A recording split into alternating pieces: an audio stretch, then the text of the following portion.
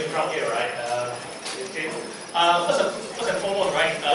Thank you for waking up, getting out of bed, and Saturday morning, right? Just to attend something that you might or might not be familiar with, right? And then you're going to attend it for the next 3 consecutive weeks, right? Okay. But one thing you just need to know, okay? What you're doing here, right, is going to be very worthwhile after you graduate, especially even before you graduate, right? Okay. Okay, just before I start, if there's any question on any slide, okay, feel free to raise your hand, okay, and ask me the question, okay. Like today, I'm like your punching bag or whatever, right? Anything you want to ask me, right, just throw at me, right? Because before, just in case, if you don't have time, if you run out of time to revisit the slide, okay, so best to ask me as and when you say, hey, this is something that I might not be familiar with. Okay, I still don't have I still have questions. I can't still not answer, right? Stuff like that. Okay, feel free to ask me. Okay.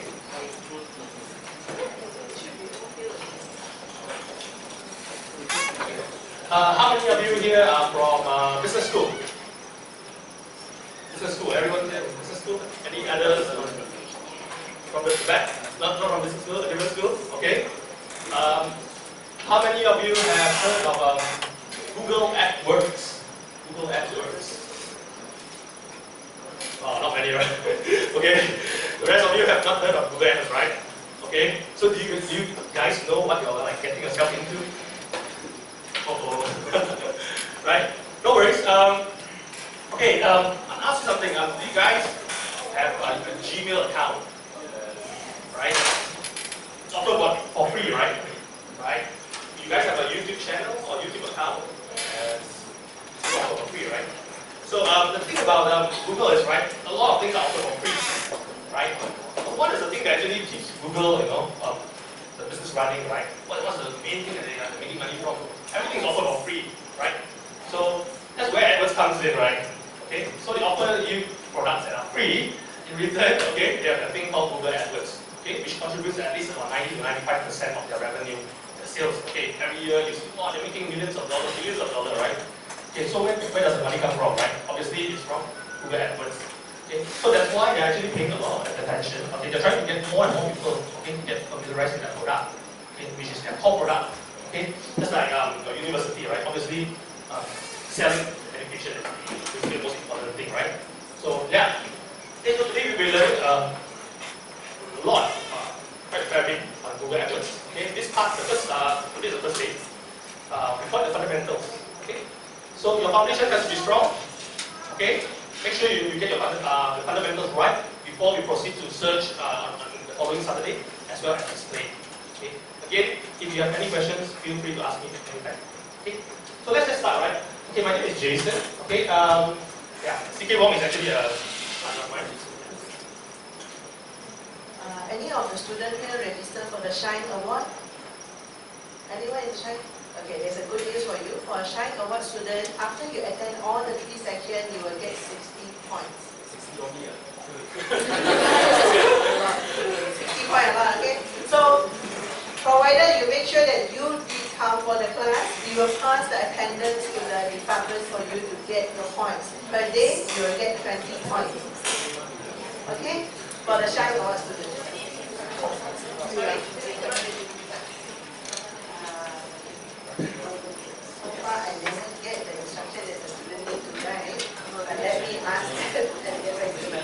Okay? But make sure you sign the attendance every time when you come for the class. Okay? So that the good news for the Shine Award. Okay, so make sure you attend. Okay. Okay, but actually, before I proceed, I got a few more questions. How many of you intend to work for Google, let's say after you graduate? Also, few only, Okay, I'm sure it's one of the more the more interesting employer to work for, right? The company to work for, right? Okay. We have certain stats, right, of jobs that people look for. Okay, like Google and compared to the M company, the F company, right? So you can see that actually jobs, like Google jobs, people who are searching for Google jobs are actually quite high, relatively higher than most of these other companies. because of the culture, because of the facilities and whatever benefits they have, right? Okay, so it's something that in Malaysia, as far as I'm aware, I think it's only like, if I'm not mistaken, people who are individuals who are Google AdWords certified, right? It's not a lot. Okay, so if you are certified today, which I'm encouraging all of you, okay, from all the way to sitting on the guys who are sitting on the left, okay, all the way to the right. Okay, if all of you graduate, right, then you guys are really different from the rest who will be graduating at the same time as you guys. Okay, so and it looks very nice in your resume or your LinkedIn profile or whatever profile you want to put it up on Facebook or whatever. Okay, so yeah, okay, let's just proceed, right, with what Google AdWords is. Okay. So the first part, okay. Oh yes, before that, can you just do like a 2-minute quick thing, right? Just a quick thing, right? You guys have your at least you guys have a Google account, a Gmail account, okay? You guys have your laptop with you? Laptops? Most of you guys, okay, even the tablet will probably do, okay? I want you guys to go to just search for Google AdWords. Let's just do this now, since that it's easier for you to relate to once you Google AdWords. Okay. This one, click this one. Okay. Create an account. Okay, using you can use your Gmail account. Yeah, just use your existing Gmail account. Okay. Just go to Google. You Google AdWords. Sorry, let me just go back. Okay. Google AdWords. You Google it on Google. Okay, and then you go in. You click in. Sorry. Google AdWords. Okay. And then you go to this link, Google AdWords. It's called google.com/AdWords. Okay, everyone's here? The internet is supposed to work pretty smoothly, right? Okay, and then start now. Okay, wait, let me just log off and see where. Okay, let me just try, right? Start.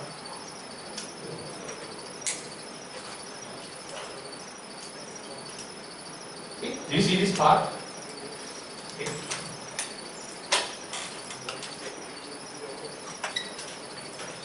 Okay. You just fill up the form, you just create an account.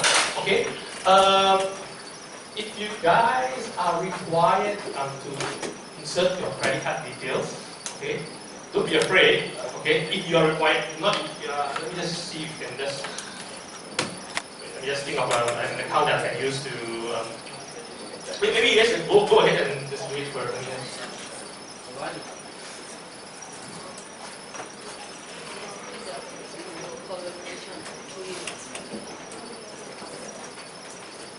See, there's like 4 steps there, right? Just fill it out. Okay, you guys can. Wait, let me just think of an email address that I have not registered Google with.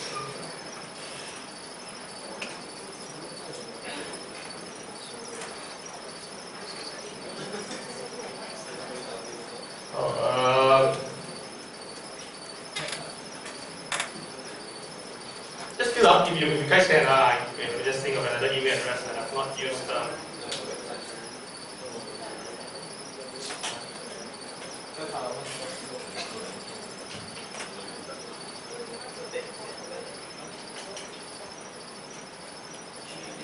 Okay, never mind. You guys do it first. Try. Okay. You will have step 1, 2, 3, 4. Okay. Just fill up the form, the particular process. Okay. Okay. When it comes to filling, right? Okay. If you're able to skip. If you're not able to skip, just insert your credit card details. Don't worry, you won't get charged. You won't need. It's just for you to understand how the whole thing works, to get a hang of the whole AdWords dashboard. Okay. So if you don't have a credit card, I guess you can set up an account later. Okay, for those of you who have, just put it in. Don't worry, if you get charged, come to me, I'll pay you back whatever you get charged. Okay? But it's just for you guys to have to play around with the whole dashboard, right? Because you'll be learning about the whole dashboard, how it should work. Okay? So yeah, please do complete step 1, 2, 3, 4. Okay. Again, just use your Google account. Anyone has actually created an account? No? Just quickly run through the account and just quickly set it up. I think I'll come by and see if you guys have any problem, any part of the setup process. Okay, just give me a minute.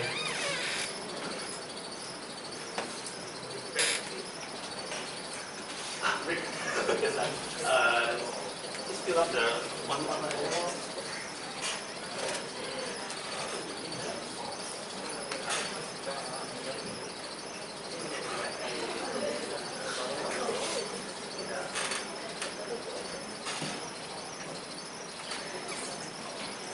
If you guys see a field, right, that says budget, something like that per day, right, just put in like 1 ringgit or 10 ringgit or 5 ringgit, doesn't matter. Again, you won't get charged, okay?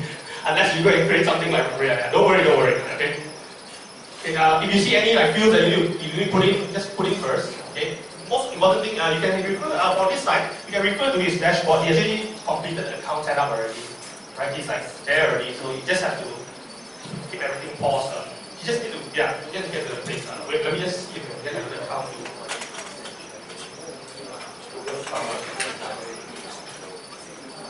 Okay, I'll just come by. Okay.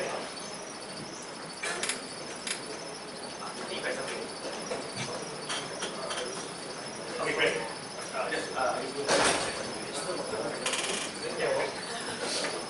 Just fill up everything. It is not required.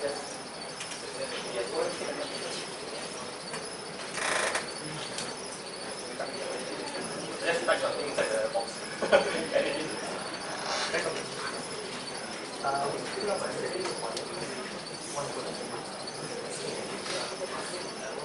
Good.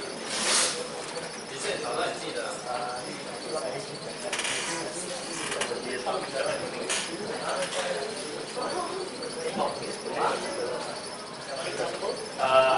careful with the problem or something.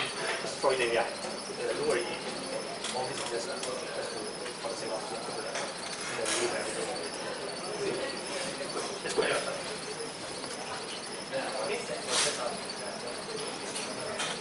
Okay, look on whatever this is.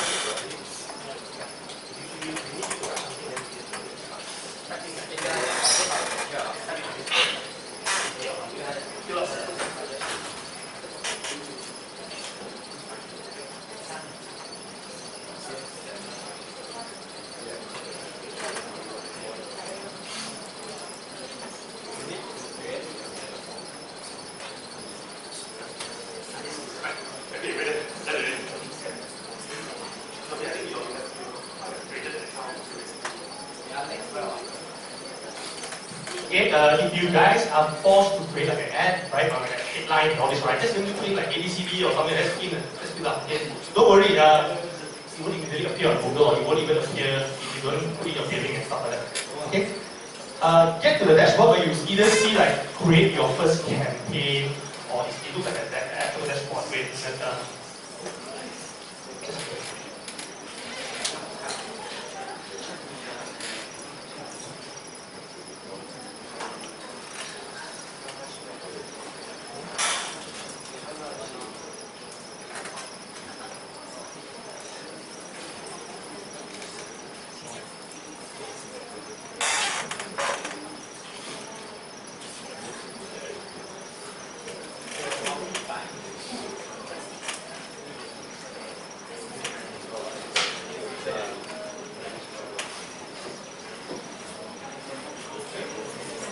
You'll see something like this, not the whole thing, right? But you'll see something like this, or you create your first campaign. Okay, just quickly get it done.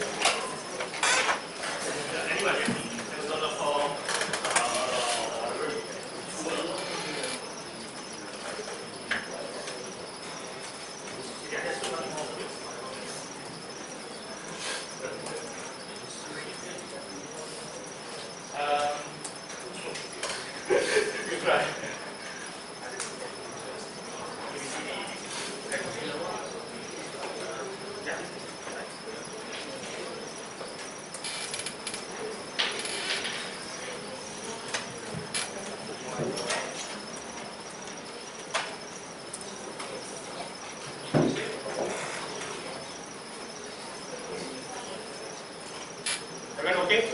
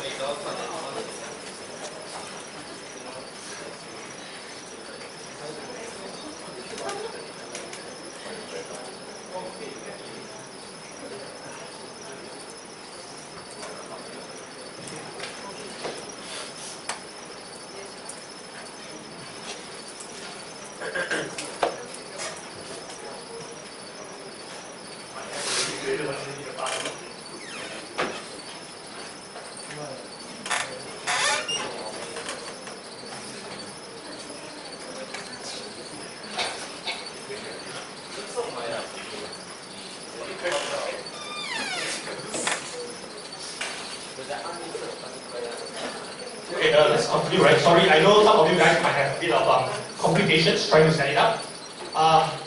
Don't worry, it's not the end of the world, right? You don't have to have a Google Analytics account to actually pass your exam. But it's just for you to see, like, have a bit of info, like get a hang of what it looks like, okay, inside. Okay, if you cannot do it, you cannot create. No worries. Later on, maybe if I have time, I will just run through with you guys, right? How the setup process. Okay, let's just start, right? Because it's going to take a while to actually go through some of these slides. Okay, slide, right? How many of you have seen an ad, a Taylor's University ad on the Star newspaper? Any newspaper? Your school lab, right? Okay. How many of you have seen an ad, a Taylor's ad on any website? Online. On any of your website, on the website that you normally go to. I'm sure you've seen before at least one, right? The small one, right? Okay. Okay, what's the difference between an ad on the newspaper, okay, a Taylor's University ad on the newspaper, as compared to one on the internet? Okay? The most important, one of the most biggest differences, right, the key difference about an online ad, okay, is you can reach, okay, the person almost quite accurately, the person that you want to show the ad to. Okay? Newspaper is different. Okay, newspaper, right?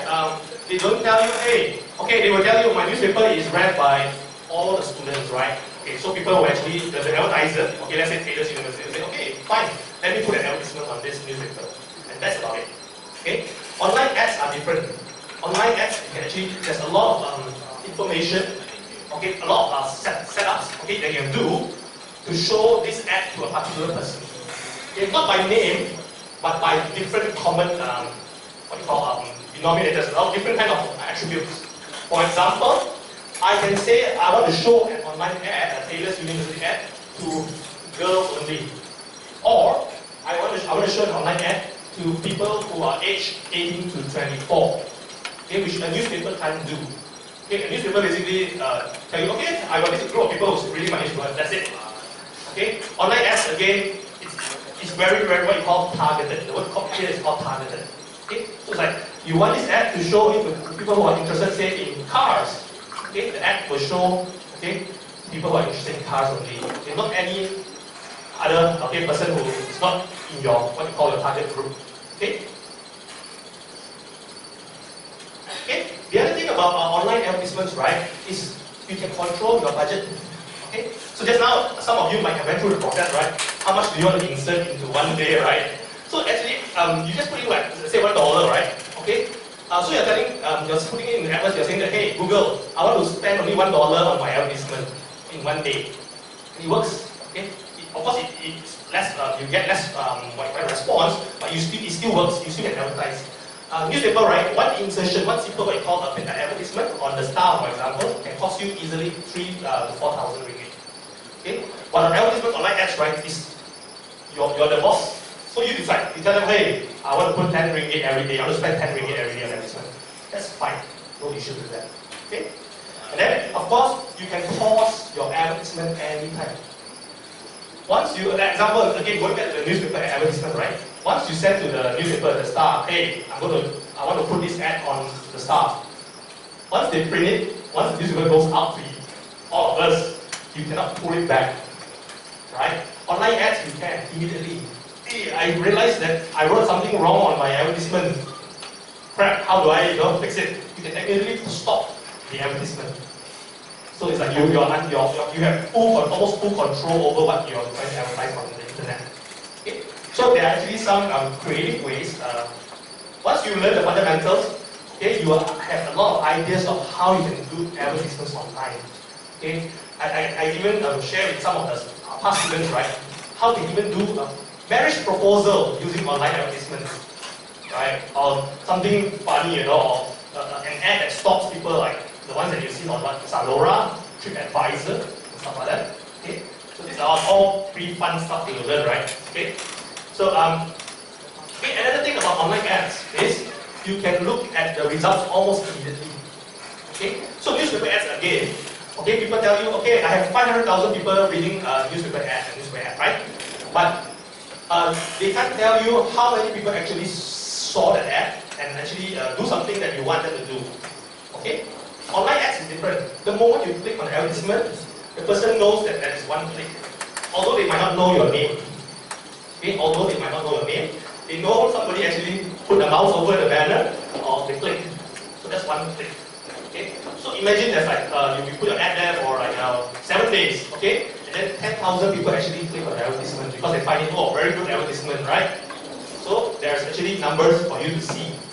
Okay? And how many times it appears, right? And where?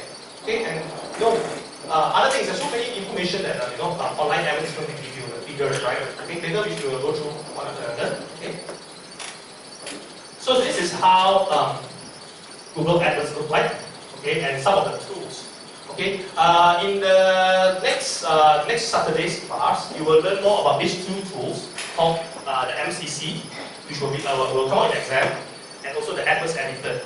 Okay, for the time being, for fundamentals, you just need to know a little bit just about these two tools. Okay, what you guys normally use, okay, as an individual person, okay, all of us here, right? We will use this thing called Google AdWords, right? These two tools here are normally for people who use Google AdWords extensively, like what you call advertising agencies. Okay, because we manage more than one brand, we have like tens of hundreds of brands and stuff like that. So we use this thing called the MCC. Okay, think of it, right? You have so many courses that you need to study, right? So normally you have one textbook for this, one textbook for this, one textbook for this, right? It's like MCC, what it does is it consolidates everything into one single screen. So you can easily go from here to here, here to here, just jump, okay, from one to another one. Okay? AdWords editor basically is if you want to do a campaign, for example, Taylor's University, right? You have like different courses, a lot of courses, but more or less all the same people, right? You want to target people, you want to reach to people who are SPM leavers or graduates, right? So what you do is actually use AdWords editor to do all these campaigns, set campaigns with at a very convenient way, in a very convenient way, at a very fast pace. Okay, you don't have to like go through the whole process again, like, oh, I create one, I create all this, you can just copy paste, you do things in much more faster, okay, pace. Okay? Okay, Google AdWords. Okay? So this is very important for fundamentals as well as advanced. Okay? Okay? So there are three key networks that you need to know, okay, on Google AdWords.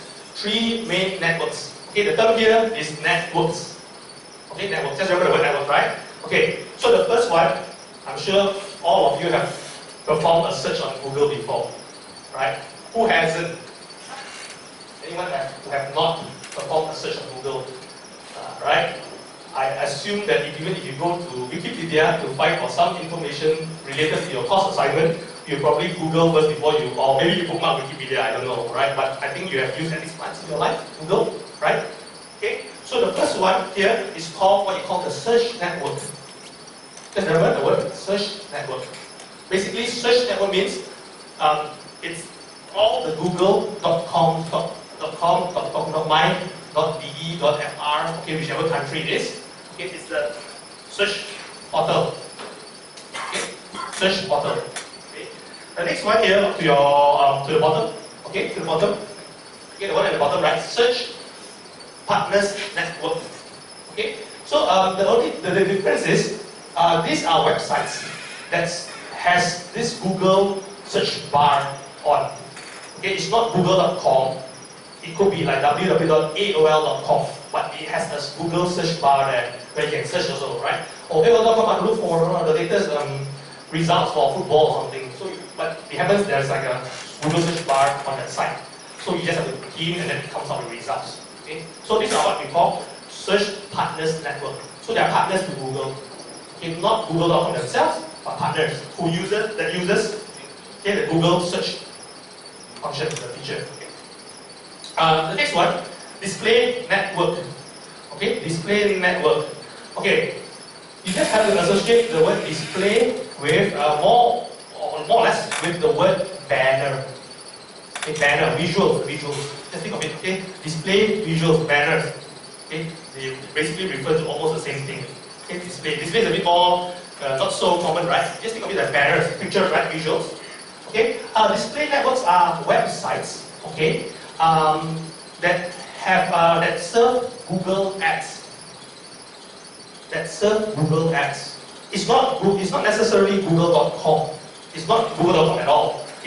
There are like websites like what are some of the websites that you guys normally go to? Let me see whether some of the sites are the big ones. Okay.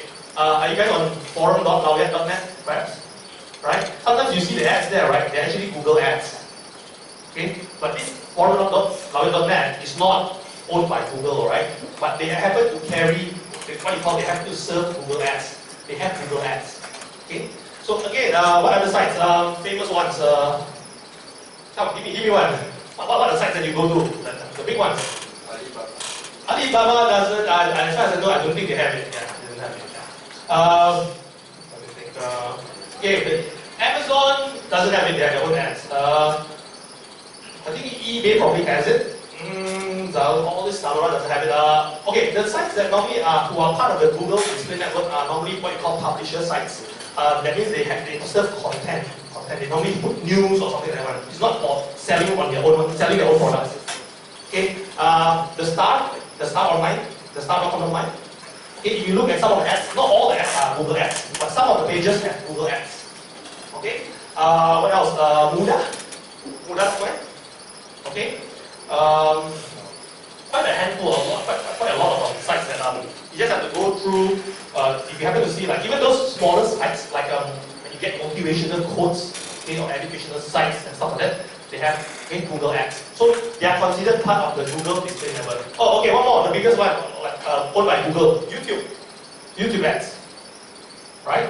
Doesn't matter if it's the one that is under the what you call the one that you constantly find it annoying, just keep ad, right? Or the one that you see like a banner on the top right side of the video. Those are part of the display network, what you call the display network. Okay? Again, the easiest way for you to identify whether if it's a display network or not is just think of it. They are all mostly banners, okay? Visuals, okay, images. Okay, so this is how it. Okay, this is how your typical search result on Google looks like, right? Anyone have seen anything like differently from this, right? No, right? I guess it's all the same. If you can do a simple search now on anything on Google, there's a chance that you will see something like that. No? Try it. You can try any keyword, right? Okay. Okay. So what you can see here, right, is these are Google Ads. The one with the yellow label. Google yellow label, right? The ones, the top three on the left-hand side, and all the ones on the right-hand side. You can see, you guys on the right here. Okay, the ads are on the right-hand side, and the ones, the top three. Okay. So these are what you call Google Ads. Okay. there can be up to 11 ads on one page itself. See, right? Count 1, 2, 3, and then the rest all we put a print screen at the bottom, right? There's like a total of 11. Okay, of course the left hand side there's only 3, and the right hand side maximum is about 8. Okay. And then whatever that is not labeled as ad, right? Without an ad here, they are called the non-paid results. Okay? Another word that people use a lot is the word called organic results. Think of it, organic, okay, or the shampoo or whatever is organic, it's not paid. Nobody pay for it one.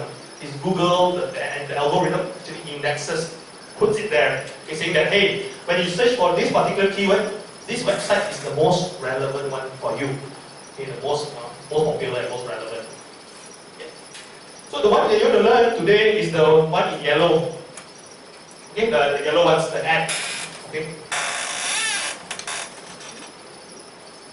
Okay, ads. Okay.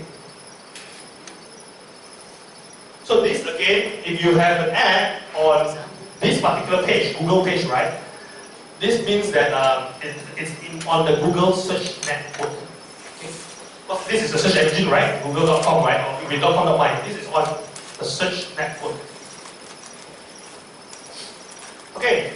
Another example. What is this particular app or portal that you're looking at? Maps, right? Okay, Maps, Google Maps, right? Do you see that when a person performs a search, like for the word pizza, okay, results appear, right? Okay, results appear. Okay, and you can see that actually there's one that says ad. Okay, there's one that says ad. Okay, so when you serve ads on Google.com using AdWords, okay, the opportunities are everywhere. Okay, so you don't only serve ads on Google.com or .my or your .fr or whatever or .sg. You also serve ads on websites or Google own websites, right? Or portals that actually serve Google ads like this. Okay, so it doesn't just appear okay on Google.com. It appears on what you call called Google Search Partner pages. Okay, where your search network is, right? Okay. Another one. Okay. This is a website. Okay. That's not owned by Google. Okay. But it happens to serve what you call serve Google ads. So where are the ads? Where do you think the ads are? Anyone can tell me where the ads are? Where the Google ads are? I think the first one quite obvious, right? At the top, right? Because it says Google as well. Can you guys see? The one at the top, right? Okay, there's another one actually. I think there's another one, yeah. There's another ad there. Which one do you think is the ad? Treasure hunt. Yeah. Which one do you think is the ad? Yeah, just look properly. It's not like hidden or something. It's just that. Which one? ATM, yes, that's right. Okay? So how do you know, right, whether on a website like this, whether it's a Google ad? I'm very specifically a Google ad, right? How do you know if it's a Google ad? Okay? Look for the blue, like a triangular icon at the top right corner of the banner.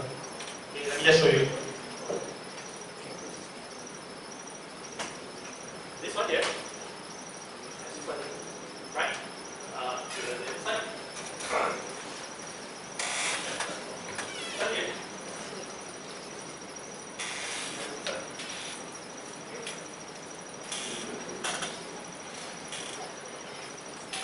It's actually a policy, right? It's a practice, standard practice across any ad platforms like Google and AdWords and stuff like that, to actually indicate this particular thing here is an advertisement. They cannot say, oh, this is part of that website. Okay, if it's an ad, they have to say it's an ad. So, okay, other instances where you might see a banner ad but it doesn't have the blue triangle is when there's like a grey color I button. It says that the letter I. Okay, and when you hover over it, right, it will say iklan oleh Google or ads from Google or by Google, right? So it will definitely indicate that it's an ad. Okay. So yeah, imagine websites like this. Okay, they will have Google ads. So if you know that, let's say, hey, your friends or you want to share something about, or maybe you want to find people who are interested in something that you're selling online. Okay, and you know that they normally go to this particular site. Okay, you can set up your ads to show on this site. Okay, provided that they have Google Ads. Okay, you can put in, hey, just show my online store, my new online store, my whatever I'm selling, okay? On this particular site, I can do that. Okay? And the interesting thing about all these Google banners, okay, it's claimed to reach 83% of people. In Malaysia, it's quite a big number as well. Okay, very big number. And it's available in 100 different countries. Okay, and in 20 different languages. Okay. So very cool, right? You don't just get people who are in Malaysia. You can get people who are outside of Malaysia as well.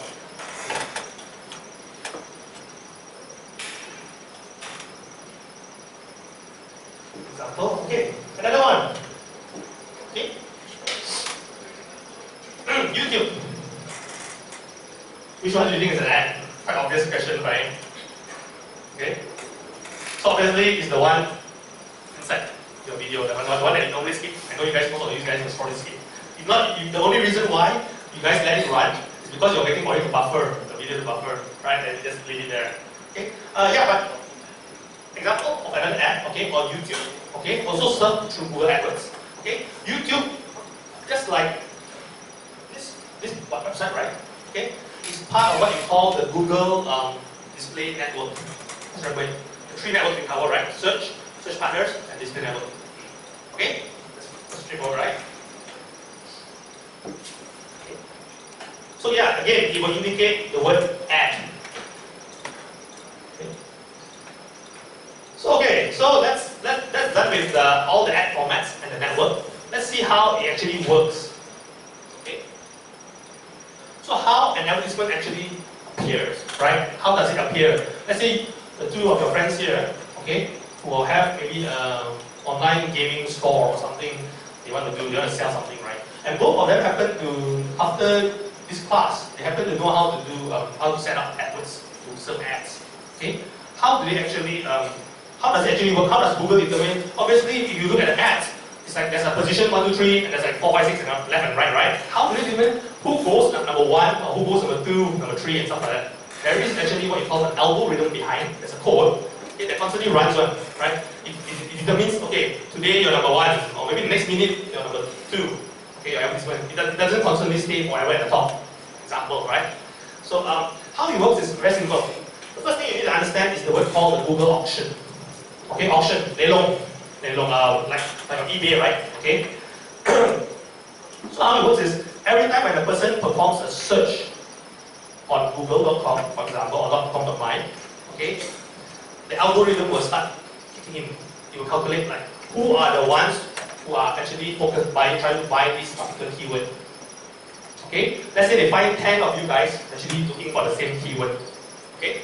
So they will actually have a lot of different calculation factors that say, hey, okay, this one number 1, number 2, number 3. And all this happen within split seconds. Okay? You won't know what you're going to for. The moment you search, the results come out. But actually there's a lot of things that goes behind the scene that makes it so, the search engine so powerful, right? Okay, so some of the things that actually determine, okay, how do you get like your advertisement above somebody else's advertisement, right? Is based on things like how much you are willing to pay on day. Okay. Other things are like how relevant your advertisement is to that particular keyword. Okay, as well as to basically the user. Okay. So example, right? Let's say half of this class here, okay, decides to use the keyword, say Taylor's University. Okay. So people search Taylor's University, your ad will appear, right? And this side also use the same word, Taylor's University. Okay? But the only difference is, maybe your side, okay, you only choose to advertise, when people search Taylor's University, you show an ad that says, hey, we have an open day on this month. Okay? You guys, on the other hand, who use the word Taylor's University, you show an ad that says nothing about Taylor's University. You talk about your shopping mall or whatever thing that is slightly different. Okay? So this actually affects how your advertisement appears as well. Okay? So the idea here, the most important thing you need to understand, right? Okay, and you need to put in your head as well, because it might be asked in exams, is in general, in a nutshell, right? Google Ads, they are supposed to be highly relevant. Okay? you search for cars on Google, they will try not to show you motorbikes, for example, advertisements on motorbikes. Okay? As close as possible. If you search for a specific word, okay, they want to show you all the results that are related to that particular search you want. Or else you won't go back to use Google anymore, right? It's like, and now I search for what exam lead questions, it comes out with something else, you know, like a lecture from like a lecturer or something like that, right? So the idea is it wants to give you the most relevant results, the most closest one. What you search, okay, they want to answer that question, right? So this includes advertisements. So your advertisements have to be relevant. Okay? Okay, so far good. Okay? Right, very basic stuff right now. Okay? Okay, so you can see here. Okay? So the top three ads, right? The ones are the three ads here. Okay, they are called the top so-called top positions. So how they rank, right? Is these are normally called the number 1 position, number 2, number 3, and then on the right hand side it starts with number 4. You see it? On number 4 it starts on the right hand side. So they call it position, at position. Okay? So some people say, hey, obviously I want to be ranked number 1 all the time, right? And then nobody want to be ranked on the number 4, number 5, number 6, right? But you'll be surprised, okay? If your ad is relevant enough, okay, people don't care whether they click on the right or the left. Although I know you and I will probably try to avoid clicking those, okay? But provided that if the ad is relevant, if you search for something and then it shows you that same thing that you want to look for, there's a chance that you will click. Okay? I can tell you, right? Examples, right? Let's say that ad, the one at the top, number 1, right? Okay? It appears, every time you search for, what was the keyword here? Dog food, right? It appears 100 times. Okay? It appears 100 times, right? There is a chance that at least minimum one person out of 100 will actually click on it. Okay? These are not assumptions. Okay? These are based on actual experiences. Okay? They are what you call benchmark rate. Okay? So yes, let's say an ad appears, 1 out of 100 people will actually click on it. Minimum. Unless your ad is very irrelevant. People searching for dog food, you show them a pet food advertisement. Obviously, you're not going to get any clicks. Okay? Imagine that you and I probably say, yeah, ads only, I will not click on it. I never click on ads. But people actually do. Okay? So the highest we see are out of 100 people, 100 people actually click on it. Those are very, what you call, very highly fine-tuned ads. Okay? Okay, again, this is how it looks like. Okay, the positions of the ads, right? Okay. One more thing about ads, right? Going back here, right? Number 1 ad, position number 1, right? Doesn't mean you will get all the best results. That's something that you need to understand. Number 1 doesn't mean you will get the best results. Okay, it could be number 2, but you could be doing better than number 1. Okay, it could be number 3, it could be doing better than number 1, or even better, obviously better than not necessarily better than the number 4 or number 5 as well. So it's not position is not the like only thing that you should look at. Okay. So again, the keyword here is relevant. Okay? As long as your ad people search for something and your ad is able to answer that person's question, okay, there is a chance that you will get results out of it. Okay.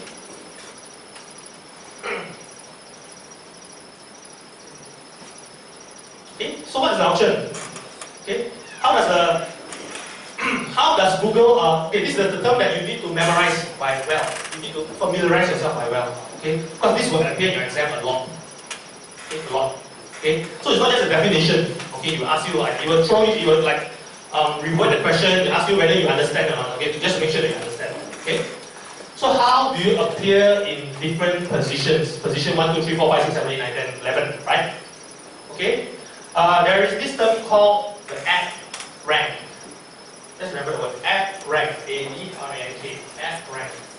Rank, you know, right? Ranking, like in your class, you're ranked number 1, 2, 3, 4, 5, 6, right? Same thing. How do they rank the ad? Okay. So, how does it work ad rank? Very simple. As long as your ad rank is, the number is big, okay, as compared to other people, okay, then you will go number 1. So it goes by the biggest, the largest ad rank, the largest number, all the way to the smallest number. Okay, I'll show you how it's calculated. Okay. This one you need to memorize. Okay? You need to understand and memorize. You need to understand. Okay? Again, the advertisers with the highest ad rank, okay, will be obviously at the top. Okay, the highest one. Okay? So what's the formula? Okay? Ad rank is equals to max CPC. Yeah, I will explain in a bit. Okay? Multiply with quality score. Okay, so let's go one by one, right? So ad rank, you know, is like a formula, right? Like a formula, okay, that determines who goes number 1, number 2, number 3, right? Okay, max CPC, the first word, okay, you will get a bit confused, like, what is all this word so alien to me, right? No worries. Max CPC means, the word CPC first, right, means cost per click. Cost per click. So what is cost per click? Okay, the good thing about online ads in general, specifically for Google Ads, is you don't have to pay money if people don't click on the ad, for example. Okay? So only, even if it appears 1,000 times, okay, but this person see the ad, they say, hey, I'm not going to click on it, you don't pay a single cent. Okay? So you only pay when people click on your ad, advertisement, right, your online advertisement. Okay? So max CPC here is like setting up a parameter on Google AdWords, saying that, hey, if let's say somebody searches for Taylor's University, I am willing to pay maximum of $3 for one click. Example, maximum. Okay? Maximum. Okay? What Google does is it's quite fair, okay? It's very fair, okay? It doesn't just charge you $3 just because you're saying you really pay $3. Okay? It will charge you whatever the actual cost per click will be either lower, okay, or on the same par as whatever you set. Okay? It's not, most of the time it's not necessarily you set $3, they will charge you $3 for one click. It's just that you set a ceiling price, maximum. Okay? Anything more, they won't bid for you. They won't actually push it up. They won't charge you for that. You get me? So most of the time they will just it's basically saying telling the ad, hey, telling Google, setting up Google AdWords that, okay, this is the amount that maximum amount of pay. Okay? If anything lower, feel free to do it. Okay, if anything higher, I'm not going to do it. I'm not going to show my ad. Don't show my ad. Okay? Everybody clear on this one? Max CPC? Because it comes out a lot. The term comes out a lot. A lot. Okay, max CPC what? CPC, right? Okay? Okay, so the other thing, quality score. Okay? What is quality score? Okay? Quality score here means how, again, go back to the term, the keyword call, the term, the topic that we've been talking about. I mean, the whole core of the Google Ads, right, is about relevance, right? Okay? Quality score here means it's a score, it's a number, maximum of 10. It's due from 1 to 10. Okay? That is assigned to your specific advertisement. Okay? Based on certain criteria. Okay, I think I have a slide on that. Okay? Let me just see if I have a criteria on that. Yeah, there's a criteria. Okay, let's just see this criteria first, right? Okay. How does your ad get assigned a quality score? Okay, the best quality score obviously is 10 out of 10. Okay, the least is 1 out of 10. Okay, normally people on average about 4 to 6. If you get anything below 4 quality score, you start scratching your head already, like, what am I doing wrong, right? Okay, so some of the what you call factors here that actually affects quality score, okay, is the first one, click-through rate. Okay, this one is another important term, very important term. Okay, click-through rate, the short, the abbreviation used, okay, to represent click-through rate, okay, is CTR. CTR. CTR. You will hear that a lot. Okay, you will hear that a lot. Okay, when you graduate and you go into digital marketing agency, CTR is a very important word. Okay, what is CTR? Okay, CTR, click-through rate, okay, is the percentage of times your ad is clicked as compared to the number of times it actually appears. Again, the percentage of times your ad is clicked divided by the number of times your ad actually appears. Okay, so example, right? Okay, again, like I said, if you use back the CPC approach, the method, right? It's like they only charge you when people click on the advertisement, right? So the thing is about the advertisement is like, obviously, Google will try to serve it as much as possible based on whatever setup you have done. Okay, they will put up the ad, but people might not click on it immediately, or maybe they don't click on it at all. Okay, So that's what the appearance of the ad. Okay, another term that you need to be very familiar with is the word called impressions. Okay, you just take note first, impressions. I-M-P-R-E-S-S-I-O-N-S. Okay, what is impressions? Again, impressions is the appearance of your ad. The appearance. Appear only, yeah? Doesn't mean that people click on appear only. Right? Okay, clicks means people who actually saw your advertisement, saw an impression of your advertisement, and they click on it. That's what click. Clicks, impressions. Clicks, impressions. Okay? So when you want to calculate what you call the click-through rate, okay, is your number of clicks divided by your number of impressions times 100 equals to the percentage. Obviously, you want 100% click-through rate, which means that one time your ad appears, immediately somebody will click on it. The person who saw the ad, they will click. That's 100%. Okay? But as far as I know, rarely happens, right? I mean, at least 10%, 20% is still achievable. Okay? So, click-through rate again, clicks divided by impressions, 100. Okay? It affects your quality score. Okay? So, the higher your click-through rate is, obviously it helps you to build up your quality score. Okay? Another factor that actually influences your quality score is what you call relevancy. Okay, in general, relevancy here covers the keyword that you buy, okay, and the advertisement that you write. Okay, and of course the landing page. Okay, wait, I'll explain what landing page is. Okay, again, everything has to be closely related. Okay, you don't say I put in the keyword dog food and I advertise cat food. It doesn't work. I mean, it works if you can still serve the ad, but your quality score might be affected. Okay, but Google will know. Obviously, you're trying to get people to search for dog food, Google sell them cat food. It doesn't make sense, right? But you can still serve ads on Google doing this, but it won't be, your quality score will most likely be very low. Okay? So it's not just about paying how much you have paid, but it's what you're trying to advertise as well. Okay? So that's one relevancy. And then lastly, okay, the landing page quality. Okay, what is the landing page quality? Okay? Okay, why don't you guys just quickly search something on Google? Okay? Hopefully, search something on Google. If you see the ad, okay, or maybe you don't even see the ad, if you see any of the results, right? You click on it, right? It goes to a website. It goes to a page, right? Some people, when you click, it goes straight to the home, what you call the www.aol.com. Some people, when you click, okay, it goes to www.aol.com/products or something like that, right? Let's just try this, right? Okay.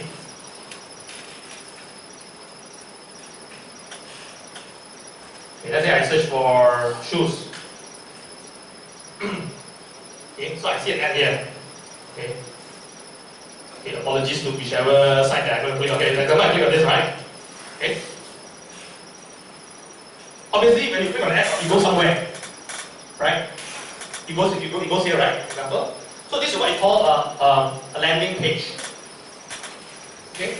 Think of it like it's not a very good way of comparing stuff, but okay, think of it like an airport, right? Where do you land? When the person boards the plane, which airport do they land on? Same thing. When people click on advertisement, where do they go to? Where do they go to? So it's like landing. You're landing. You click on ad, you land on somewhere. Okay, so landing pages. Okay, means basically not necessarily www.zalora.com. It could be a page inside zalora.com. It can be very specific one, like www.zalora.com/ this one will be learning/shoes.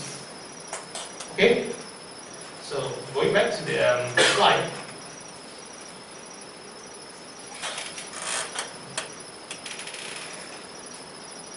Okay? So what does it mean by quality? So you know what landing page is. What do you mean by quality? Okay? Again, go back to the keyword here today. For Google Ads, it's about relevance. Okay? So example, you're advertising a business degree in international business for Taylor's University. So what you do is, every time a person searches for degree in business, you put your advertisement up there. Hey, my next intake is this month, right? Please enroll now. So they click. Okay? And they end up on your landing page, correct? If your landing page, okay, how do you determine whether it's a good quality landing page or not? Okay? It's partly influenced by what you put, what kind of content you put on the landing page itself.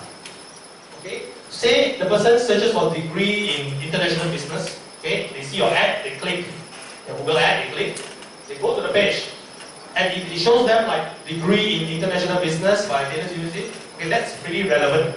But if you happen to put something else, right, like degree in marketing instead, right, then people say, hey, how come you advertise this, but you show a little bit different, then your quality score might be affected. Okay? So Google reads the whole process, not just buying ads and keywords, but it's also what you show to people. Okay? So there are people who do that one, right? They just advertise something different, but they show people the actual different one. Right? They don't want that. They want it to be what you are trying to sell here, what you're trying to show here must be relevant here as well. The same thing. They don't want people to like advertisers to actually cheat their users, right? Okay. Other reasons, other factors that affect your landing page quality is putting those annoying pop-ups. Ah, man, the moment you click, you go to the website, straight away in your face. You have to press close. Okay, those are highly discouraged. Highly discouraged. Okay, so you don't put an ad, then you expect people to go and they click and straight away, you just show them like a pop-up like that. They have to vision, they have to close, right? So annoying, right? Yeah. Okay, that affects. Okay. Other things, if the site is not functioning properly, okay, let's say you advertise an advertisement, you put an advertisement there, okay, they click, they go to the website, right? There's an error page, right? So, then you get penalized for that as well. I mean, your quality score goes down. Okay?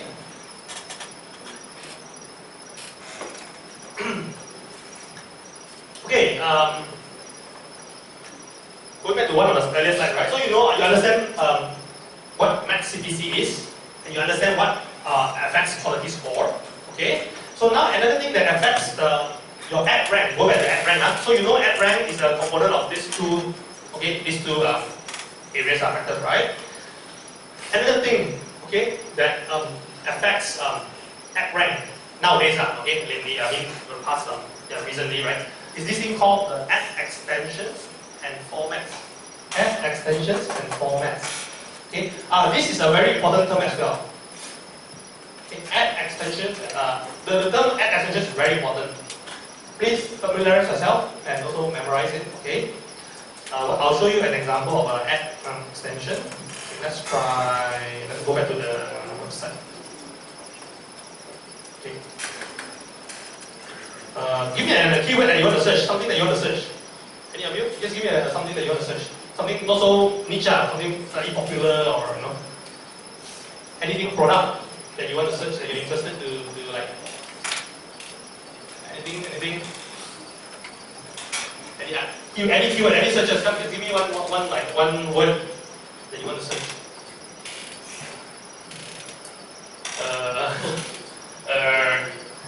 How is it? What is it?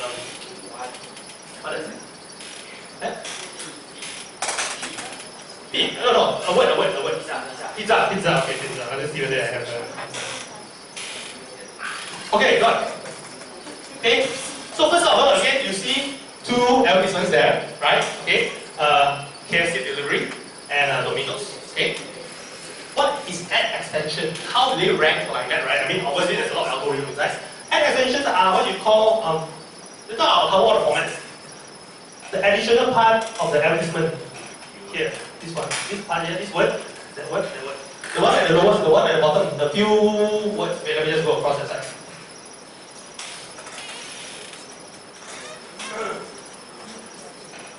This one here.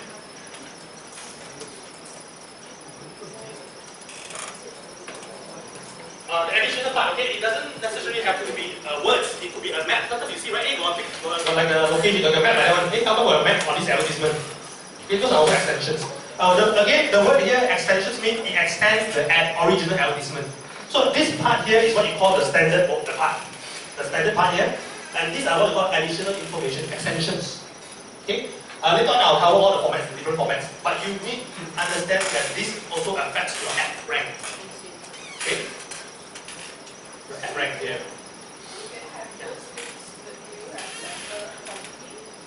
Yes, it is supposed to help you. It improves. In a way, it improves your ad rank. So it's one of the factors also. Okay, it wasn't before it wasn't that significant, but now it becomes very significant. Yeah. You search for pizza and then come KFC. So you know why? Maximum CPC. They actually buy the word pizza. They don't care.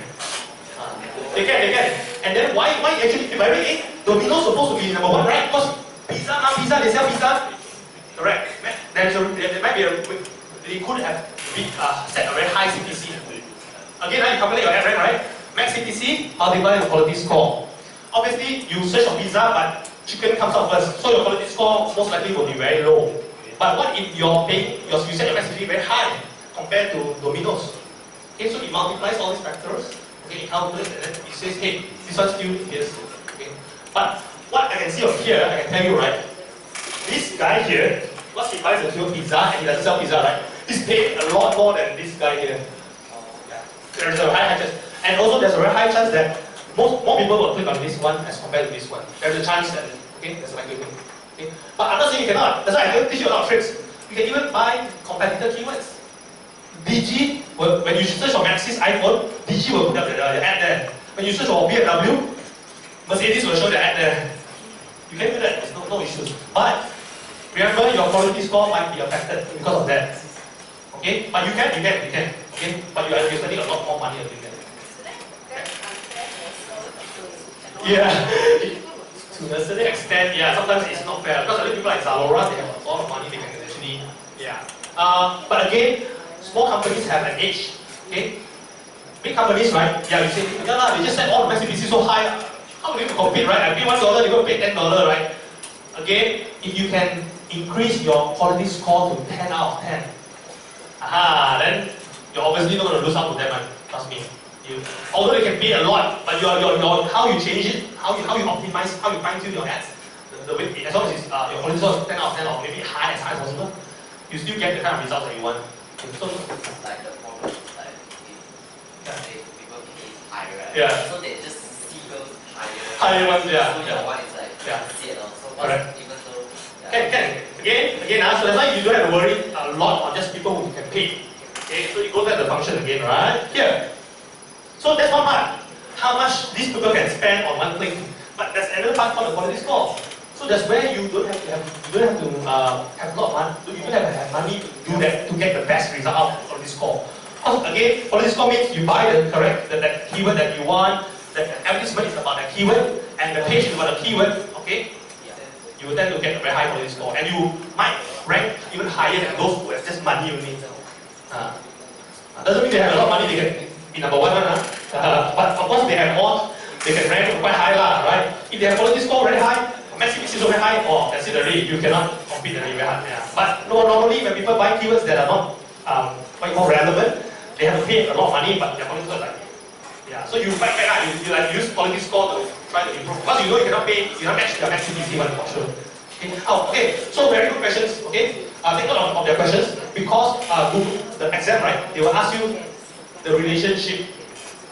If your ad your max CPC is $1 and the person's is $2, and then they will tell you, the quality score is like this, which one do you think will rank better, or which one do you think will be number one? What can you do if let's say the person has a higher max CPC? So remember, it's not just about CPC, it's about quality score as well. So you can push on that area. Okay? So in a way, it's quite fair as well. Okay? Okay, right? Yes. you evaluate the quality score. Again, the quality score is evaluated on Google site. Okay, the algorithm. Again, the keyword here, quality score is about relevance. Okay? What keyword you are trying to target, for example? Let's say you target the keyword degree in international business. Make sure you try to put your advertisement, when people key the word, they see your advertisement, try to make the advertisement as close, relevant as possible to what they are searching. Okay? If they say for degree in marketing, try to obviously show an advertisement that talks about degree marketing. Don't talk about anything different like the degree in international business just because you think that they will subscribe. And then when people click, where do they go to? So show them a page that is relevant. Okay, that's really like a triangle like that. The keyword on the way, the keyword, the advertisement to the landing page. The three things has to be put there. Okay? But Google won't like break down for you, will tell you, this one is good, this one is poor, this one not. So immediately will assign you a quality score. Okay? And one thing you need to take note, which will come up in exam also. Okay? Quality score is not permanent. is not permanent. Again, quality score is not permanent. It's refreshed, it's calculated every time a search, a query happens. Means a search happens. Okay, now I search for a degree in international business, right? And then you assign a quality score, of 5 out of 10. The next time a person searches, maybe it could be a different keyword, like a degree in international business in campus in Subang Jaya, for example, right? Your quality score will be the same one. It changes. It's dynamic one. Every time a person, the keyword here is either a user perform a search on Google, they will recalculate the thing. So don't have to be scared. Okay, say, oh, now my quality score is 3, and then that's the end of the world already.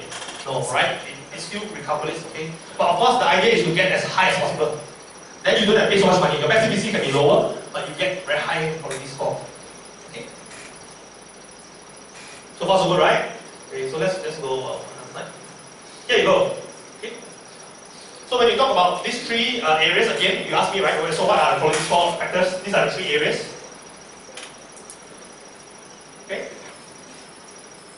Click-through rate, again, click-through rate means the number of times your advertisement appear, okay, versus the number of times your ad actually being clicked.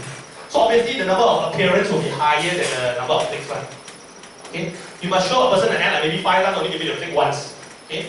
So again, the formula is the total number of clicks on your advertisement divided by what you call the total number of impressions. Okay. Impressions means the appearance.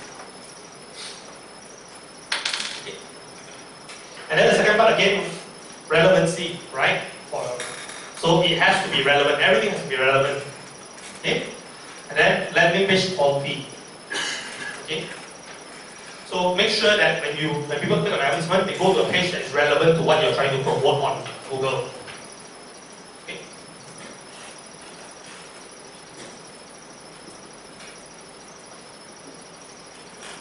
Okay, so the abbreviation here that you might want to memorize, right? Okay, they will ask you a question like this. Hey, how do you know whether a landing page that you use, whether it is high quality or poor quality? Okay, memorize this keyword here. Sorry, to the right side is you see the word at the bottom there? ROTN. Okay, not ROTL or something like that or whatever the funny keywords. Okay. The landing page is judged by how relevant it is, okay, how original it is, okay, how transparent, and how navigable, okay. Okay, another thing that I forgot to mention, right, a landing page, right, let's say somebody clicks on searches or something, they click on the advertisement, and you send them to a website, right, that's very hard to, the buttons are all over the place, like, that's very hard to navigate one. You know, you've seen some websites like, oh, terrible, I can't even like find where the home button is or the contact us button, right. This actually affects your quality score as well. Okay? So it's also about the experience that the user sees, the experience.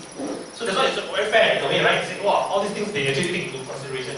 So don't let's think of doing a dodgy website that people cannot, the idea is just to make people to click on an advertisement or something. It doesn't work that way. Okay? They want you to be everything to be proper, okay, to be relevant. Okay, so if they ask you, what are some of the factors or what are the things that affect, okay, just remember ROTN. ROTN, relevance, okay, original, transparent, okay, and navigable. Okay, navigable, okay. Sounds good? Okay, calculation. Okay, so it gives you a better idea of ad rank.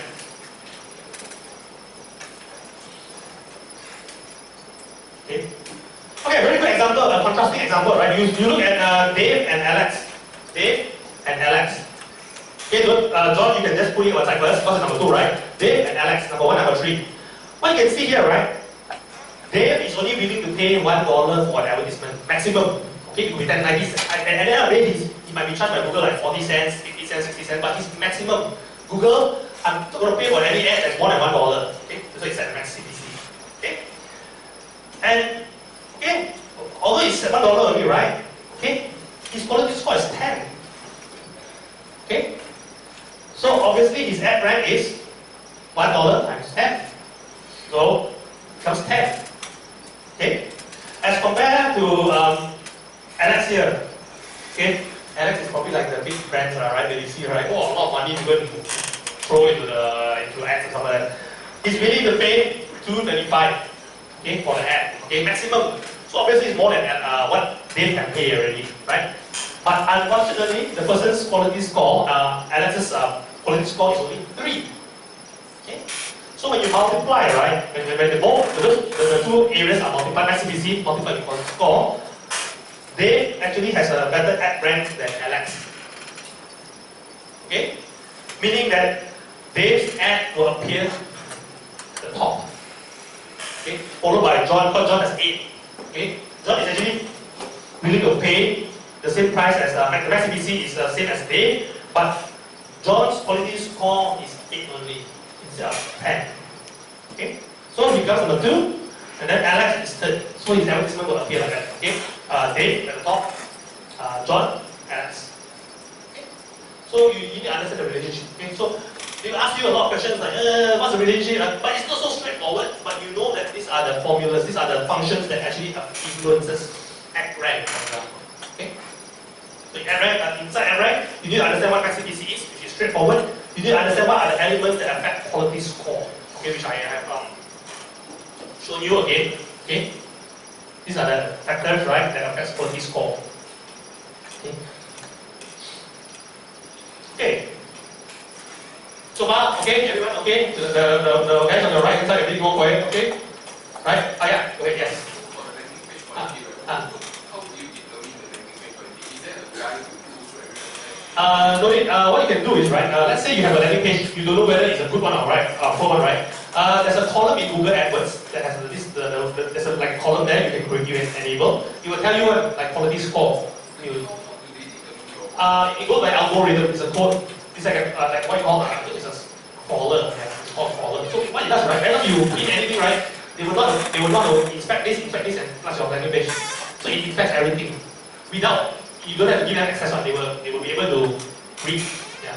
How do you think Google? When you search for, let's say, example, degree in marketing, how do you think they come up with all the results? Like, oh, this one is the most relevant to you, all this, right? There's a thing called like a crawler. Okay, it crawls all the website one. Doesn't matter. As long as anything's on the internet, they can crawl. They can sort of read, they can understand, your page, anyone, the structures and all these things. So they assign a quality score to it. Yeah. So the idea for you is to try to make sure that when you crawl, it looks good, so that they give you a better quality score. Okay? So it's very important. The moment you put a pop-up also, they will know. They will roughly know, this site has a pop-up. So they will obviously penalize you for that. Okay. So you don't want to have a very poor landing page. Everything has to be good. Okay. Any other questions about it? That's a very good question. Any other questions? Okay. So assuming that no questions, right? I'm assuming all 100% will pass, right? Exam. Do you guys want to know what the passing rate is? Do you know what the number of people who actually pass sitting for exams? It could go as low as like 1 out of 100 people. Right, about 10 out of 100, all the way to some people, the smart ones, right? I think 60 out of 100. But of course, for you guys, before I even step in here, right? Obviously, my goal for you, I'm sure you guys are pretty much intelligent, very intelligent people, right? It's 100%. No excuse. Okay, so again, just ask you questions if you don't know, right? Because after they ask you, then you scratch your head, right? Okay, I'm here to clarify all your doubts and all these things. Okay, let's do 100 out of 100, right? So all you know, and that's one paper only. Right? Next Saturday we have another one, and the following Saturday, right? So, but again, yeah, your certification is very valuable. Okay, when you graduate, it differentiates you from a lot of people. Those people who might not have the initiative to wake up today to attend this class, okay, they might be slightly, in a disadvantage, right? Okay, yeah. Is it possible to get quality score as zero? Is it possible? Oh, very good question. As far as I know, no lah. Google very sympathetic. They give you at least 1. But between 1 to 3, is not very good, right? Not very good. 4 to 6 or 7 is average, it's normal, right? So 8 to 10 is you're the man, right? That's quite very right. But it's not easy to maintain also. Okay, it's not easy to maintain because there's so many keywords you want to buy, and then your advertisement has to be, it's later on when I show you how to create a campaign, all this, you see, actually, it takes a lot of effort. So, but it's good because Google again, once the keyword here is quality score is about relevance. Okay, so everything has to be, I ask you a question. I ask you what's your location, what's your Gender, you don't tell me your age lah. I don't want to. I'm asking you a specific question. So same thing like how you know. Okay. Okay. Okay, right? Don't be too. Don't be too discouraged or whatever. Think about your examples, right? Get your fundamentals right out. Make sure you pass the exam. Okay. Okay. Okay. Next thing you need to understand. Okay. Actual CPC. Okay. What is CPC again? Refresher. What is CPC? Cost per click. Right? Great. Right? Okay. Cost per click. Actual CPC, right? So now the only word that changes is actual. Just now the fellow say max law. What in the world now like different term like that. Same thing, right? No, it's not. It's not the same word. It's not the same term. It's not the same meaning. It doesn't carry the same meaning. Actual and max is different. It's not the same thing. Again, actual and max is not the same thing. Okay. What is actual CPC? Actual CPC is the actual price that you're paying for one click. Actual price for one click. Okay, so your ad, people search for a degree in marketing, it's actually appearing 10 times, right? But only one person clicks on it. Obviously, you only pay one time, one person that clicks on it, right? Okay. How much are you actually paying for that click? What actual CPC is? Not how much are you willing to pay. Willing and actually paying different. Okay. Willing means you say, oh, the most I will pay for a click is $1. But when people actually click on it, it's not necessarily $1. It could be lower. It's definitely lower. Most of the time, lower. Okay.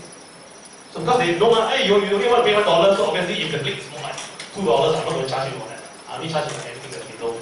Okay. Okay. So how is it calculated? Okay. The good thing is, you don't have to use your calculator to calculate actual CPC, as far as I remember. I don't know whether you have changed in the exams, but more importantly, you know the factors that affect actual CPC, the formula of actual CPC. Okay? So it starts with the ad rank of your next competitor. Okay? What does it mean by ad rank of next competitor? Okay, let me see if I have. Okay, I have. Okay. Okay, go back to the basics again. Ad rank, right? Ad rank, you know, is straight away is max CPC multiplied with quality score. Okay, so that's your ad rank, right? So it says here, actual CPC is ad rank of next competitor. Meaning, right? Let's say you are buying the keyword foundation in business, okay, and the person next to you, on the right or to your left, buying the same keyword. Okay, it's also I have the same idea, foundation in business. Two of you, okay. Show that buy the same keyword and it's going to show something similar, right? So obviously, let's say 3 of them, okay? So they buy the same keyword and then all the ads are you're going to show, okay? And this is the ad rank, okay, based on the calculation, okay? But how much are they actually paying? How much are they actually paying? Okay? One person will rank number 1, number 2, and number 3, right? Obviously now you see Dave is the highest, the ad will be at the highest top. John will be the second, and Alex third, right? Because of the ad rank. But how much are they actually paying for these positions? So it goes again, ad rank of next competitor. So you look at the formula and the calculation on the far right, actual CPC. You see that it's 8 over 10, okay? Plus, sorry, there's a type, 8 over 10, okay? Plus 1 cent. So, sorry, 0.01 cent, yeah, correct, okay? Okay, where does the 8 come from?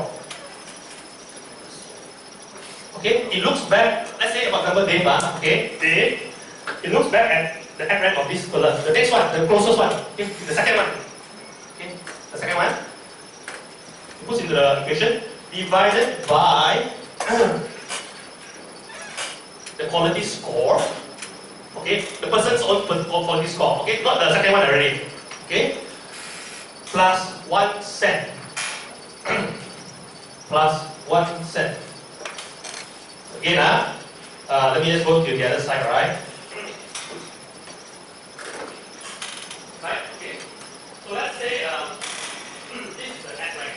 Okay, so you know, based on ad rank, this is number 1. So, that is the side. Okay, you know, and then that's all formula.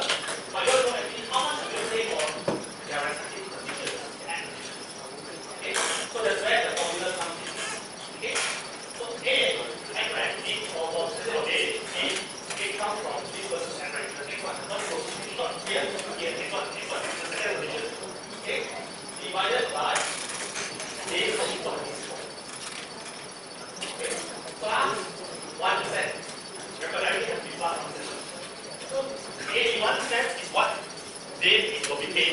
people click anything. Okay? Same thing. Same thing, right? For John, okay? They will take Alex's at rank, divide by John's own quality score, plus 1 cent. So it's 89 cents. Okay? And then lastly, Alex, okay? What does it mean by auction minimum?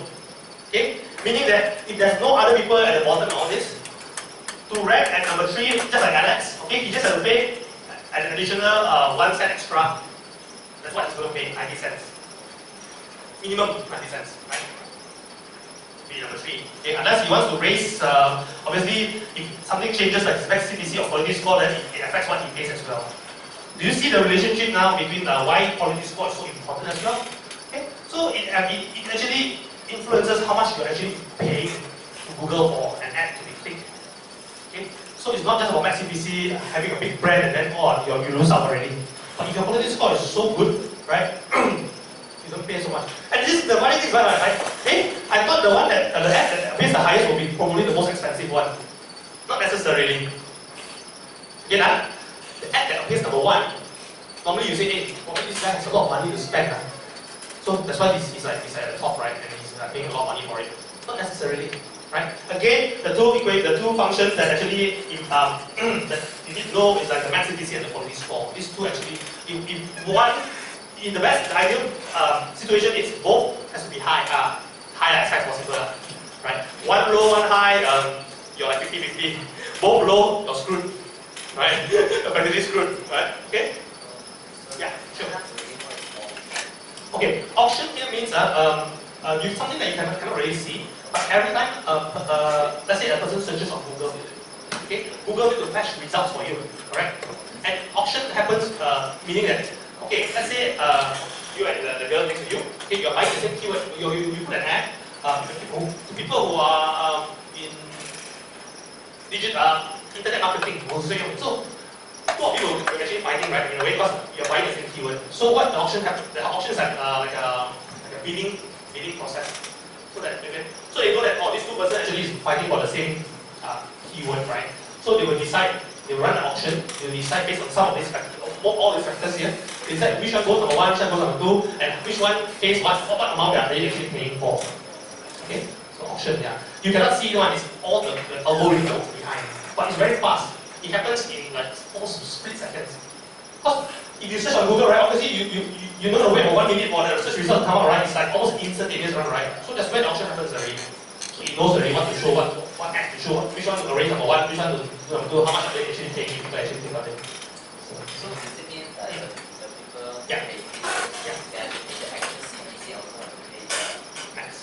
max No need, actually. Actually, yeah. Max CPC is again your limit. How much are you willing to pay for 1 click? Actual means the real cost that you're actually paying when people click on it. Actual means, I don't care. As long as it is less than $1, I pay. But you don't know what is the actual cost until people click on it. Okay? Until people click on it. Yeah. Then you will only see the actual cost. You won't know until you actually. Okay? Yeah. You went by a quality score, right? But what is the quality score is so horrible that the division score is actually more than this one is it? Okay.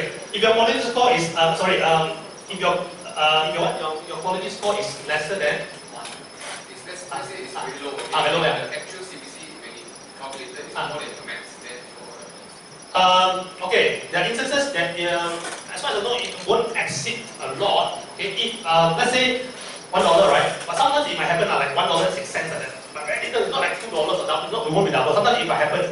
If your max CPC is $1, but after all the calculation, your actual CPC you're paying is like $1.24, right? Then your ad won't show at all. They will choose that, yeah. They will show, because you only really pay $1 and then your the actual CPC, because so many people fighting, all like $2, $3 actual CPC, and then you're like $1, you won't show. Yeah. Okay.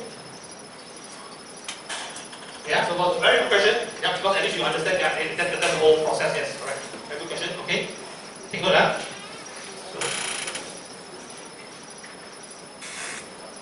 Okay.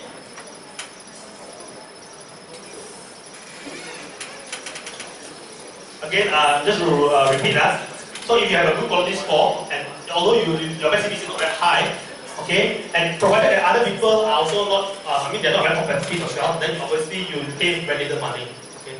Okay, another scenario, right? Another scenario. If your quality score, let's say you're Dave, okay, you're Dave, let's say you're Dave, your average is 10.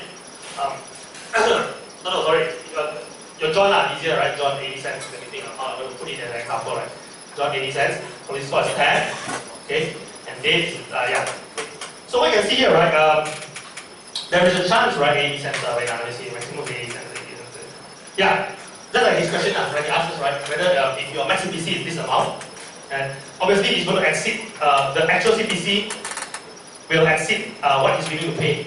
You see, 80 cents times 10, 80 cents times 10, yeah, okay, so in this case, right, there's two person only. So let's say if this keyword is called a degree in international business, example, only got 2% advertising. Okay. The second person, who's happen to be the last person also, right? Because there's nobody else already, right? Obviously, he has to pay a minimum, slightly more, 1 cent more than Dave to actually rank, right? Okay. So there's two possibilities here.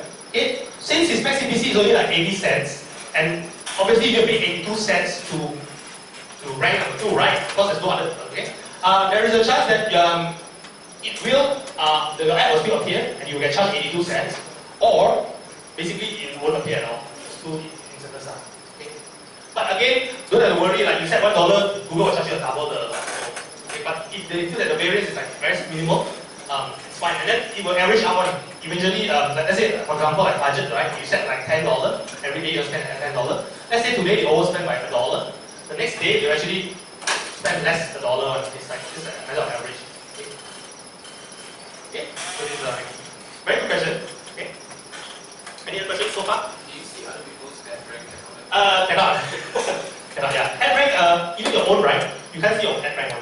But you can see your own quality score. Does it divide down to? It divides, it goes all the way down to keyword level. So each keyword is about each quality score one. So it's very interesting. So you know some of the keywords, if your quality score low, it's either your keyword is not relevant or your advertisement is not relevant.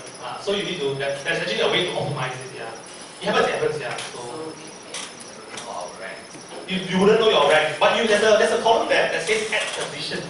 It's actually about the same thing. Yeah. Average position. Average position. Yeah. It says that it doesn't say like it goes on average, because sometimes again when an auction happens, you will be number 1. The next person searches something similar, you might be number 2, right? So it goes by average. So if it says that average 1.2, meaning your ad normally appears number 1 or number 2 in between that, right? So, but it doesn't give you all the time number 1 or number 2. It changes. Okay? Yeah. So yeah, actually then yeah, in a way ad rank you can see by the term is called average position, ad position. Okay. Let me see if I have I think I have wait, let me just show you on the dashboard now. Here.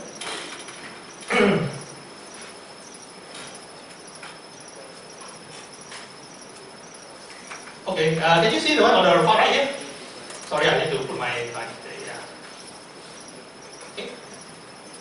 Okay, can you see the just take a look at the far right one, this one, average position.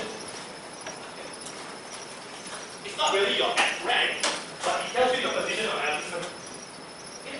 So on average, this example like this average over here. So we have one here, display is the banner. Okay. You can search my search. Average search.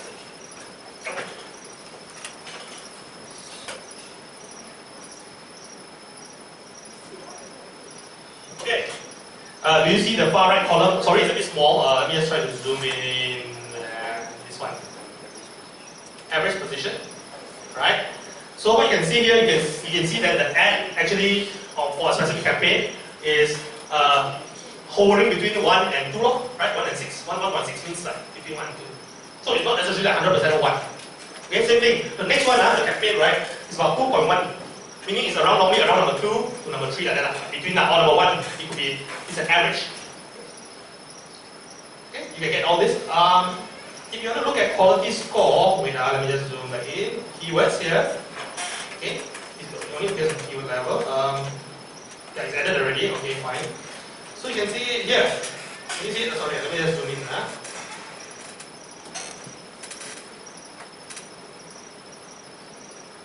Quality score. Yeah, the far right one. See? Okay, so as I scroll down, now you see all 6, right? Let me see whether I have anything else. 6, all 6 on the way. I'm sure I have like 7, 4 or 5 or something like that. Just a minute. For all 6, so lucky. Yeah. But yeah, you can see all, actually, it's not necessarily 2 keywords to share the same quality score. Okay, again, it changes. Okay, but what you can see here, obviously, it's quite a lot of 6, right?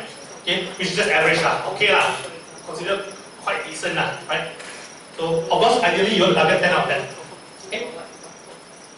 So, later, if I have time, I can always show you how to set it up, and then you can always have a feel of how it actually works. Okay? Okay, we'll just continue with a few slides and I think we can go for a short, like a few minutes break. Let me just go through, right? Okay. Okay, so this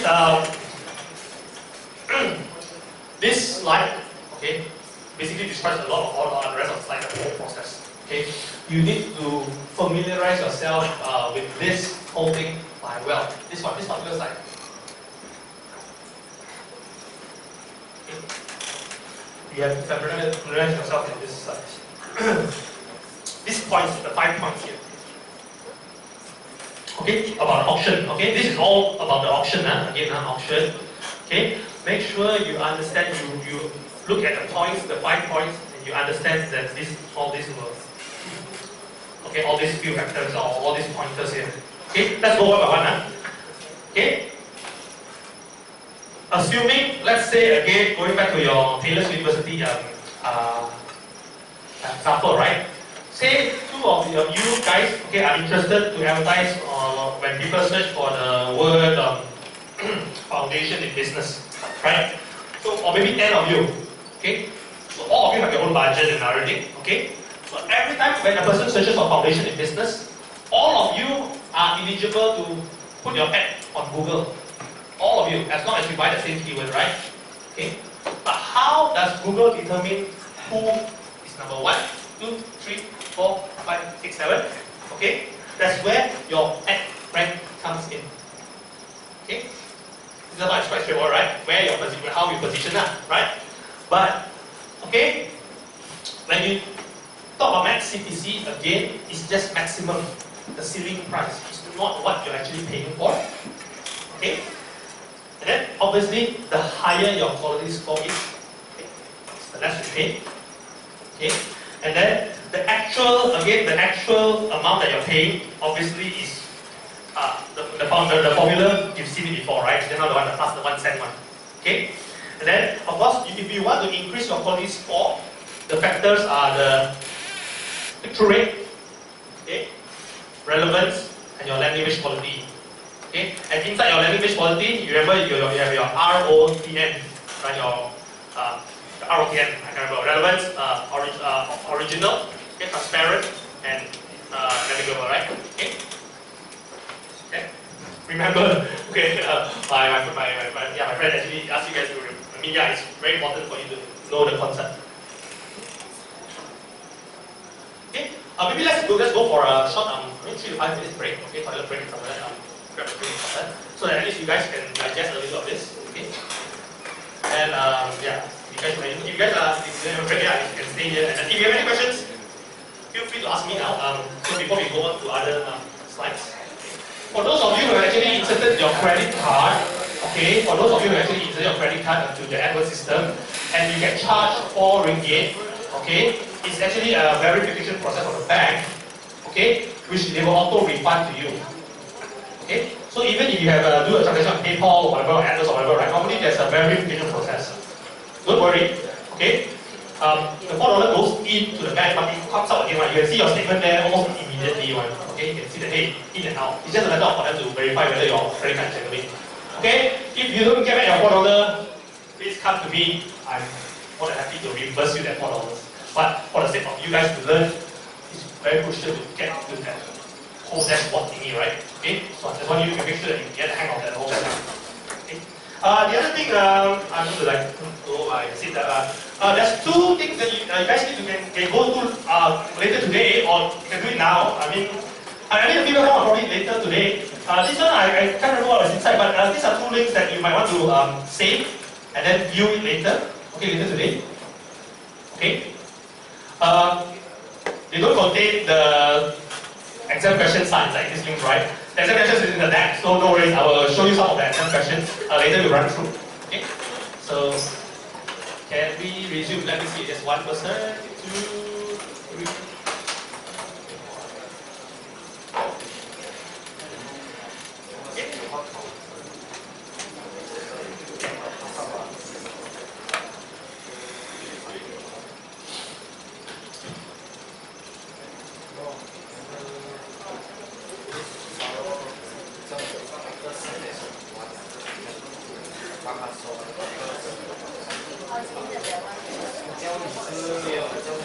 Okay, that is a bit for your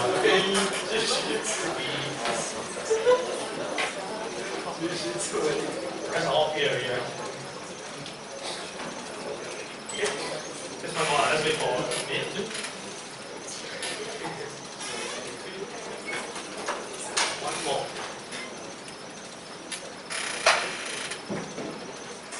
Okay, again, so far everyone's pretty good, right?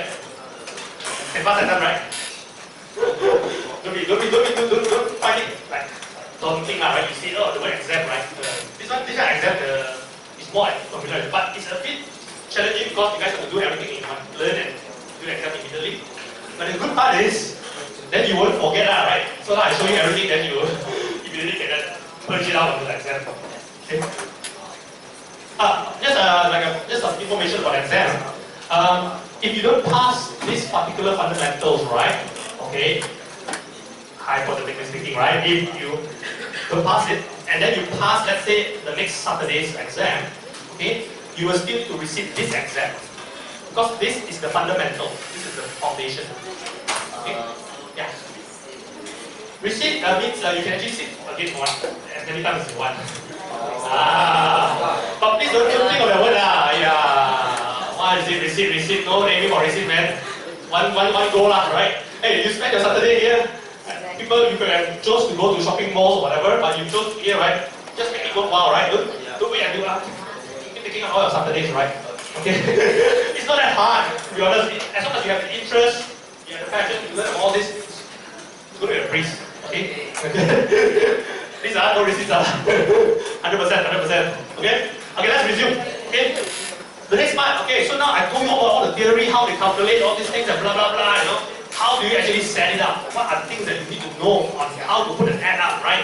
Okay? Even if it's like, again, I tell you at the start of the class, right? You have to do a discrete, subtle marriage proposal, you have to use ads to do it, I tell you that. Right? Like you know your girlfriend always searches for a certain keyword on Google, right? And you trigger an ad lah. Will you marry me or something? It's done. But you need to know how to do it, right? Okay, let me show you how it's done, right? Okay, let's add account hierarchy. Oh, everything we show you here, they will ask you exam. Unfortunately, a lot of things, right? Okay, so remember, well, this diagram is not. They will ask you how the diagram looks like, but you know the hierarchy, right? The flow, right? From grandfather, son, daughter, whatever, right? You need to know from top to bottom.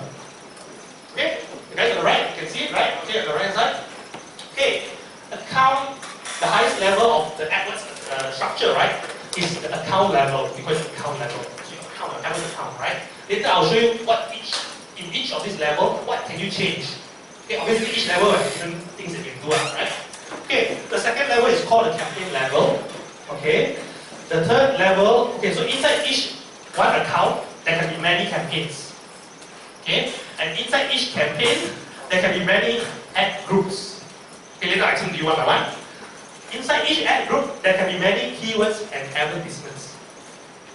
Okay, understand now, right? This is straightforward now. Inside each account, there can be many campaigns. Inside this is campaigns, many campaigns, you can have many ad groups. Inside each ad groups, you can have many keywords and advertisements. Straightforward. Okay. Okay, let's start with the campaign level first, right? Okay. Account settings, I think we'll go back to it shortly, okay? What are the things that you can do on a campaign level? Campaign level, okay? So I can show you now. Sorry, I'm just skipping around like, okay, here. Okay, let's see this here. This is the campaign level. Do you see it? The same thing? Campaign. This is the account level. Campaign, add group, and then keywords and ads. Okay, from left to right, you see the order is left to right. Okay, the slide is top to bottom now. Okay, it's the same thing. Okay. Okay.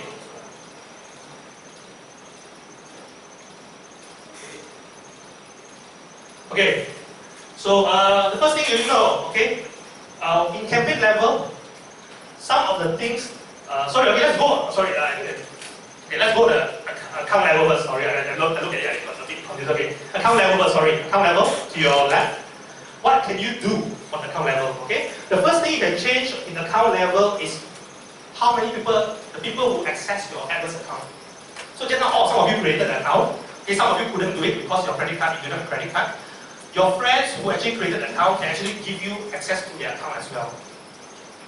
Okay, so that's what you can change on account level, the highest level. Okay, account level. Okay, other things you can change on account level is notifications. As and when suddenly your credit card doesn't work, okay, or something happened with your advertisement gets disapproved. Okay, Google says, hey, what are you advertising? Not legal, right? You can actually set up a notification that sends to your email, hey, there's something wrong with your account. Go and check it. Okay, because maybe you're all students. You have a very busy schedule, so you don't have time to check all this. So you send out a notification. You can set up a notification on AdWords saying that anytime this happens, please tell me, send to my email. Okay, for example. And then billing information. Okay, your credit card, your payment method. So if anytime you want to run any campaign, how much are you going to pay and all these things. Yeah. Okay, so put your name there and credit card. Okay, and lastly your preferences. Okay, so what are the things that you want to change? Let me just show you now, because I actually have so to give you understanding, right? So I will go here, the gear button here. Okay. So these are more or less the accounts. Do you see all this here? This few things here? These are more or less the things that you can change in your account level. Let me just try to.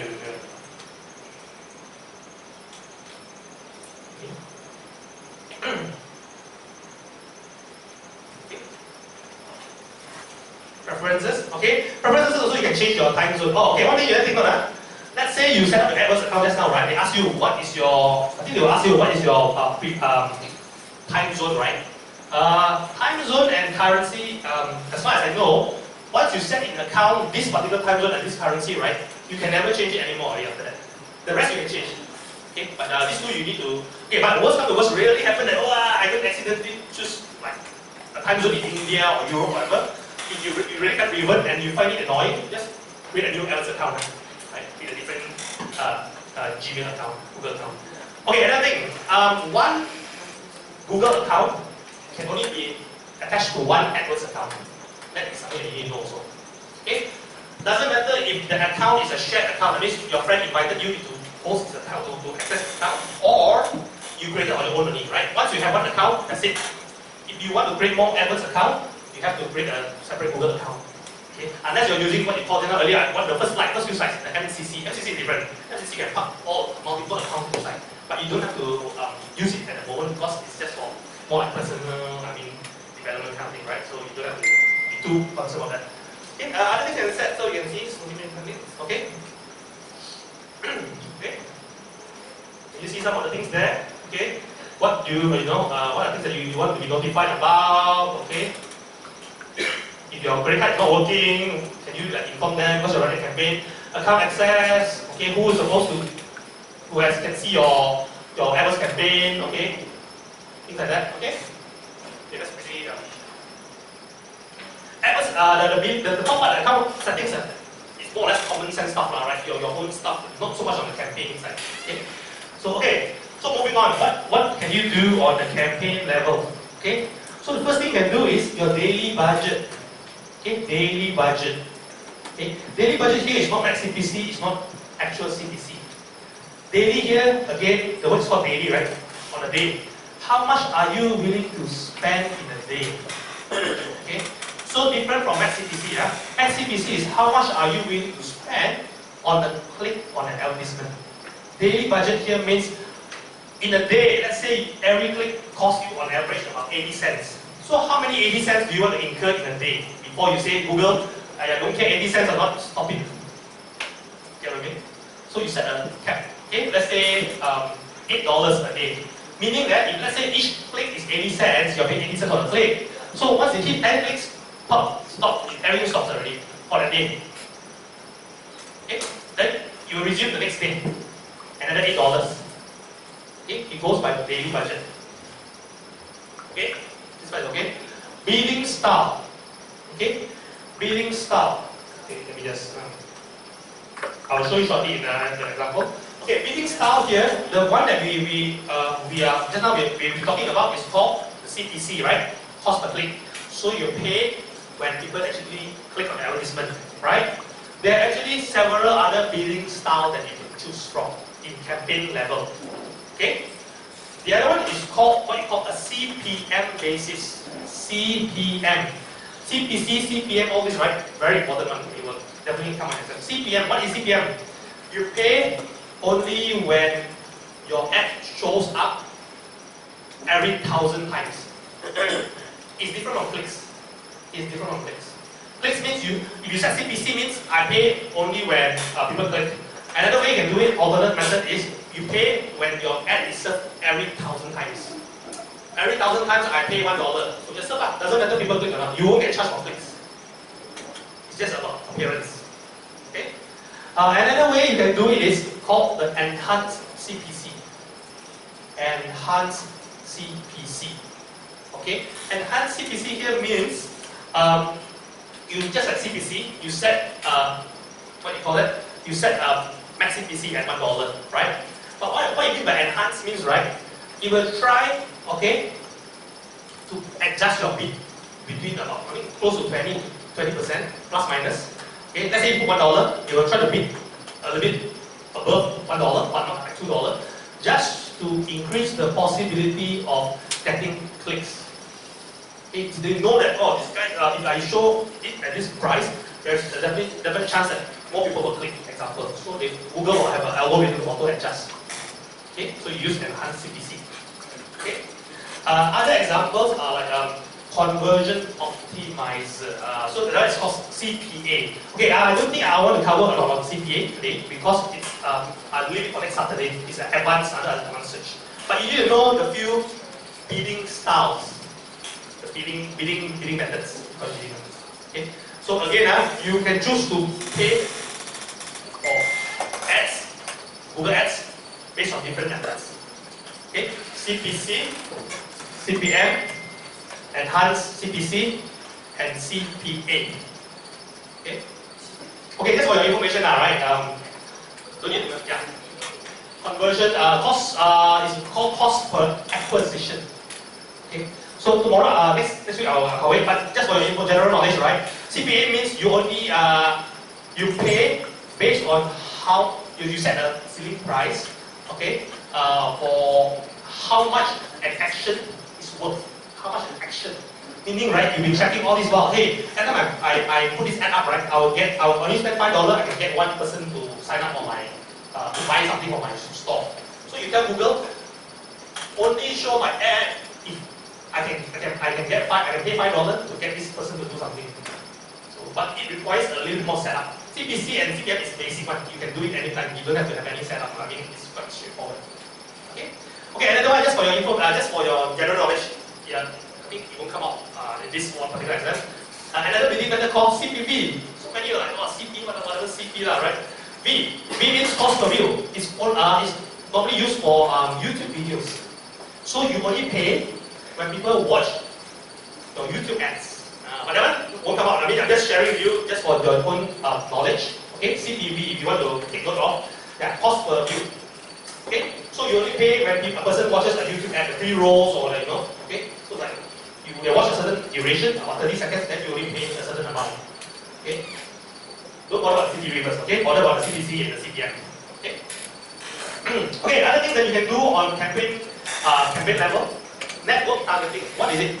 What's the network? Just now, the first few slides, I think, when we first came in, what does it mean by network targeting? Network targeting, anyone? Network, what's network? What are the three networks? Okay, very easy already. Instagram and search partners, right? Okay. So this is where you choose in the campaign level. Show my ad only on the Google search network. Show my ad on search network plus search partners plus display. Up to you to choose.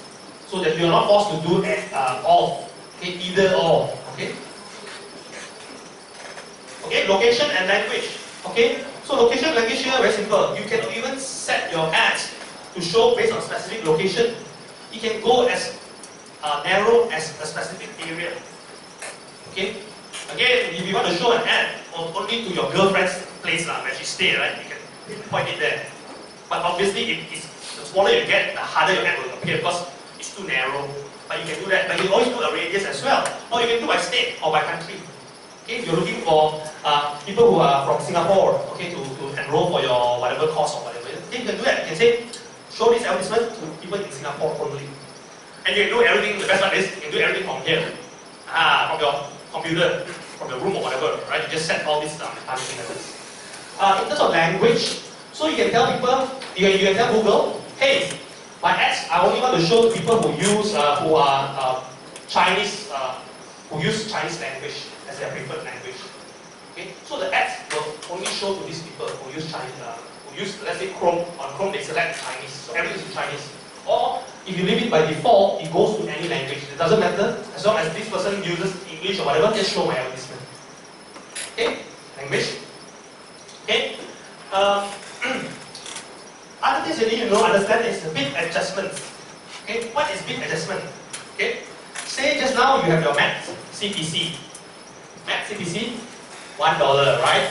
Okay, fine. So anything you pay, anything that clicks that is not more than $1, I will pay. I'm more willing to pay. Okay, that's fine. But you have other scenarios where, hey, actually, right, I look at it, right, my results, let me just show you the example here. Let's say I have a campaign. Okay.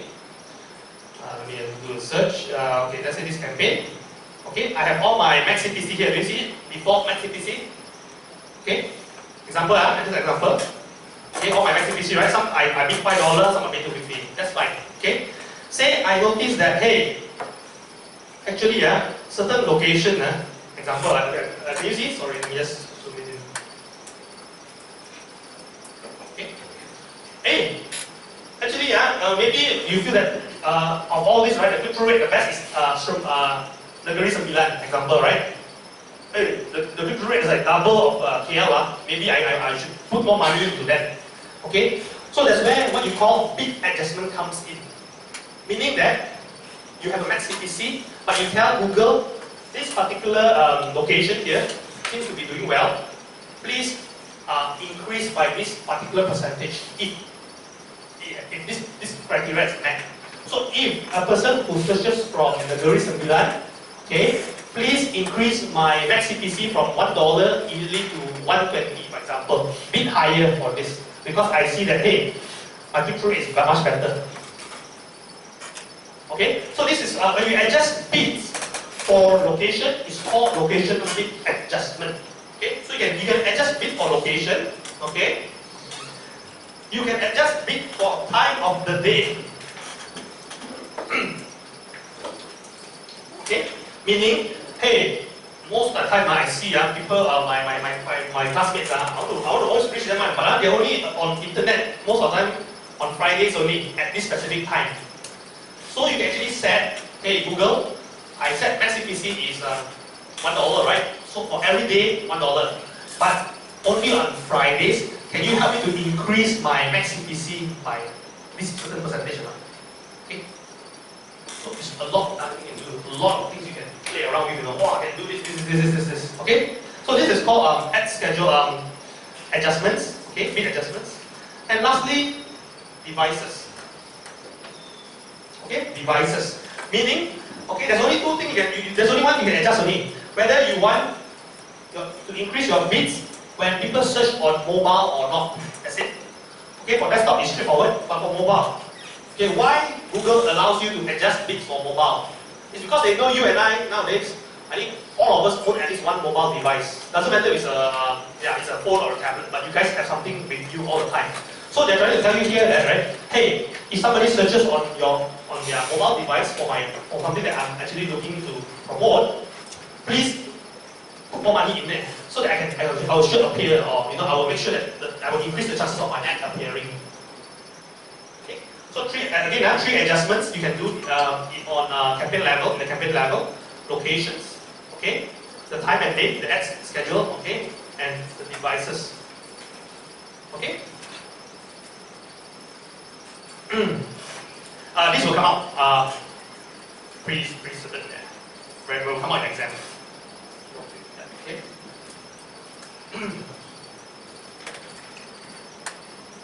Okay. Another thing that you can actually take note of when it comes to ad rotation and ad scheduling, right? About even if you don't beat, you do beat adjustments like percentages, right? Let's say you want to just run it as normal, but you want to show your advertisement only like at a certain time of the day, you can.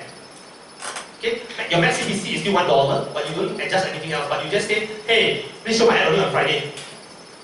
You can do that under that settings there. Okay? So not necessarily adjustments, okay?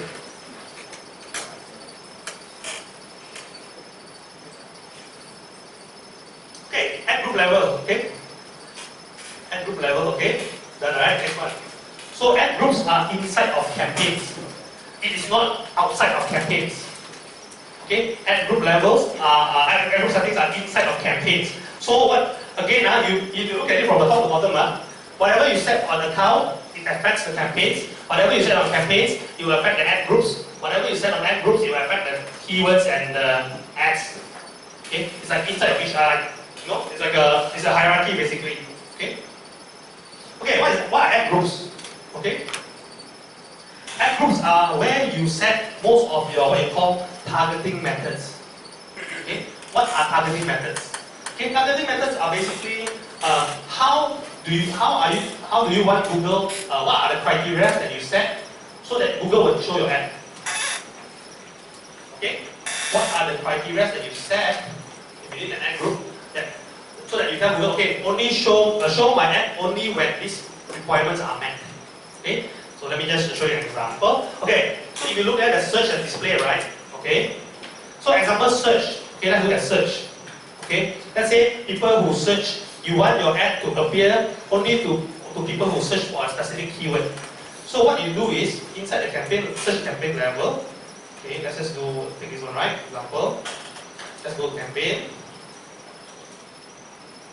Search. Okay, search. Okay, this is what you call it. This is how your ad group look like. The titles. Okay, do you see the titles here? Okay, right on the left hand side. Okay, let's say I click on one, right? This one. Okay, it brings me to a list of keywords here. Do you see all the keywords here? Keywords, right? So it tells Google what I did here was I'm trying to tell Google, hey, anytime when a person searches for real estate broker license, for example, show my ad. Okay? So all these settings is inside the ad group level. Okay? But this is for search. What if it's for banners? Okay? It's the same concept. Okay, the banners. Okay? So let's go banners, right? Banners, campaign. Okay, let's say I take this one, social media class. Okay, so this is my ad groups again. Do you see? It's the same ad groups. Okay, when I click on it, okay, it brings me to a list of, actually here, under here, it brings me on the list of different targeting methods again. Again, targeting methods are what you call parameters that you set. You tell Google how you want, what condition you want, okay, your advertisement to show. Okay, let me just zoom out. Okay, for example, okay,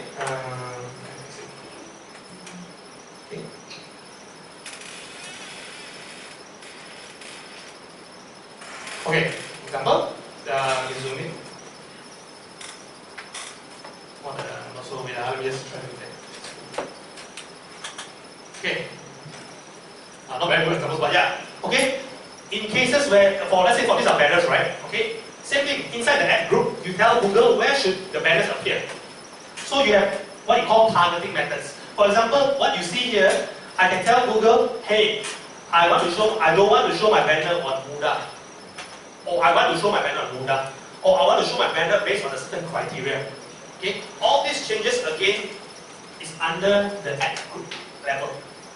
Okay, remember that ad group level. That's where you change all this. Okay, the changes. Okay, the targeting methods. Okay. Another thing that is in the ad group level. Okay, let's go back to this one.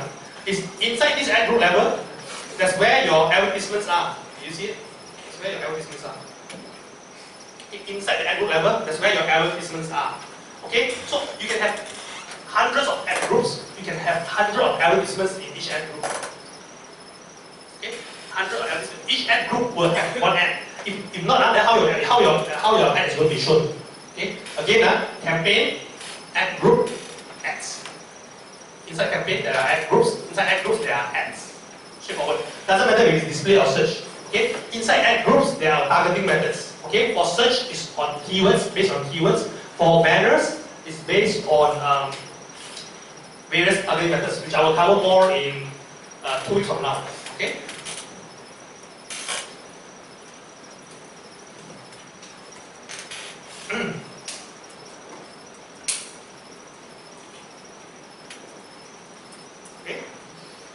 Okay, so for the, you see the word here, ad copy and ad creative, right? Don't be too put off by that. Ad copy and ad creative are basically, they're basically advertisements. The only reason why they put ad copy instead of creative or creative instead of copy is because copy here refers more to what you call text ads. Advertisements that are only with words only, with words only, words. Okay, creative here means with design, design, pictures. Okay. Okay, one more thing you need to remember, just for your own knowledge as well. Search network, search, when people search, right, you will never see any images one. It's because search ads, search, right, a network, right, can only support text advertisements. Okay? For display network, right, banners, right, they can support banners, videos, rich animated banners, text ads, and etc. A lot of different formats. Okay.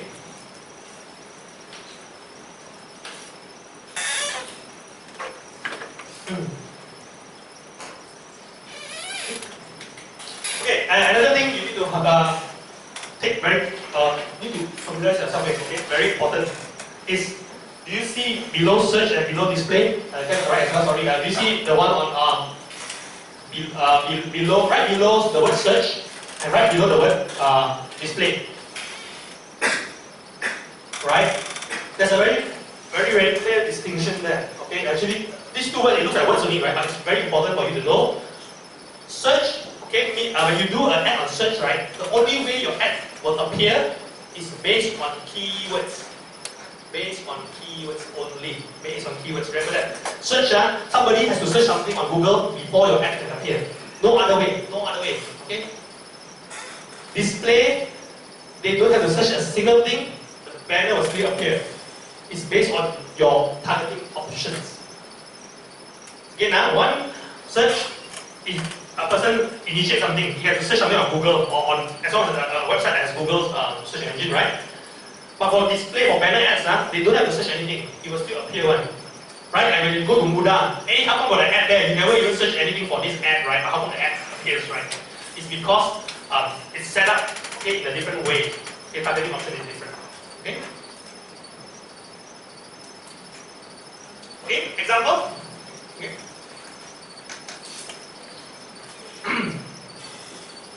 Let's say you're like the next big thing, right? The closest to, you're going to try to compete with Zalora. Okay, you're selling clothes, right? Okay, how do you set up a campaign to, and then you sell men and women clothing. And of course, inside men and women, you're going to sell just one type of clothes, right? Men, you have like shoes and I mean, not clothing, I mean, you have other different type of clothes. I mean, there are polo tees, blazers, and stuff like that. So how do you structure your campaign? Okay, how do you set up your advertising campaign?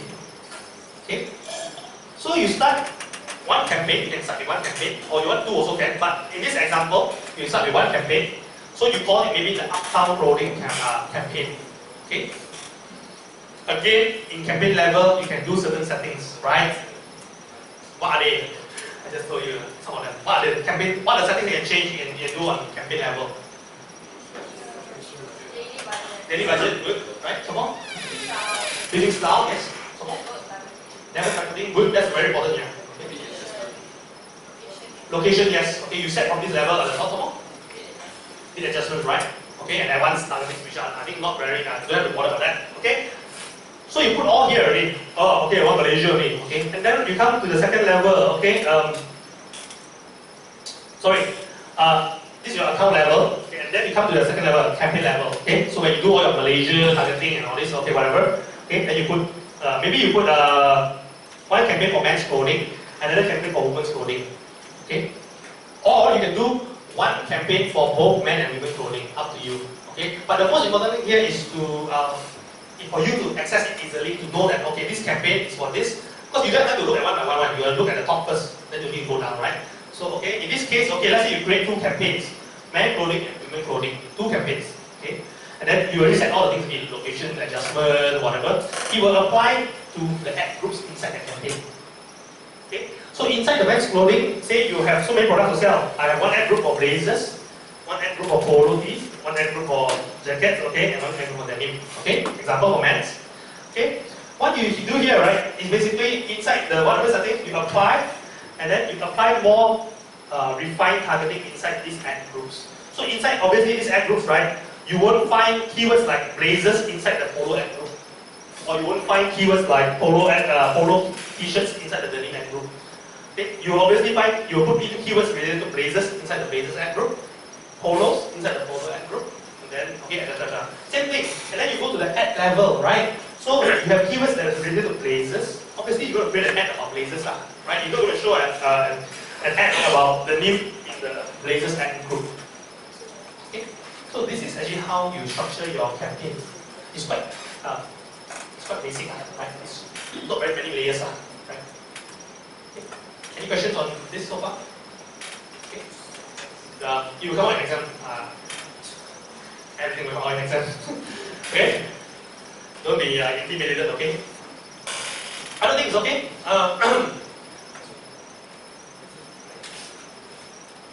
Okay. This is an example of like what you shouldn't actually do. Okay. What you call it? You shouldn't do in terms of setting up a campaign. Okay. So here, this guy he sells furniture, right? But what he does is right. He just set everything to all only. Lazy man. Malaysia, everything gets set up. Right? Just, how much can you spend, right? You set it at $10, right? So, and he only had one ad group only. And all the kind of keywords, all the different kind of keywords, he also put inside the same ad group, and he showed the same ad. Okay? This is not, it's not necessarily something that Google doesn't permit you to do. You can do that. Okay? But obviously when you have a setup like this, okay, there is a high chance that you will incur a lot of cost, a lot of mismanagement. Your campaign, you will spend a lot of money, okay, and getting not necessarily the optimal results, okay.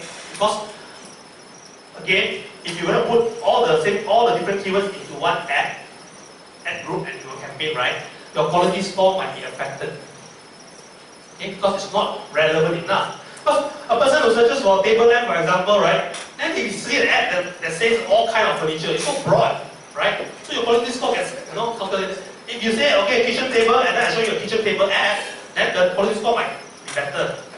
Okay, but this guy decides to do the lazy way. But actually, everyone who first learn Google AdWords will probably do the same thing as well, because they don't know how to break it down. Okay, but the rule here, how do you know? Okay, let's say you have so many keywords here, right? You have so many keywords you can see at the bottom there. How do you know what kind of ad groups? How do you know how to split up those ad groups, right? Those keywords, how do I group them together, right? Just remember one thing. The keywords, how do you determine these few keywords should go to one ad group, these few keywords should go to one ad group, right? It has to be based on a common theme. Okay? Example, I give you an example, right? Let's say you have leather headboard, for example. The one number two, first row, right? The third keyword from the bottom. Leather headboard, right? Example. Okay. And and maybe another one like called leather sectional at the top. The first row, first number one, and then there's leather love seat, right, and then leather chair, right. Okay, those might be a better way of putting into one ad group because those are actually leather so-called related furniture, right? And then you can have an advertisement that says, oh, we are selling all these leather stuff. It becomes more relevant to the user. Okay? And other examples like lamp. Okay? You got floor lamp, you got lamp, okay, you got some other lamp. So why don't you put them together, right? So when you put furniture, right, you're like so broad. It's like you tell people I got lamp, whatever lah. You tell me what you want, what you're searching for, I got. So the following score might be affected from that. So that's one of the most important things that you need to understand when it comes to deciding which ad group, how many ad groups you create. Okay, it's based on the keywords that you have, the whole list of keywords. Okay, don't chuck everything into one ad group and then say, oh, because your ad won't be able to answer all these different searches at one go. Okay.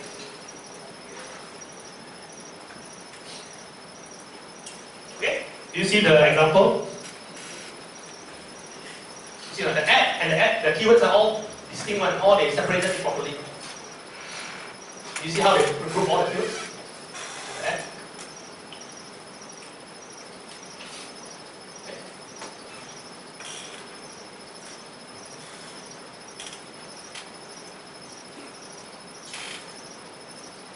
Okay. Again, remember your hierarchy. Okay. Whatever you do on campaign settings level, you will apply to your ad group level. Whatever you do in ad group level, you will apply to your ads. Okay. How you organize your campaign again based on common themes. Okay. You might ask me, right? Let's say, right, I have an online store that sells women cosmetics, right? So what are the famous one? Remember the ones I came across, like Herbo or whatever you can think of, right? Too many Sasa or whatever, right? Online, right? So you have so many products, you have so many categories, right? On the website, let's do one, right? Let's just do a more easier one. Okay, example,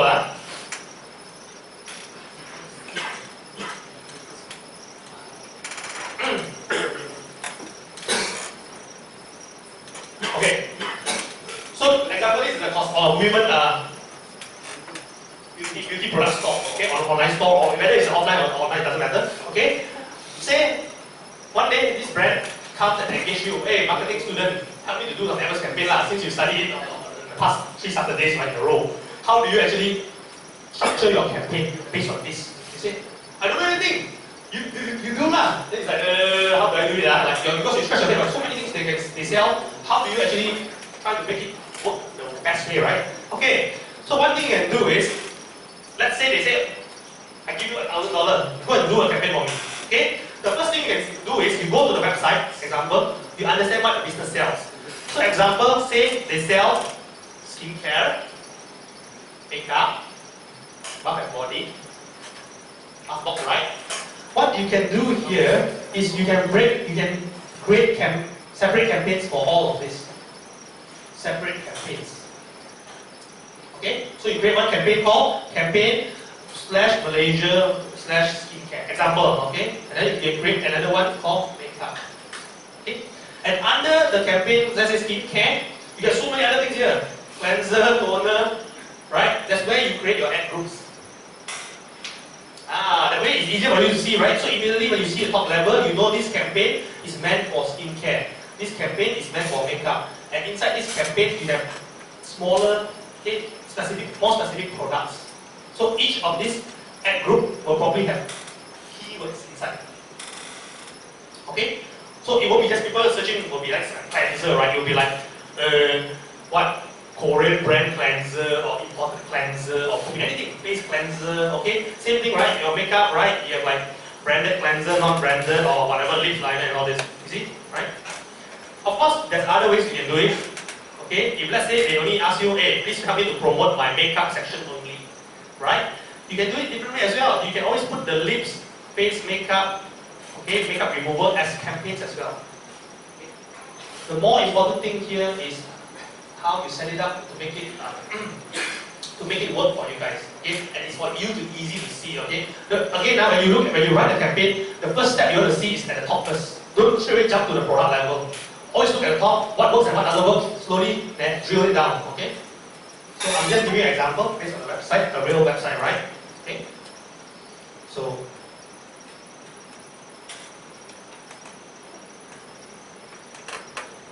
okay, so far account structure is okay, right? It's very quite easy for you guys. You guys are like top students or something like that, right?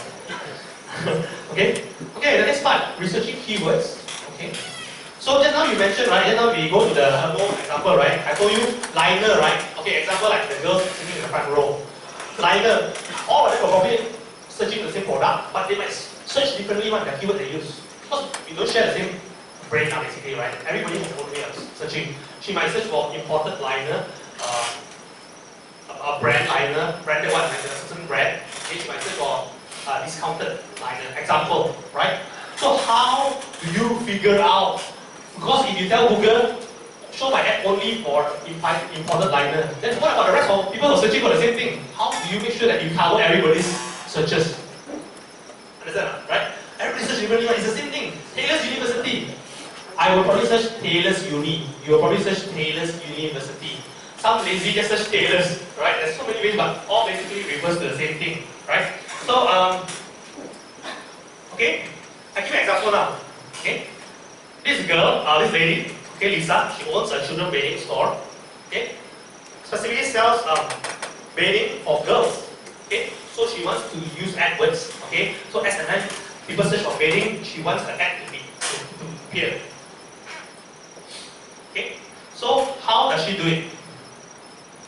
Okay, so the first thing you need to know is you need to find out on your own what is the keyword, the root key, what you call seed keyword. Same thing, go back to your example like Taylor's University. Obviously, your seed keyword will be Taylor's or Taylor's University. You just don't know how other people will be searching like Taylor's University Malaysia, Taylor's University campus and stuff like that. You don't know, right? But you know that the keyword is still Taylor's University, example. So you need to identify those words. Okay? Manually on your own, you can also come up with a list. You brainstorm on your own or with your friends. Oh, my friend told me he normally search for Taylor's Uni campus. Yeah, so you put it in the list as well. One way to do it. Another way is actually to see your competitors' site. Okay? Sometimes the way they put it, right, you can copy them and you can copy their stuff. They know that by putting this key, they know that people will search this way, and then they put it in the website. Okay, example. Get your customers, talk with your customers. Okay, you talk to them, hey, how do you normally search for Taylor's Uni? Then they will tell you, oh, I normally type just the word Taylor's or something like that. Okay. And then, of course, the most important way you can do, the most crucial way you can use to do all these searches, right, is to use this thing called the Google Keyword Planner. Okay, I will show you how it's done, right? Okay, say this, going back to the example of Lisa. Okay, she wants to sell babes, right? So her keyword here is girls bathing, right? Because she specifically wants to sell only girls bathing, right? So she knows that keyword. Okay, so what she does is, she goes to AdWords, Google AdWords. Okay, if you have an AdWords, you can play around with it. You look at the top there, at the top of your screen.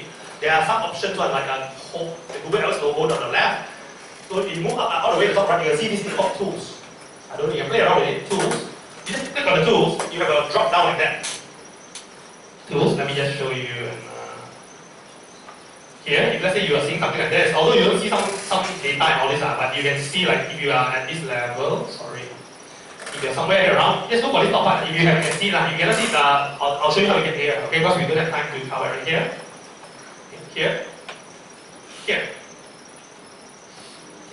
then. Okay. So you see something like this. Okay. Another way, a simple way, just Google Keyword Planner. Yeah, I think you'll get to this page as well. Okay, if you don't have your AdWords account. Okay. What you want to know here is that this tool helps you to expand your seed keywords. So example, I put girls bathing here. Example. Okay, and I just make some changes. I say, actually I just only want to advertise my girls bathing product to people who are Malaysian, who speak English, and Google and stuff like that. Okay, so I press get ideas. Okay. And then I switch to keyword ideas. It will actually give me suggested search results as well. Do you see at the bottom? Let me just zoom in. Okay. So that's my keyword at the top here, girls wedding. So on average, it is said that in Malaysia, right, only about 10 people searching for this word. On average, but it's not 100% accurate, but it's an indicator. And competition means there are actually a lot of people who try to advertise for the same keyword.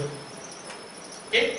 But don't be too afraid, oh, competition high because I cannot get number one or I cannot get results. Again, your quality score, all this plays a quite big role, right? But what you want to see is also what are the other things that people who search for girls' wedding and what they will search for. Okay, so these are some of the other words. Like I think one of the easiest example to show you is this one, girls' bed. So some people don't type the word bedding, they type bed. So Google gives you a list of keywords that could potentially that people could potentially search for, and it could be relevant to what you're actually trying to promote. Okay? So all you have to do is to use the keyword planner tool here. Okay? Keyword planner tool. Guaranteed will come an exam. Cannot escape on the other. Okay? And just remember, keyword planner tool is used for search network only. Because it's keyword, right? Remember, at search network you only use keyword targeting. So it's only for search networks only. You don't, when you ask you, hey, for banners, what's the tool that you can use to research? Then you go to keyword planner. So you obviously know it's wrong already. Right? Again, some tools are specific for search, some tools are specific for display. So, right? Remember which tool is for display. Some tools are for both. Okay? But this one is specifically for more for search. Okay? Let me just go through some of the other examples. Let me just see what's under there. Okay, so this helps you to do your research. Okay, so example. Okay, another way you can do it, right? Even better. Just now I mentioned about competitor. How do you figure out what your competitor keywords are and what doing very well, this Zalora. I need to copy them, right? This guy's really crazy. How they do it, they're selling like, every time I search for shoes, also it appears. Every time I search for whatever, dress, it also appears, right? So what you can do is you can actually put in your competitor's website address and then try to figure out a little bit about what keywords they actually target. Okay?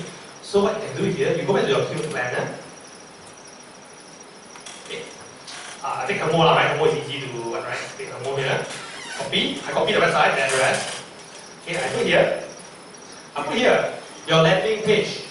Okay, under landing page, the website address website, okay, the web address, the web address. Okay, press get ideas.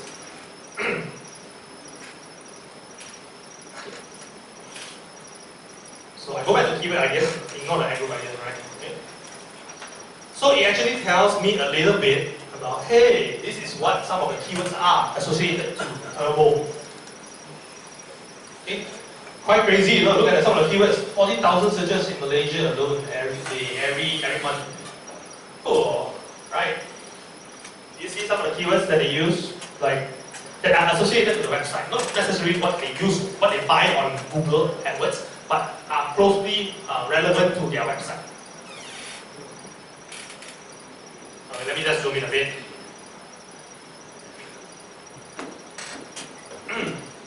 See? So it is said that a website like specifically Hermo, okay, is highly associated with online, the keyword called online shopping Malaysia. Okay, and as well in other words. So if you want to go heads on, right, you want to say that, hey, most of the time when these keywords are actually, since these keywords are associated with the website, right, I want to go and obviously be ranked, be seen, and people search for these keywords, right, you can. So you just have to buy these keywords. Okay? So it gives you an idea. So, actually, they are ranked associated with all these kind of keywords. So many in Singapore online, there are pages of keywords. Okay? Let's do a better one. I think this is a bit gender skewed. Let's do AirAsia. AirAsia is Again, this one's an ad, ad, not an ad. This, and these are, what do you call this? Oh, I already showed you the example here. Ad extensions. Yes, fine, okay, very good, yeah. What you see, because again, this is the body only, this part, this part, this part, this part all is like, this one is extension, this part is extension, okay? Okay, let's just look at Asia, right? Okay, let's just go here. Let's say I put this in. Website. We will try to see what are the words that people normally, what are the keywords that are associated with AirAsia.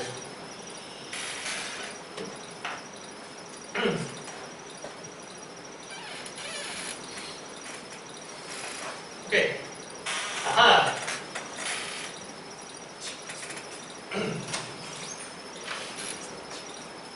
Do you see the keywords associated with AirAsia? Again, not necessarily that are keywords that they buy, but are keywords that that Google can identify is relevant to this website, and you can actually try to rank it, to try to buy these keywords, to see whether it works or not, right? Because, example, the AirAsia website is so successful, right? So you want to copy certain things, so you can do things like that. Okay. Oh, do you notice something about this here? This one? That's how some people actually spell it, man. Or maybe they're too fast. Do you see how there's a space there? AirAsia, right? Okay, let's just try, right? What you can do is, if the brand is big enough, you just go modify search. You remove this, you type AirAsia instead, you type a keyword. Let's see how they spell things.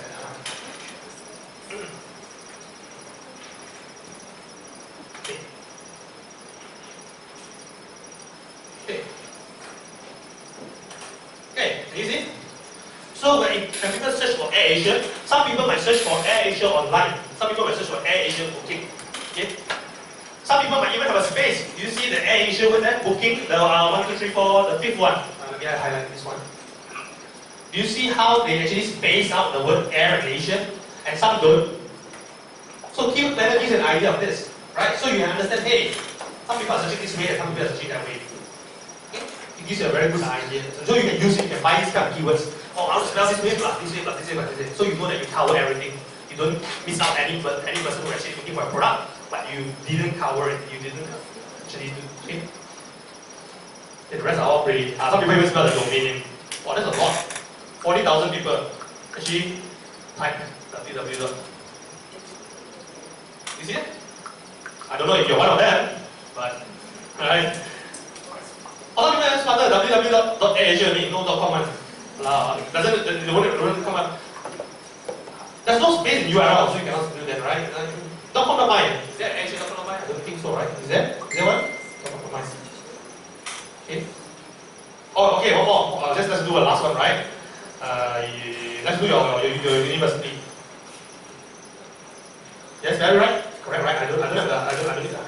Let's see what it comes out.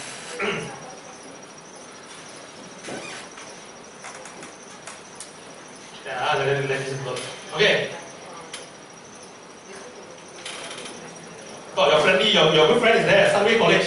So apparently some people search for tailors and Sinat will also search for Sunway College. Okay?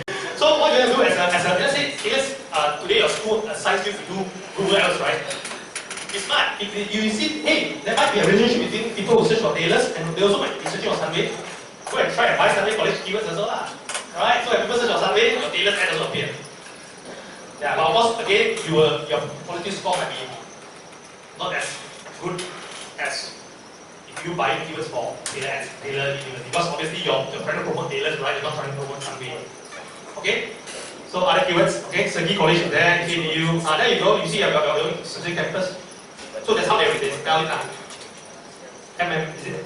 MMU, multimedia, okay, Nottingham. There's a lot of different words, man, and everyone. I think they don't have a loyalty one, they just go like, oh, let's search for all the same ones. And this one is talking about Simon, right? You go and search for logo, Simon, where you got power? Quite a lot, so right? 110, not too bad, right? About there, plus minus, right? In Malaysia, you people search for logo. Okay? Monash, whatever you have, a portal. These are your student ones, I guess, online portal.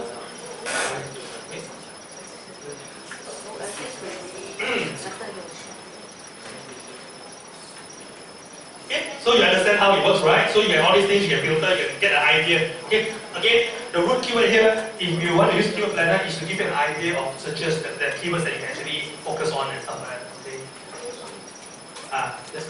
I will skip all this. Okay. Okay. If you look at the keyword planner, if you're on it, right? Some of the other things that you can see, I think these are the columns. Competition means how many people actually. It will go by low, medium, and high. It means that how competitive that keyword is. So you're looking to buy the word Sunday College, for example. So if you say high, means there's a lot of people also doing the same thing. They have your idea already. So maybe it could be KDU, could be Monash buying the same keyword already. Okay, so it's high. A lot of people are actually focusing on this keyword. If it's low, means good. Not many people are actually focusing on this keyword. So you can actually buy as well. Okay? But at the same time, you need to see the average monthly searches. Okay? You don't go for a keyword that is just low competition, but at the same time only one person search every month. No point, right? You're only looking for that one person, right? So you want to have a certain sizable amount of searches as well. Okay, lastly, suggested fit. So it says that, example, going back to the example of this, okay, suggested fit. So if today I were to sabotage, I will promote your university for you, okay? I want to buy a keyword university. Okay, Google suggests me to put my max CPC at about $2.11. Doesn't mean it's your actual CPC. Okay, you only will know your actual CPC when a click happens. This is silly only, and doesn't mean that they ask you to do suggested bid $2, you have to do $2. So you can do 150, you can do whatever price you want. Okay, so it's just giving you an idea. Okay. So let's see what's the most expensive one. Oh, $21 MBA in Malaysia. I think a lot of people have like, you know. And you see the competition is high. That means a lot of universities, I think including probably Taylor's, I guess, offering MBA. They're like buying this keyword. It's like $21. Okay.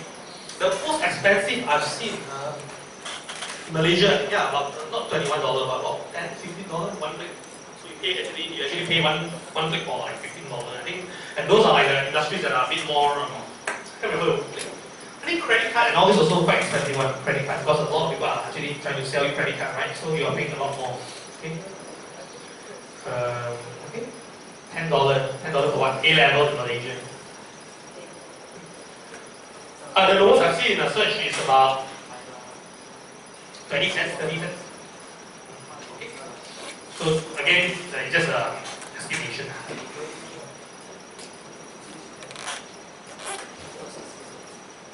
Okay, let's just quickly go through the rest of the slides.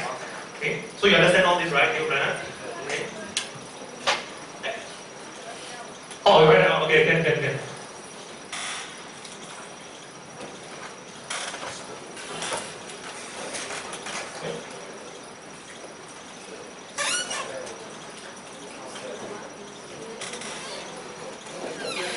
Oh, you want to do something interesting? Just search, try searching for your own name also. Using keyword planner, see whether people search for you or not. You got it, you know whether you got stalkers or not, right? Try it, man. Seriously, it's for fun, right? That's what I say. What you learn here, sometimes it can be applied for so many reasons. Okay, there's so many things in here. Not many, zero, that means you're not popular enough. Okay? Okay? Okay? Okay, this is all I just show you already. Okay. Oh, one more thing. You look at the arrow there. Let me just move my mouse there. Wait, just a minute. Here, the blue color button, right? So sometimes you're lazy to copy and paste all these keywords, right? You want to put it straight into your campaign. So you see this keyword, very good keyword. So what you can do is just add it straight into your campaign. You don't have to like export it or whatever. Provided that the keyword these are the keywords that you want. Okay, you don't necessarily add everything, right? So you just have to see on your own. Okay, and again, these are just suggestions. Don't take it like literally, like, wow, Google give you all these words, you must use everything. No, right? You know, obviously some of them are not going to make much of it. It won't be relevant to your customers.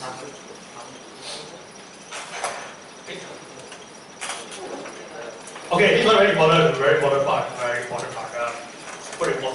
I think at least comes out like at least 3 to 4 questions of this. Okay. So just now we talk about search. Okay, we're still now on search, a lot on search. We talk about keywords, correct? And now you saw the keywords, right? AirAsia and all this, right? AirAsia, right? There's a simpler way to do it. Hey, you know, there's some guys spell AI space IR space Asian. Some people spell AirAsia online. Some people spell AirAsia booking, right? trust me, you won't have time to do like find out every one's way, style of searching. Okay? So you need to just set up a way, a condition to say, doesn't matter if it's Azure Booking, Azure Online, Azure what, just show my ad as long as the keyword there. So you can do this. Okay? So this is what you call keyword match type. Okay? It will appear, the question will be asked several times in the exam for sure. Okay? Keywords match type. The most important here is match type. Okay? Keywords are for keyword survey. And actually it applies for keyword survey. Yeah. Okay? Okay, let's start. Just only one. Four types only. Don't worry, 4 types only. Okay?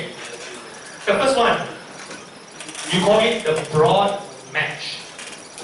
Broad match. Okay, how it works. So, remember just now I showed you some of the keywords that I put into the campaign. So my keywords are actually different ones. My keywords like for the open and close inverted comma one, right? It's different. Okay, I show you broad match. Broad match meaning it means that just now you have all these keywords. You straight throw into your ad group like that as it is. Okay? What does it tell? What kind of settings are you trying to do when you do that, right? It's trying to tell Google that, hey, let's say example woman hats, so I have all those keywords there, right? No, sorry, I have the keyword called woman's hat. Okay? What it's trying to tell Google is, okay, if one or the other word is missing from the keyword that I use, still show. The ad will still show. Okay? Example, so you just look, I put in the keyword, the one keyword here, I put in, let's say, in the ad group called women's hat, right? But do you see the right hand side there? There's so many different keywords that people search. Okay? These are what you call search queries. Don't confuse the term keyword and search queries. Okay? Keyword means is the one that you put. Search queries means refer to what people type on Google. Remember that. Okay? So when I use the word search query, it's not a keyword. Or it's not. Search query means what people search. So what you see here, the left hand side is called keyword, the right hand side is called search queries. Okay? So assuming that you put the keyword women's hat, and then somebody searches for women's hat, obviously your ad will show. No issues, obviously because you find the keyword.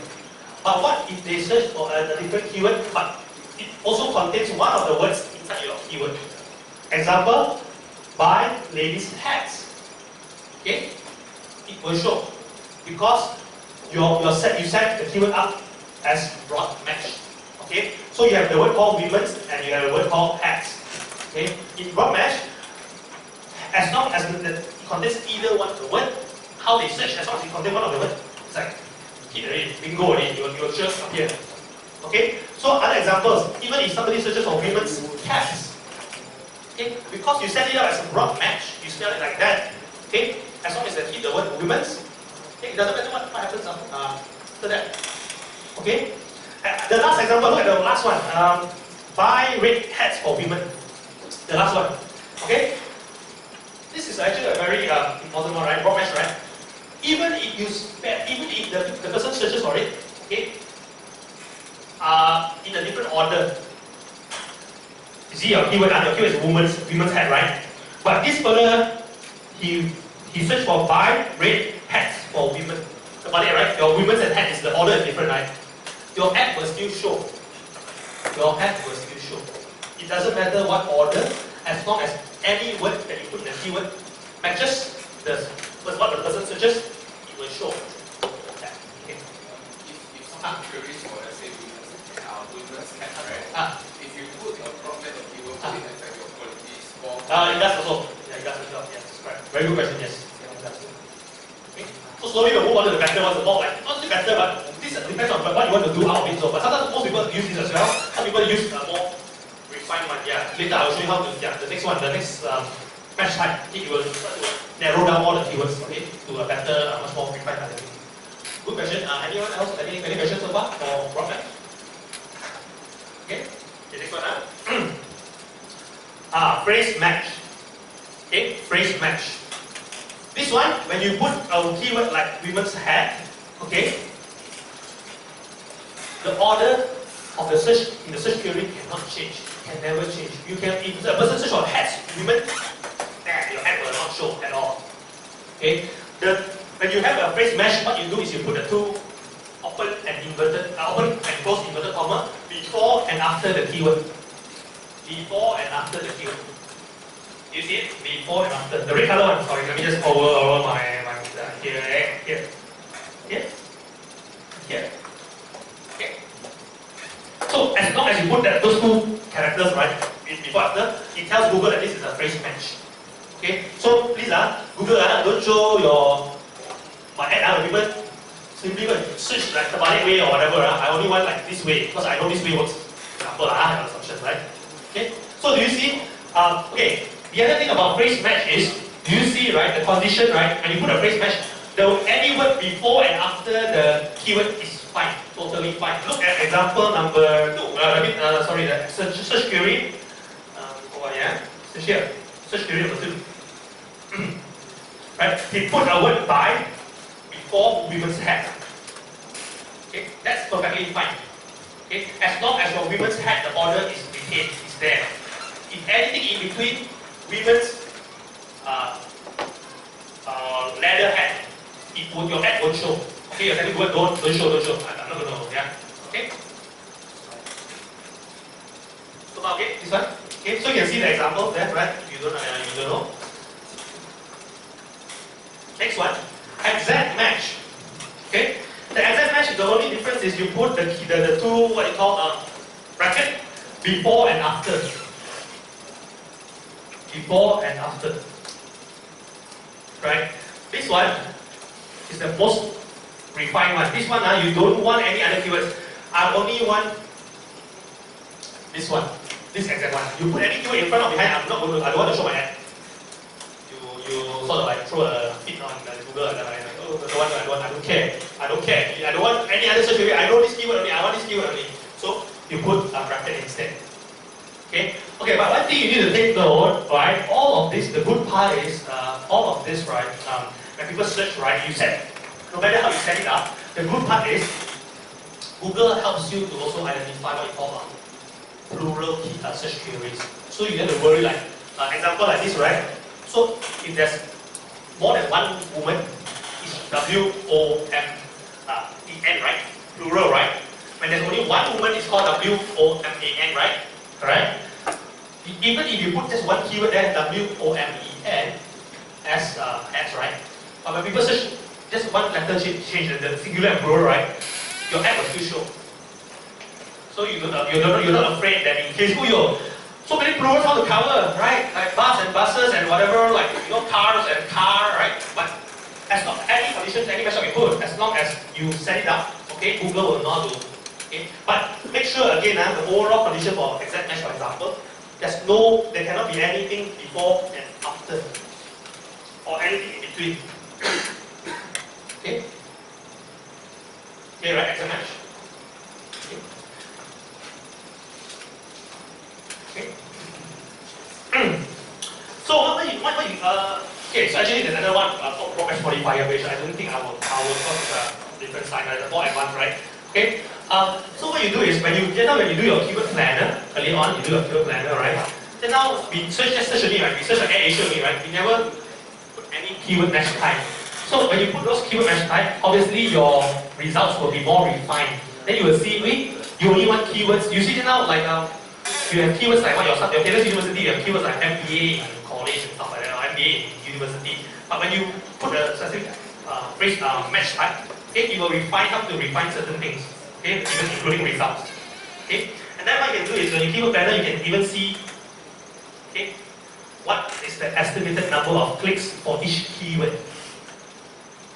Okay, so you can actually estimate. Oh, if I put a keyword that has this phrase match AirAsia, okay, as compared to AirAsia without any as broad match, right? You can see they can forecast. Okay, what is the potential number of clicks you will get? Okay. On an average basis, on a daily basis, okay? And how much is your rough average cost that you're going to pay? Okay?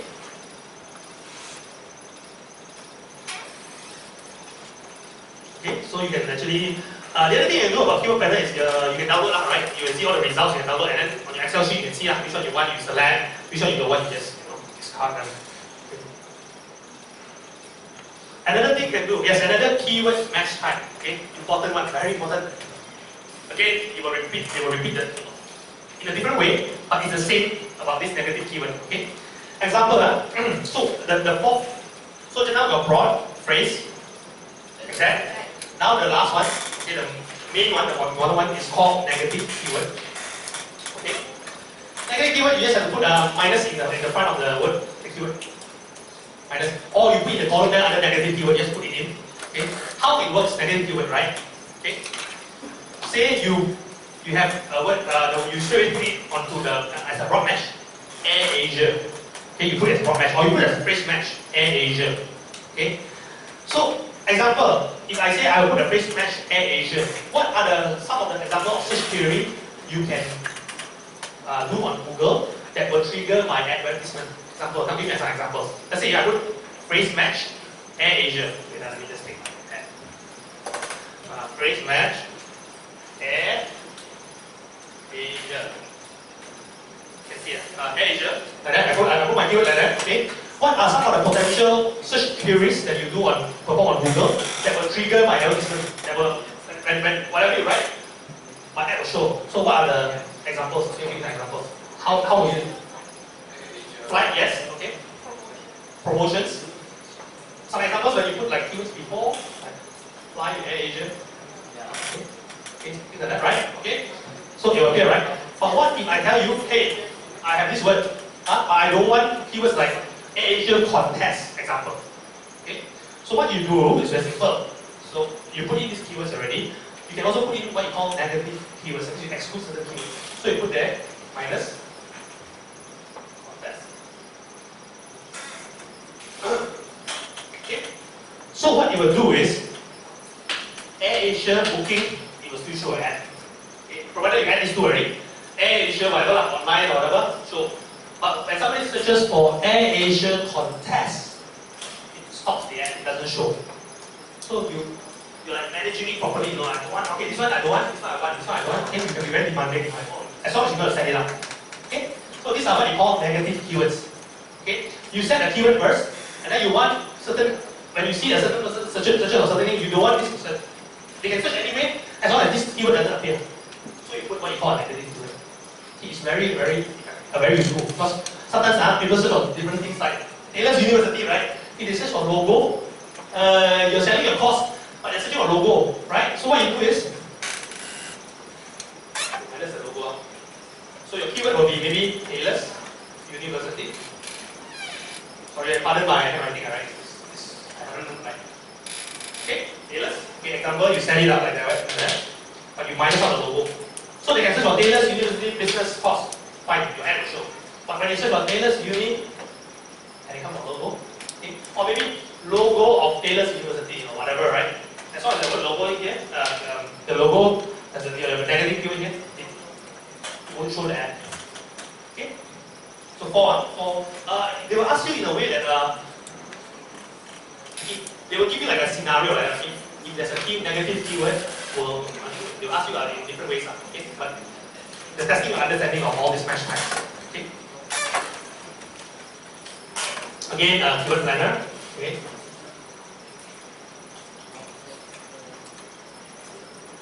Okay. So example, this is an example. Okay.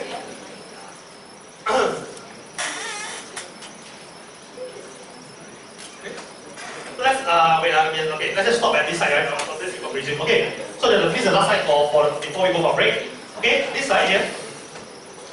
Okay, just have a look quickly. Okay, this is how an example of how you group your keywords into different ad groups. The first three columns, rows, right, is for keywords of different type of themes, and then the last one is negative keywords. Okay, do you see it? So they put the girl bathing. Okay, they put the girl bathing into one ad group. Okay, one campaign called maybe girl bathing only, but inside the campaign you have three different ad groups. One is for those general keywords, I mean like girl bathing says like it can mean a lot of things, right? Another one, it could mean just basically for a certain size one, twin girl bathing, okay, queen size, king size and all this. And then there's one specifically for just colored ones, right? Okay, yellow color, blue color, okay, whatever. And then the last one, negative. So if any of these keywords, okay, people search out, if any of these keywords, if any of these people, the search query that people actually perform on Google, okay, triggers your ad, based on this ad, these keywords, okay, but contain any of those negative keywords, okay, your ad won't show. Okay? If let's say somebody were to search for girls bathing for baby or for toddler, okay, it will not show because you have a negative keyword that overrides that says that, hey, yeah, it's fine. You can search out girls bathing or what, girls bathing in Malaysia, that's fine.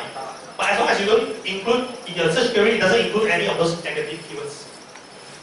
Okay? Yeah, right. Keyword match I think is one of the biggest components for fundamentals. I believe there's a lot of questions on this. Okay? Yeah. Okay, so we can actually go for lunch break. We can come back in an hour's time.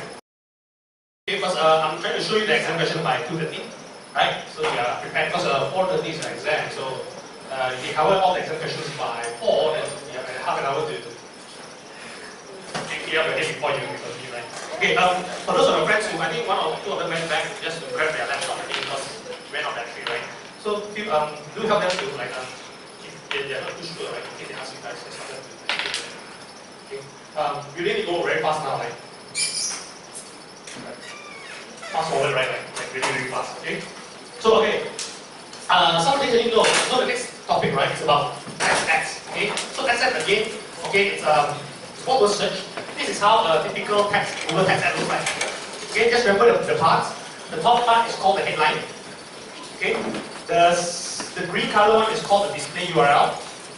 Okay, and then the two lines at the bottom. Okay, both bottom is they're called the description. Okay, or the body. Okay, it's anything that is additional that appears on a Google ad that is right below it, right? But most likely it's an extension. Okay, so this is your standard format. This is how it looks. Okay. Okay. Just take note, right? Just take note. Display URL, right? Is there's a limitation there. What are the 25, 35, and 70? Those are what you call characters limit. So you cannot write a very long anything exceeding that particular limit available characters. Okay. So if it's 25 means you cannot write anything more than that contains more than 25 characters. Each space is also considered a character. Each spacing that. Okay. Another thing is to think about display URL is a shortened version of the actual URL. Say, right, you have a website that's very long, okay, lengthy one, like www.taylorsuniversity.com/canteen or something like that, right? You cannot squeeze into these 35 letters, right? The display URL doesn't matter. You just have to shorten it. Okay, but the actual URL you still put it inside as it's called destination URL. Different. Display is more like you're just trying to tell the person when you click on this ad, you will go here. So it doesn't necessarily have to be the actual one. Okay, it's just a shortened version instead of it. Okay. So yeah, you can omit the www at the front as well. Because sometimes it takes up 4 characters, www. Yeah.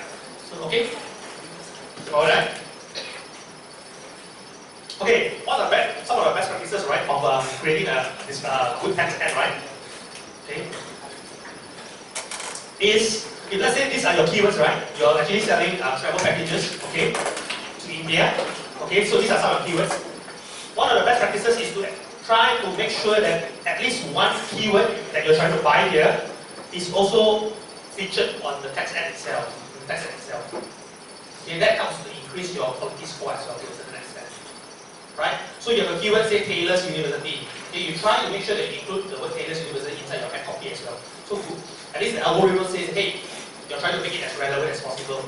Okay? If you do something, if your ad copy doesn't mention anything about, doesn't have any relation to your keywords, then you might, okay, you might be seen as you're not promoting something relevant. Other things that you need to do, okay, advertisements, right, you cannot be lengthy. Okay, again, you have 70 characters, you have 35 characters limitation for the different parts of the advertisement, right? So, on your body part, right, your description part, you only have 70 characters. So, the idea is to be clear, concise, and relevant, that's it. So, highlight what matters only. Okay, don't have to emphasize too much things. Okay, like in this case, they highlight the award-winning part. Okay, you see, there's only like two lines only, right? So they just like, this is that's it. Okay, so one of the best practices. The other thing you need to take note of, so at the end, where the area is highlighted, say 15%. Okay, so there's another area that you want to highlight, right? Because this is what you call a very special thing, like what you call a hook, a bait, right? You want people to get excited, right? You don't just want to write an advertisement that people get bored of. Okay, so you put there like save 50%. Or it could be like free shipping, right? Shop, what else? $10 off or whatever you actually think of. Okay, so you just put it in as well. Okay. Call to action, very important. Okay, the term call to action. What is call to action? Okay, call to action basically means it's a phrase that you're trying to get, it's like you're trying to influence the person, you're trying to encourage the person to do something. Okay, if you're selling a pair of shoes online, you want to say the word like shop now, or buy now. Okay, if you're promoting, let's say, the download of a brochure, right, you want people to download this brochure for some reason, right? So your call to action should be download now. Download now, okay? If you want the person to watch your video, you spend like the past 10 years of your life filming a very great documentary or thing. So when you put an ad there, hey, this is an award-winning film. Watch now. That's the call to action. Watch now is the call to action. Something you want people to do something. Okay, like almost immediately. You want to increase that sense of urgency. Okay. The other thing is make sure to make sure everything is relevant. Okay. Make sure your landing page also matches your ads. Okay. Again, the three most important the relevance, right? The factors, right? Okay. The three main mediums. Okay. The ad copy, your keywords, and your landing page. These three has to be closely relevant, as possible. Okay. Use power words. Okay. Power words here means some words, right, tend to create more interest, tend to create more action. Okay. I'll give you an example, right? If let's say you have something you're offering for free, okay, so you can always try using the word free instead of complimentary. Okay, because you can see there's a difference in the response. When you put the word complimentary and free, right, there's a chance that your click-through rate, when people see that, they might be less likely to click because the word is not catchy enough, it's not common. For example, right? There's so many words that that means the same thing, but it could elicit a different response.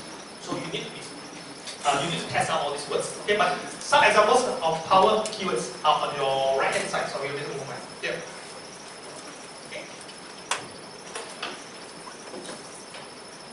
You get what I mean? So you use these words instead of, you can always try other words as well. It's just that you can use some of these words also to see whether, hey, will people actually think on ad?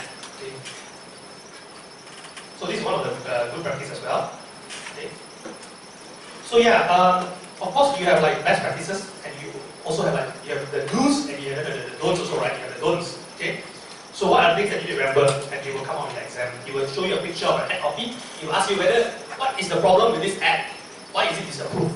So you know what is the problem, right? Exactly what's the thing that they actually what is actually the adversary is doing wrong, okay, that caused it to be disapproved. Okay, example, lose 20 pounds in 3 days. And wrong. So the first one, if you put there your advertisement, right, lose 20 pounds in 3 days, okay, it will be, there is a chance that you will get disapproved. Okay, why? Because you're making a statement, okay, that might not have a certain degree of truth. Okay, it's like, oh, it sounds nice, it sounds great, right? But you cannot prove it. Okay, you're claiming something that you're making, you're like inflating like claims like the gas tax and stuff like that, right? It doesn't, you're not allowed to do that. Okay? But if you say a whole new way to diet, that's fine. You're not making any claims, right? Just say, hey, my way, to a certain extent, it's not so, you're not like pushing the limits, like saying that, hey, 3 days, guaranteed you're going to lose weight in 3 days. Okay?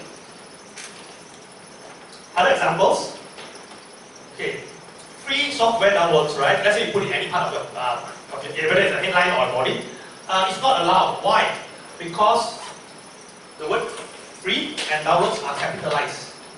Okay, so obviously you try the hardest to try to be outstanding, right? You have to make your ad stand out more than your competitors, but you cannot use, you cannot capitalize one entire word. It's not allowed.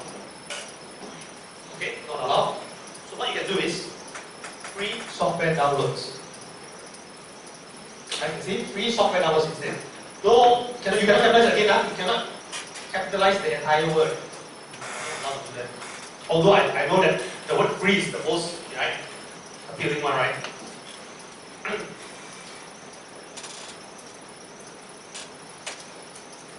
Okay.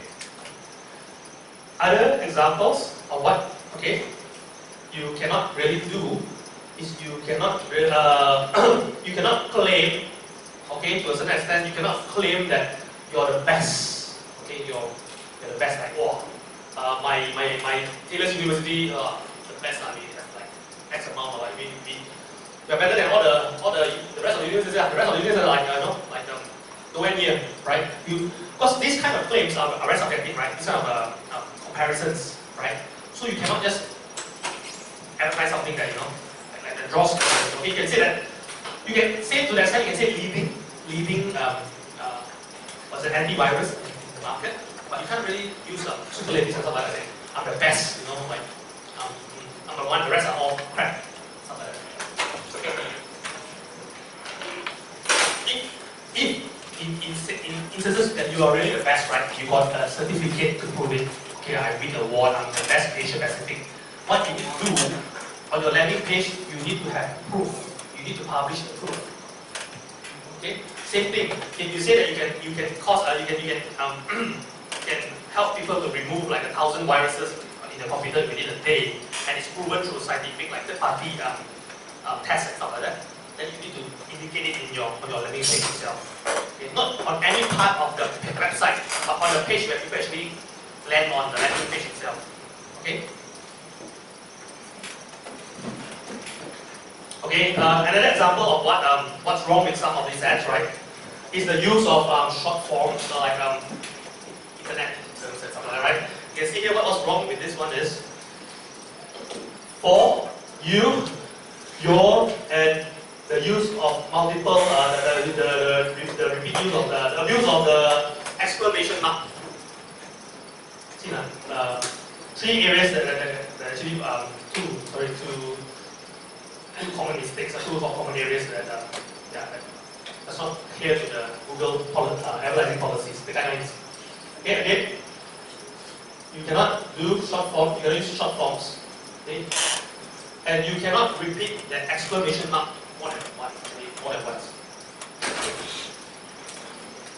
Like, yeah, we know that you have a lifetime adventure, right? But you cannot do that. Okay, you get your ads will be flagged as violating the guidelines. Obviously, this one, just use characters and stuff like that. I don't know who will do that, but yeah, in case you are trying to test the approval system or something, right? So you say that it won't work. Okay, characters. But of course, you can do like 20%, like X, RM, whatever. That's fine. Okay. So, okay, if you're actually offering a certain like amount of rebate or discount, you can just indicate the symbols there. Again, don't abuse the symbols, right? Okay. Other examples? Okay. This one cannot. Another two reasons why, another two things you cannot do. Book now. What's that, right? It's like you don't, yeah, it's not. Okay, you're not actually adhering to the guidelines. And also, if I remove it, the word best. Okay, again, I mentioned that you cannot use superlatives. If you say you're the best, okay, if you say you're the best, or you say you're Malaysia's #1 university, you need a third party to actually prove that. You need to produce that proof on the landing page itself. Okay, so that's where Google says, hey, I know you want to make claims, right? Fine, you really make claims, but make sure you have proof to your user, the person who's actually reading your advertisement and who comes to your website, that when you say this, you make sure you have proof, you can back it up. Okay? Again, you have try to avoid what's the best, the highest, #1, because all these you're actually saying that the rest are you're trying to say that some body or some person has acknowledged that. So you need proof that, so normally people will just avoid using words like that. If I'm not mistaken, the word leading is fine. It's leading, it's not so obvious that you're trying to, say that you claim that you're #1, but yeah. It's if possible, yeah, just avoid these words. Okay? The other thing you need to understand, you cannot use trademark terms, words, unless you have consent from the brand. Example, even trademark terms like Maxis. Okay, apparently there's another brand in Maxis brand in some part of Europe, I believe. When you use it, right, immediately the ad will be disapproved. They'll ask you, they will say that you are using a trademark term.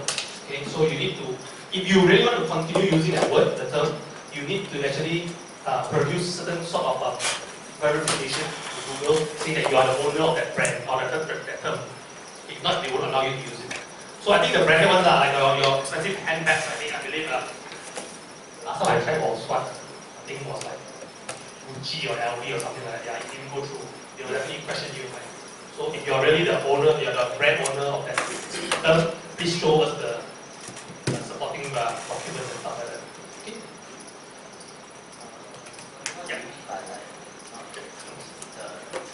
Terms, yeah. That means terms like brand names, for example, that have they have actually submitted like a proof of trademark. This let's say my company, Taylor's University, so they have a trademark term there, right? They submit to Google, okay, Google acknowledges it. So you cannot actually just use the word Taylor's University in your advertisement, or else you will get flagged by Google. Google will say, hey, yeah, you can use.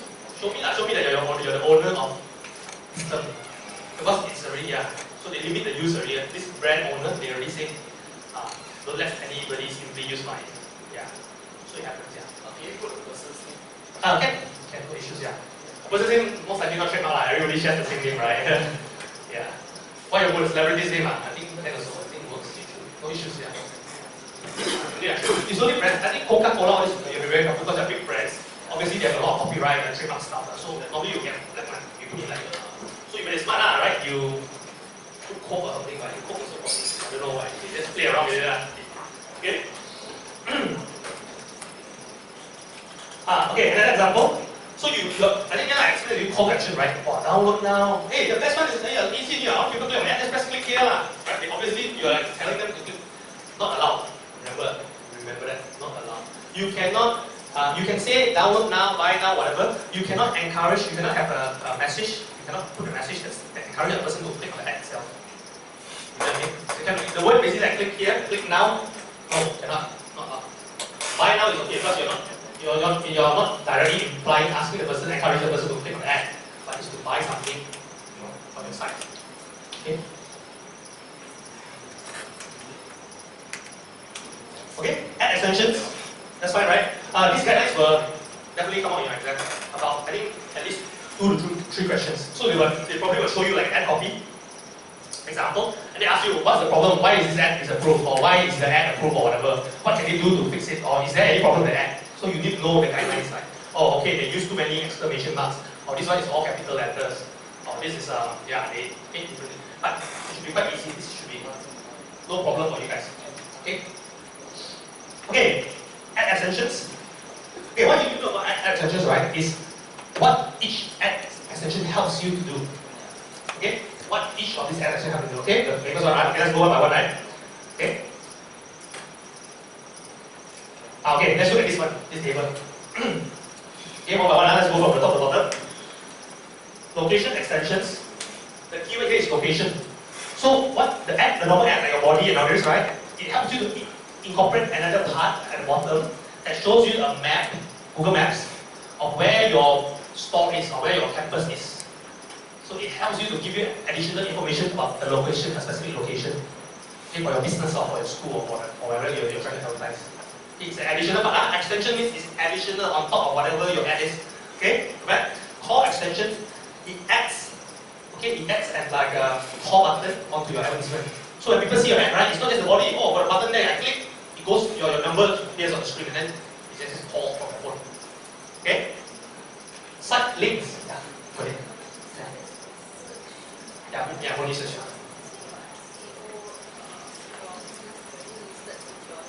Yes. No. Okay, good question. Nowadays, right, how you do location extension? Obviously, you need to tell Google what am I promoting, which location you want to promote, right? So what you do last time, you can add a listing for AdWords itself. That means you can add all this, I've got 10 outlets. Yeah, put all the 10 inside Google AdWords.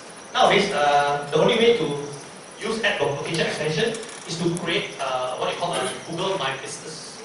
So yeah, my business page, like Google Maps, you know, people put all the listings, and then you link it to Google AdWords. That's how it shows. So it's like, yeah, it's all the Google products integrate together. Okay? No other ways already now. Yeah. Okay? So okay, quickly, right? Site links. Okay, just remember the keywords, the root words are location, call, site. Site means website, site. Like the one, the AirAsia one you saw. Okay? The body is there. At the bottom there are additional links. Okay, additional links. Let me see whether we have any example.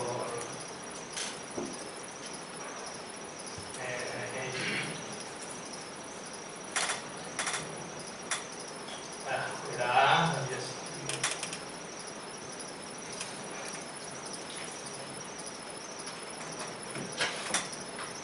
This one here. This one. Okay. The top is the body, the body, this part, right? Okay, the body, and this one is additional, what you call, it's actually call extensions. Okay, but this one here. So what it does is the app is bigger and larger because of this part here, the site link extensions. So what it does is basically, it instead of just one ad at the top here that brings you to AirAsia.com, for example, it also links you to different pages or sections of the same website. Okay, understand? So let's say like your Zalora, right? You have shoes, you have bands, you have women's, you have whatever. So normally the main one you put like maybe the home page or the sale page. And then you want to try to feature your men's also, your women's also. So what you do is you create site link extensions. Okay? But remember one rule of thumb, is you cannot, let's say your app, let's say you're promoting AirAsia.com. You cannot link the rest of you cannot use the site links to link to other domains. Like, although it's yours, www.blogspot.com AirAsia. It has to be the same domain name. That means www.airasia.com/something.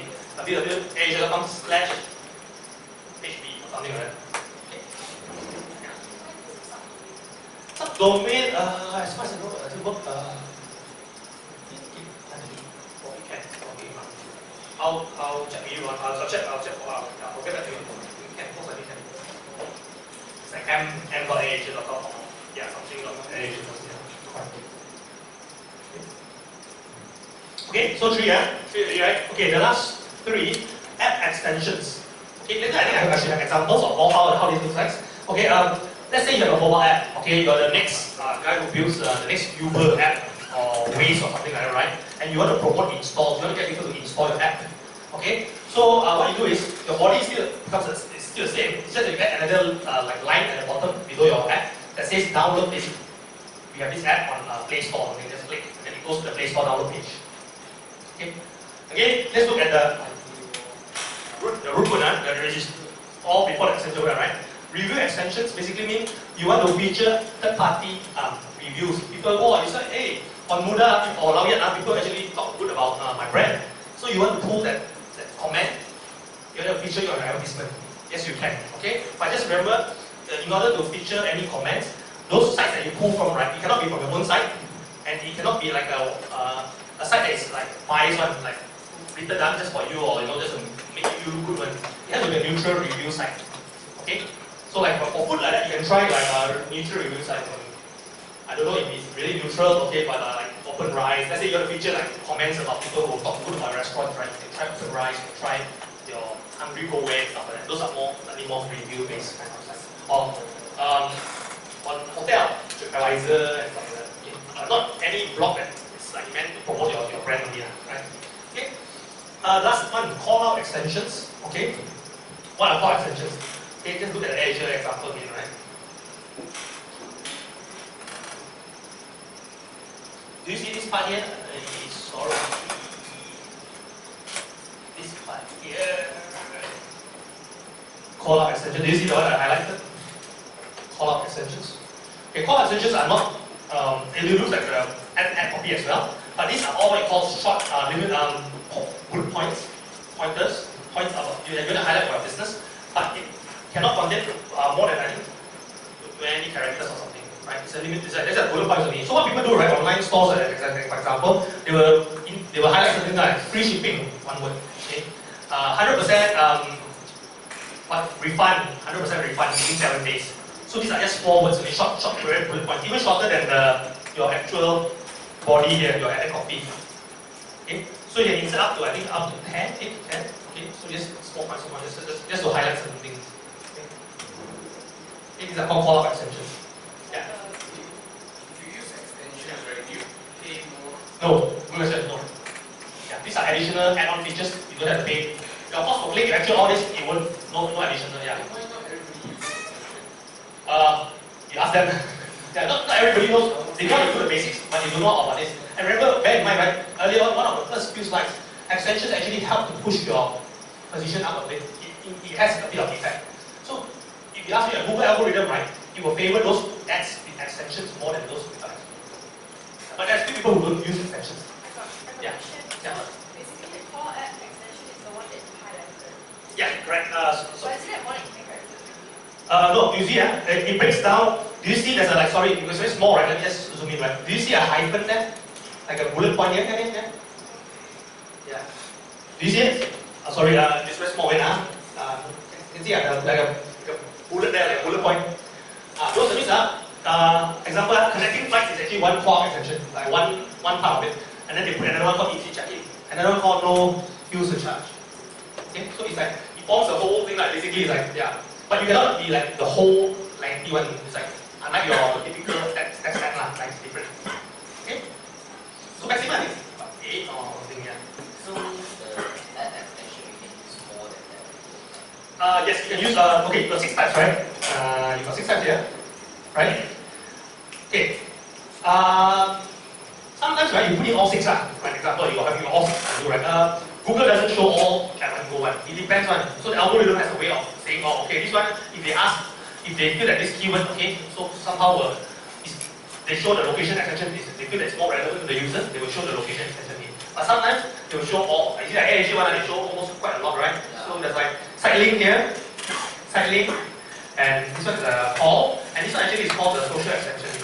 This one, but they didn't really talk about it. But basically, this one you link to your Google Plus page. Okay, it will actually be featured also. Yeah, it's called social extensions. Yeah, so you just Google Plus now is like, right? Yeah, okay, you get that. Yeah, so yeah, these are extensions that you use. Okay, yeah.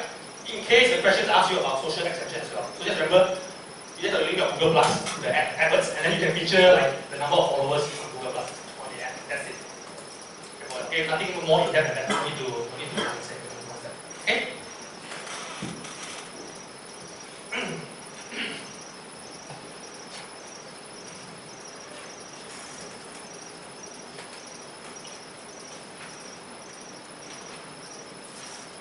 Okay, how it looks like? Can you see? Location extension? There's like a marker one, like a location marker there one. Right? Let's move my mouse there. Do you see a point there, like a pin, like point there? So when you click, it expands the Google Maps, the map. You click on it, and okay, then you can know where the exact location of the particular store or campus or whatever it is. Okay, when you click, you go to that. Okay. This is a core extension. So normally people put it on this one. Normally people will prefer to use core extension only on mobile. Because on the mobile it makes sense, right? The moment you click, you straight can call it. On desktop you see the numbers like, how do I call from there, right? You have to pick up the phone. So people use it for mobile. Okay. Actually on desktop it appears, but it appears as a number. But on mobile it's straight, you just click on the button. Then the number will be down on your screen predefined by default, and then you just press call. Again, you don't get charged any additional amount for using any of these extensions. Even if it's 10 extensions, 6 extensions or what, it doesn't, yeah. Okay. Just let's have a look. Do you see this one? Side links also. Right, side links. This one, review extension. Do you see it on this example here? Okay. Okay, this is how it looks like if it's on a desktop. Okay, one thing, don't be smart. You won't put you straight don't use core extension, you put the number on the text ad itself. You put the number, you don't use core extension, you straight put the number as part of your text ad. Last time you are allowed to do that, now no. So the only way to display your number on the text ad is to use core extension. So just be clear on that. Okay? They might ask you, they will say, hey, what's wrong with this ad? Then they will purposely put the phone number on the ad itself, not as core extension. Then you will know that's the problem. Okay? Okay, side links are the ones at the bottom. Okay, remember, side links, location, call. Okay, this is your body, the body, your display URL, Okay, your headline. Okay. Add extensions. Okay, do you see the part, the additional part here? Hey, download now. Okay. Basically, it links to your Play Store or your links to your Play Store and your Apple Store. Okay. Review extensions again. Okay. So it's additional like comments are right. Okay, call out. Do you see the bullet point again? It's like small short sentences, right? Cannot more exceed than 25 characters or 20 characters. Letters.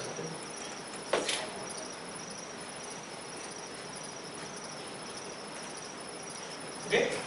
So again, remember this by well. It will definitely, just like any other slide actually, everything will appear, come on exam. Okay, but this one a lot of emphasis. A lot of emphasis on this one.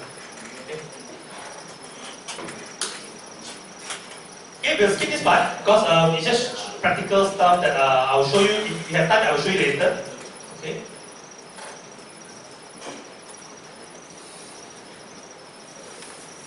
Let's come back to this later on. Okay. Some things you just need to know about measuring results. Okay, let's say you have a campaign based on the keywords that you understand, based on the things that you already know, you're aware about, right? Okay, so this is how your dashboard looks like if you run a campaign. Okay, if you happen to see numbers on your AdWords account, right, that means you're actually running something already. So be careful. This is going to pause it. I don't think any of you have any numbers that I don't have any figures or whatever, right? Okay, so it looks something like this. Okay, so what you need to know, right? If they ask you, right, hey, in terms of measuring results, so how do you find like certain things or whatever, right? Just remember there's this column button here, here. Okay, just remember these columns to see some certain more information. Normally by default, you only see this amount of information. So if you want to see any other information, okay, just remember there's a column button here, and all this other information are all here, all hidden already. Okay.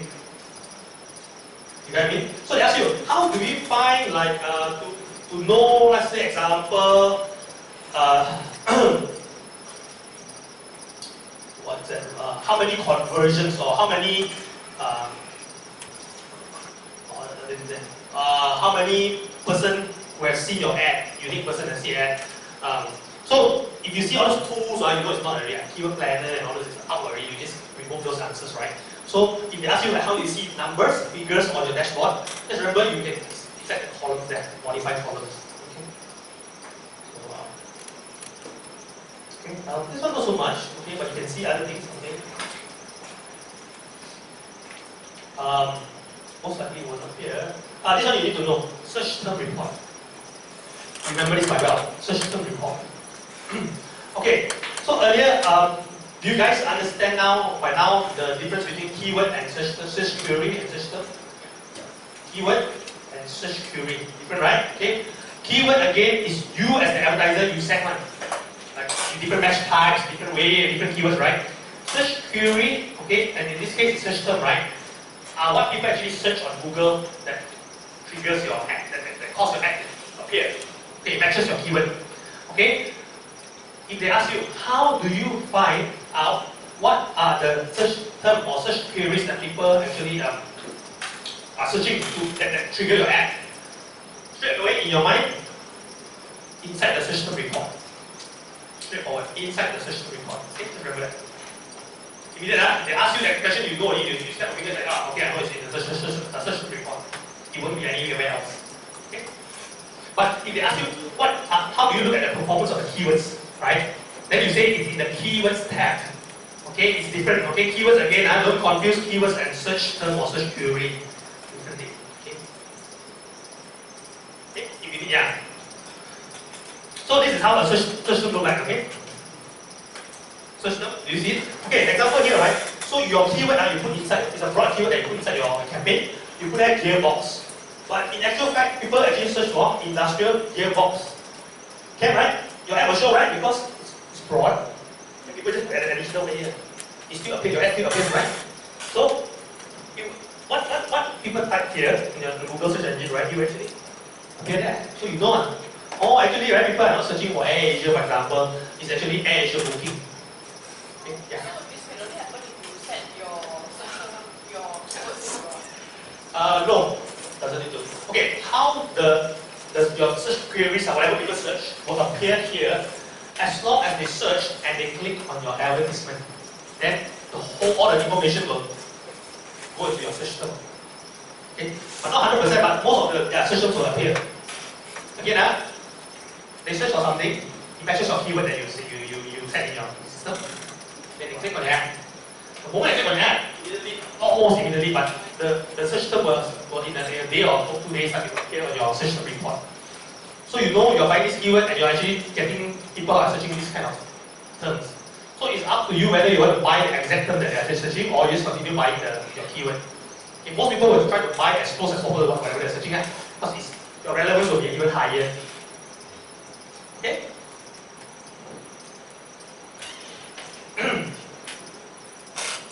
Okay, paid and organic report. Okay, it shows. Okay.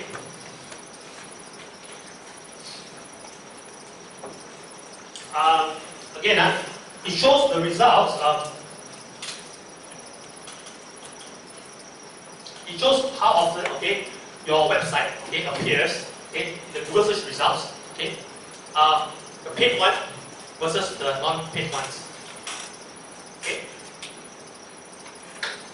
and which are the keywords that actually triggering, which are the keywords that you buy that actually cause the ads to appear, okay, or the non-ads, the one, the link that doesn't appear, that's not paid, but that appears. Okay. Auction insights. Okay, this one, let's say you're buying keywords like okay, the gearbox, right? Keywords, right? You want to know roughly, okay, by just a general sense, right? Who are the other websites that actually buying the same keyword? Okay, this one will be an example also. Okay, who are actually fighting for the same keywords, right? So you go to this section called the auction insights report. So they'll ask you, how do you find the amount of the websites or the advertisers who are actually competing with you for certain keywords, right? Okay. I'll not explain too much on the fields and the columns that are available, the information that are available. Okay. But if you're interested, the one that you want to look at for your future use, right? You can look at this one, what you call the overlap rate. This is the one that you might want to look at. Okay. So, and this one also, sorry, impression shares. Okay. This one, I don't think we'll ask in exam, but you're going to know what overlap rate is. It looks across the keywords that you buy, and it actually sees how many percent of your keywords are actually same as this person here, made in China.com or rsonline.com. So you know, I'm actually buying the same keywords as this guy. So you need to know whether it is worthwhile continuing, whether it's expensive to do, continuing what you're doing, and stuff like that. So you get a rough idea. Okay? Okay, tools to measure your performance. Okay. Okay, this you need to know. Okay, the term conversion. Next Saturday and the following Saturday, you will have the same. This term will be used quite frequently, right? Okay. These are some examples of what you call conversions. Okay, conversion means an action that a person takes, okay, after seeing your ad, after clicking on an ad, okay, that they do on the website itself. Okay. So example, right, you're buying keywords like for example, Taylor's University, what we will do is we will buy keywords like foundation in business, for example, or we buy degree in a certain course, right? So people search for those keywords, your ad appears, they click, okay? They go to the landing page, and they read all the things, or maybe a little bit of things like, oh, we produced a lot of very good, what you call, graduates, right? Okay. At the bottom, there may be like a contact form. Okay, inquire now or register now for a new intake. Okay. The moment the person fills up that register for this new intake, okay, and they are sent to a confirmation page, that is considered a conversion. Okay. Example. Okay. That means they are doing something that you want them to do, and as a result of the advertisement. Okay. So compared to newspaper, you don't know what newspaper just said, print and then somebody just call you, and then most likely you just have to ask them, hey, how do you find out about my company? Then the person will tell you. But on online, everything to a certain extent is trackable. Everything is tracked. So from the time you put up your ad and people click on it, And then if you happen to do something on your website, you will know, provided that you have set up all the tracking parameters. Okay? So again, conversion doesn't mean that it has to be a sign up. It could be a download, it could be a view brochure, it could be a whatever you can think of online. Okay, it has to happen online. If offline is going to be hard, it's not so straightforward. So okay. So but just remember the term conversion. Okay, general knowledge. Not just landing on the page, on the landing page, is doing something after they land on the page. After they see your ad, they click on the ad, they do something on the page. Okay. Okay. So this is an example. You see it? So you buy ads, okay, to promote your Google Analytics course. Okay. So they see the ad, they click on it. So they go to your landing page in the center, right? Sorry, the center. Here, center. From here, they type something like, okay, Google Analytics, so your ad appears. Click, go here, so you tell them, hey, you've got this course, okay, sign up. So they actually do, okay, they actually sign up, okay, and then once they sign up, obviously they will say thank you, right, or we will get back to you, or something like that, right, they will confirm, right. So that's what you call the thank you page, okay, and that's where most people will put what's called the conversion tracking script, okay, that's how you track. So obviously, people who don't sign up here, right, they just see, not something I'm interested in, right, they won't come to this page one. So that's why you put the conversion script behind, at the back, at the last step. Same thing, if you buy anything from Amazon.com or Zalora, right, the receipt page will most likely have a conversion tracking script. You can't see one, unless you press right-click, view source code, you can. But provided you know how to read the codes, right, it's there. Okay, it's there for them to tell. It's for why the reason why they put all these things is to tell, hey, I'm doing this ad, but whether is it effective or not. If not effective, why should I be spending so much money every month to do it, right? Okay. So okay, the question they will ask is, they will ask you what's the relation. Maybe they will ask you, where do you put the conversion tracking script, for example? Where do you put the conversion tracking script? Or they ask you on the landing page or what? Just remember, it's on the confirmation or thank you page, the final page. Those people who don't complete certain things, right? Obviously, they shouldn't be seeing they shouldn't be going to the thank you page. You get what I mean? Okay. The conversion tracking script is like a finish line, and you know that this person has completed something. It's a finish line. It's an indicator for them. Yes, okay, this one is done already. Those who never completed halfway, stop. No, they won't trigger that conversion tracking script. Okay. So why track conversions? Okay. So the good thing about conversions, right? You can even tell which keyword actually give you the result. That's how specific it can go. Okay? So you say you buy Taylor's University, the keyword, Taylor's Uni Malaysia. You can even tell like which keyword actually got you that inquiry. Okay? It can go as low, it can narrow down as much as that. Okay? Not just campaign or not just what. You can even go down to which website give you this inquiry. Okay? Provided you track it properly. Okay? Conversion. Okay, this one definitely will come out in exams. I think every slide will, because we are very we already cut short a lot of things, right? Okay, you need to understand the difference between these two. The conversions and converted clicks. Okay. Okay, let me just go one by one, right? Conversions, again, is an action that your brand or you yourself feel that is, you deem that, hey, it's worthwhile tracking, this something means something to me. Okay, it doesn't matter if it's a call, it's still better than don't have a call, right? If it's like an inquiry, it's still better than nobody doing anything, right? Okay, so you track conversion, right? So when it comes to conversion, they will ask, there was actually two types of conversion that they track. Two types of two methods, right? Okay, so one is called conversions only. Okay, and then inside conversions you have two types. One is count all or count unique conversions. Okay, count all means, okay, sometimes you're on one page, you have multiple conversions. Okay, let's say your example, like your going back to Zalora's example. On one page, they could have sign up for our newsletter, and then they want to buy now. Two conversions, right? Two also very useful, at least they're doing something on my page rather than just see, close. Okay, so if you set conversions to count all, if people sign up for the newsletter, at the same time they also buy something, two. You get what I mean? Okay. Example, or it could be any different page, but as long as they go to the page, okay, they do two different actions, okay, both which are valuable to you, both which you track conversions, it's counted as two. Okay. But if you put as conversions unique, meaning that the same person, they do 2-3 actions, okay, it's still one conversion. You don't care which action has more value, whatever, it's just counted as one. Okay, right? So the next one, converted clicks. Okay. The root word here is clicks. Okay. You got X number of conversions. You got like you got a person, same person who saw your ad, click. Okay. He do 2 different things. He signed up for the newsletter and he also buy something, right? Okay. It's considered as one only because it looks back at how many clicks resulted into how many conversions. The Malay a bit more different, right? This one doesn't look at the action. This one looks at the click. How many clicks did the person click, okay, to result in these conversions? Okay. Yeah.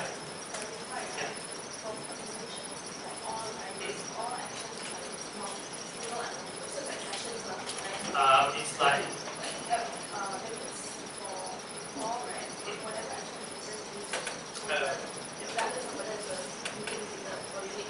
yes, correct,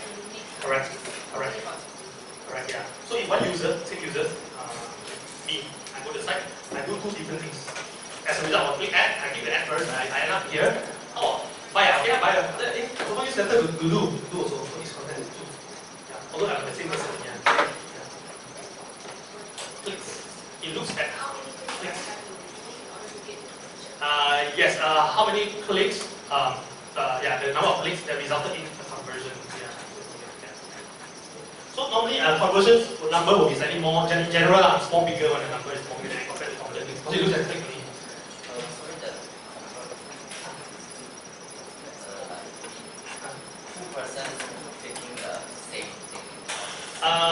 Okay, let's say one person, he saw the ad, clicks on the ad, one time only, but he do maybe 3 different actions. But all you track anyway. This one, that one also you want to know as conversion, this one also is conversion.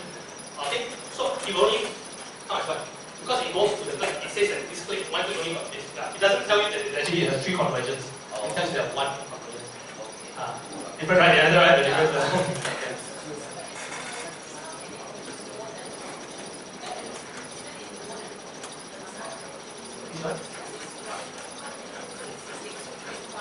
How many times?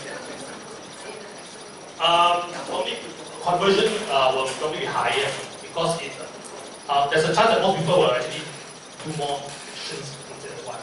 But clicks normally, okay, one more thing about clicks, I just remember, right? Conversion is free, right? Okay, that's what you call, they look at how long, let's say you click every, right? Doesn't mean you immediately buy. Okay? Yes, in the early side. Okay, again, one thing that I need to clarify you guys, right? Conversion, right? There's what you call a 30 days window, and most of the time you set by default. Meaning, right? Let's say you click on the ad, now you go to the landing page, you didn't buy anything. Okay? The next day, you decided to come back, but not through the advertisement. You come back, because you bookmark already, you know the page already, you bookmark it, you just go by bookmark, right? Because you don't find the ad anymore, maybe you cannot find it. But you buy something. You cannot buy something. But the first time you found out the site, or maybe the second time you click on the ad, they know that, okay, you have already clicked on the ad, okay, and then you buy it. As long as you buy or do something valuable within like a 30 days period, or depending on how you set it, it will count, it will still capture one. So it doesn't mean that it's immediate. Nobody buys the immediate one. Like cars also, right? You take like 3 to 6 months to decide, right? So commonly looks at just whether you actually click on it to end up buying, okay, the particular thing that you want, or you inquiring or downloading. Okay. What's the difference between unique conversions and converted clicks? Unique conversions and Converted clicks. unique conversion looks at conversions, the actions, the number of actions. But isn't that Yeah. like It's almost the same. It's almost the same. Okay. All means you count everything. You count all the actions that happen. Okay. Unique ones, they could do multiple actions. Okay, they don't care whether you click. They don't care if it's like if it takes 2 clicks for you. You come back and forth. You see the ad, you click, you do one action, and then you come back again. You click on the ad, and then they care about more like action that you take. That action. So if it's unique means right, if they are able to identify that you come into this site through the ad twice, and you do like X amount of what do you call that actions, you will still consider like one of the unique means like unique to this person. Or this same person has been doing, it looks more like conversion. Conversion is that it looks more like ad click, whether how many clicks that you take, it takes you to do like one conversion. That goes up. What if the user thinks ad on one device Okay. and make the transaction On the device, okay. That one is called cross device conversion. So in that one is a separate column. Lately they've been actually pushing on that. Let's say it happens, right? You see something that you like on the phone, you're searching in the bus, but then you obviously don't want to put your credit card details while you so you go buy it at home, right? There's another column called the cross-device conversions. Those are not registered. If I'm not mistaken, it's not here. It doesn't count here. Because last time, right, those days before this cross-device conversion data is available, there's no way to track when people switch. It's only normally when it happens on the same device, it's easy to track. But you don't need to know that because it's not going to be exact. But it's all good, to understand, when it happens, it happens. Okay. Any other questions before we move on? Exact. Oh man, I keep repeating the same thing, right? The same, it's going to tell me come out every time. Okay. Can you see an example? Yes. Let me see if I can just zoom. Can't really zoom in, can I?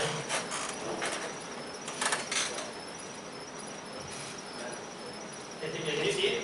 I don't know about. Can you see it? I'm trying to like wait.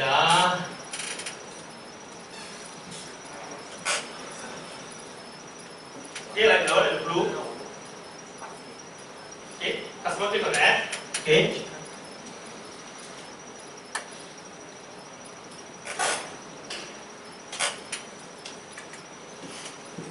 Maybe I can very sure.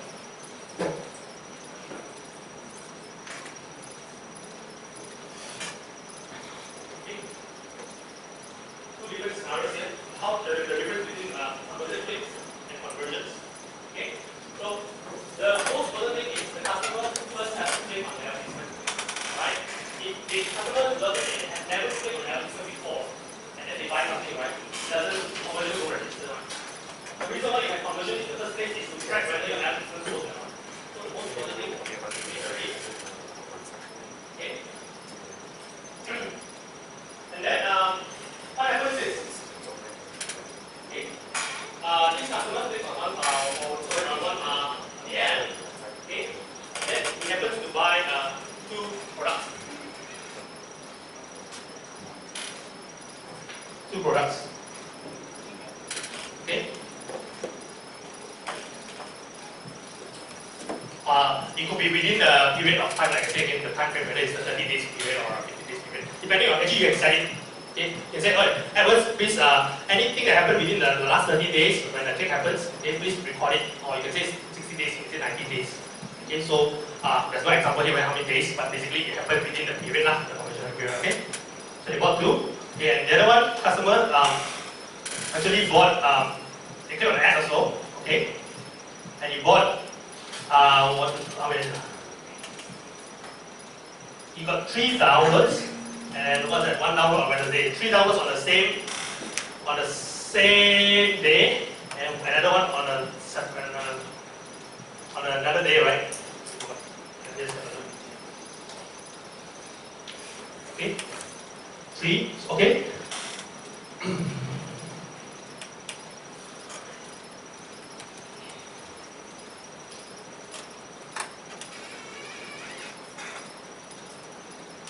Let me give it to you on this slide. I don't see what the example is. Yeah.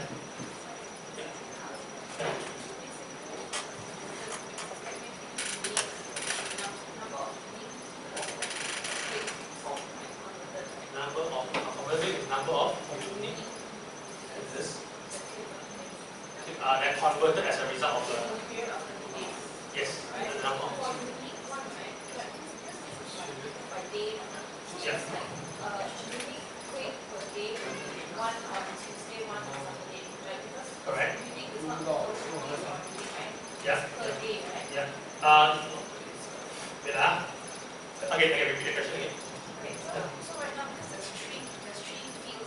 Yeah. Right? Yeah. Converted is within the period, so 2.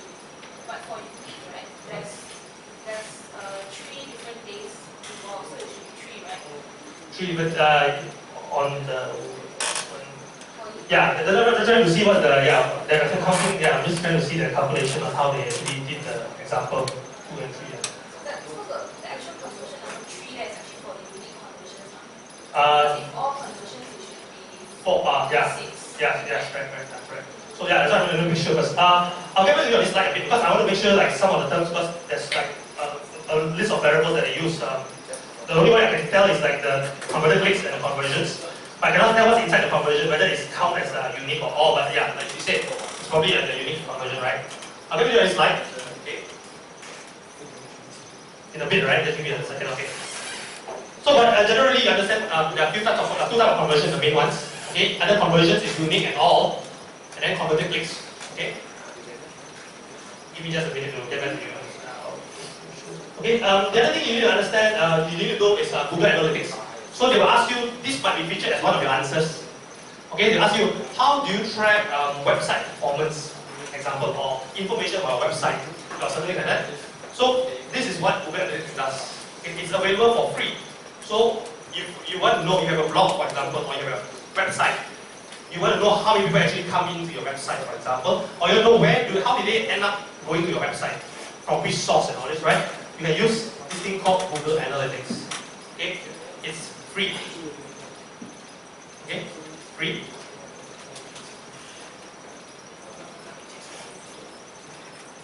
So you know what it does, just very briefly, you know what it does. Okay, Google Analytics. The next one, okay, campaign experiments. Okay, say, okay, you want to test different keywords, for example. Okay, you can run this thing called, or you test certain things or changes on your bidding. Okay, one you want to bid at 50 cents, the other one maybe you want to try at 40 cents. So what you can do is you can run this thing called the campaign experiments. So if you look at the bottom of the screenshot here, okay, you can split, okay, half of the clicks. Okay, let's say example they assess that hey, 12 clicks, right? Okay, let's do half based on this setup, another half on another setup. Okay. Again, go back to the root word. It's called campaign experiments. Here, trying to test certain things.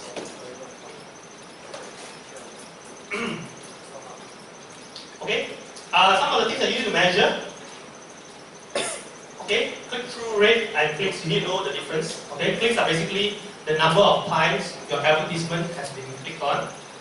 The number of times your ad appears is called impressions. Okay. Click-through rate is the total number of clicks divided by the total number of impressions. Okay, multiplied by 100. Okay. So why do you want to measure click-through rate? Okay.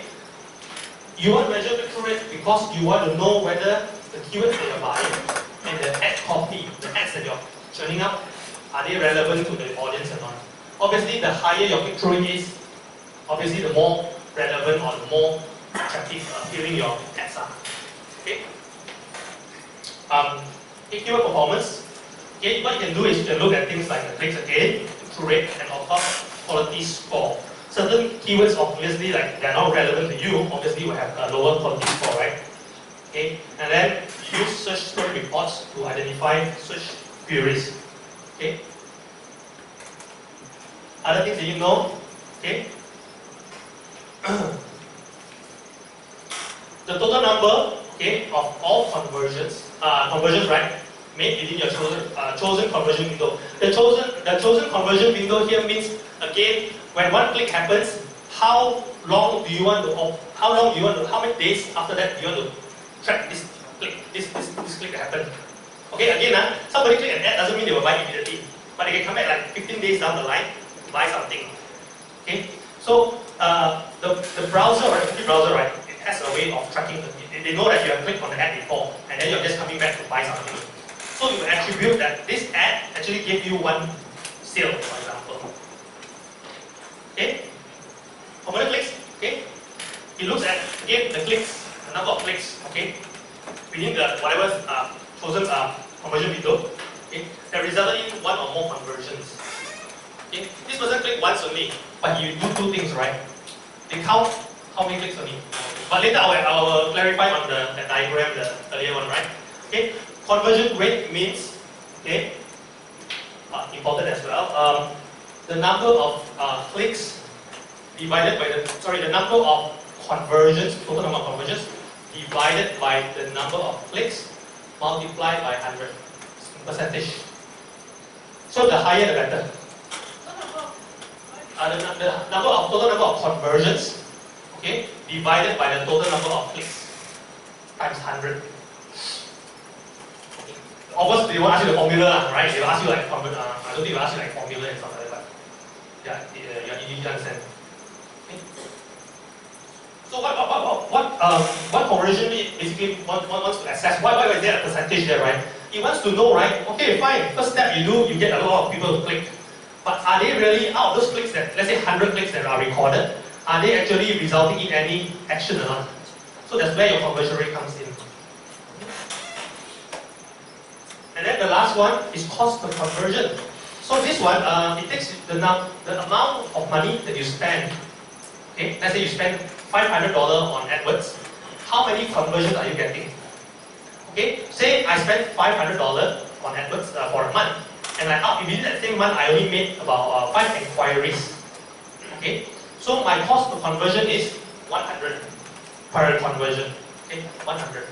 So it's also called CPA. Okay, it's not CPC, although it's called conversion, right? CPA means cost per acquisition, but it refers to conversions. Okay.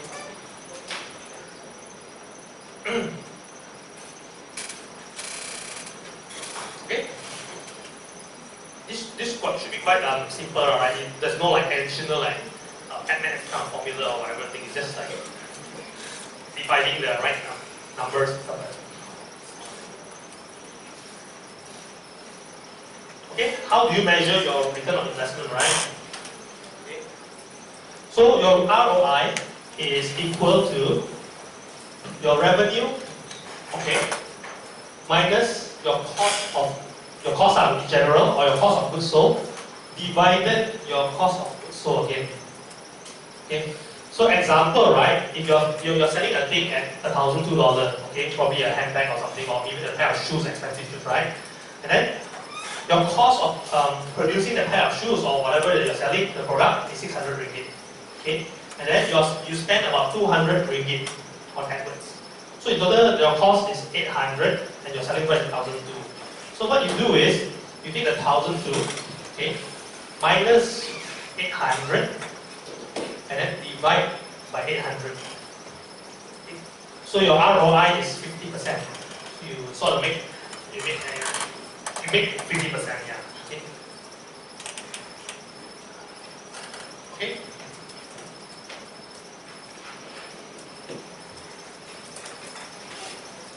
Okay, measuring brand awareness. Okay, let's say you want to know how many people actually got to know about your brand. Okay, as a result of advertisements.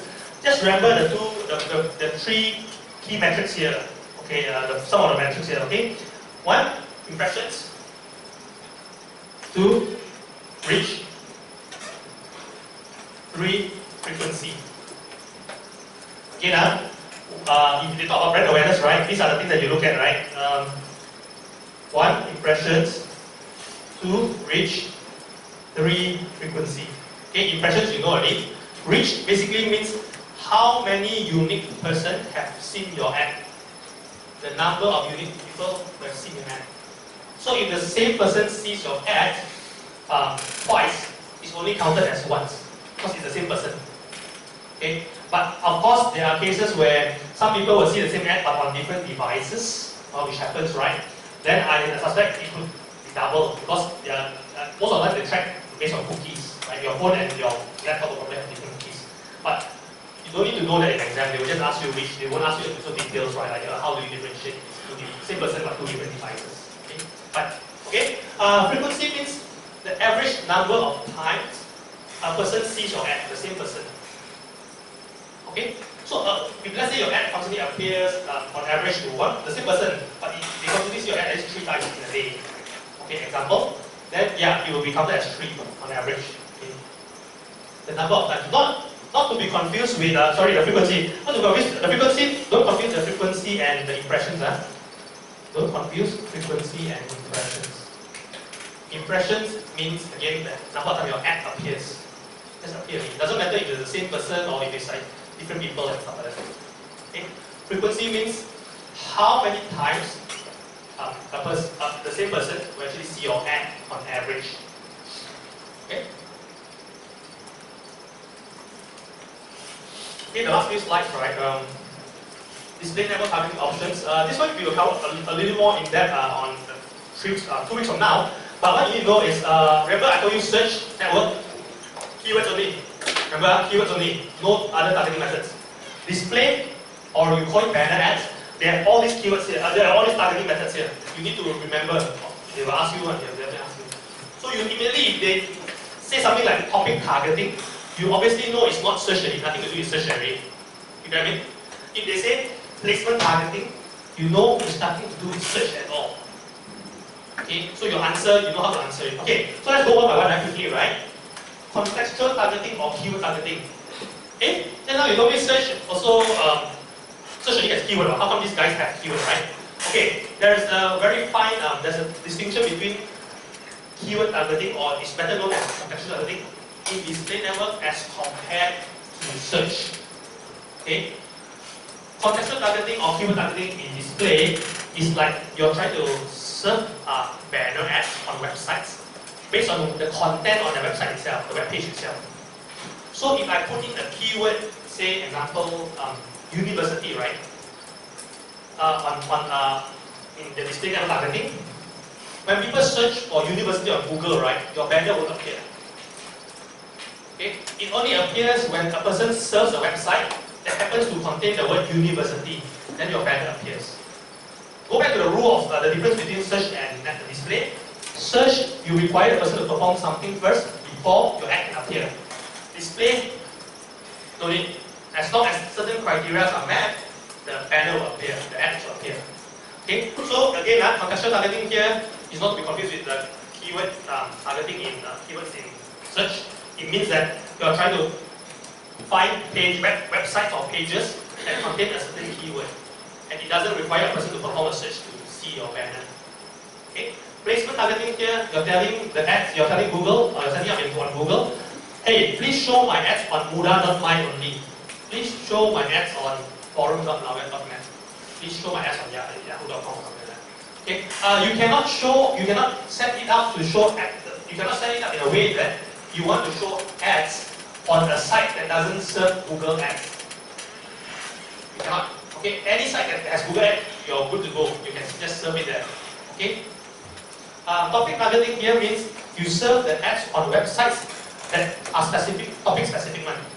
Okay, example, you are selling car accessories. Obviously, you want to serve all the websites that talks about car, right? So you just have to say, select that cars or automobile, right? And then Google automatically find all the websites that are related to car, call time or whatever, 0 to 100 or whatever. It will just serve all ads across based on topics. So you don't have to specify, oh, can I do this? You can do it in a different method, okay? Which is topic targeting. Remarketing means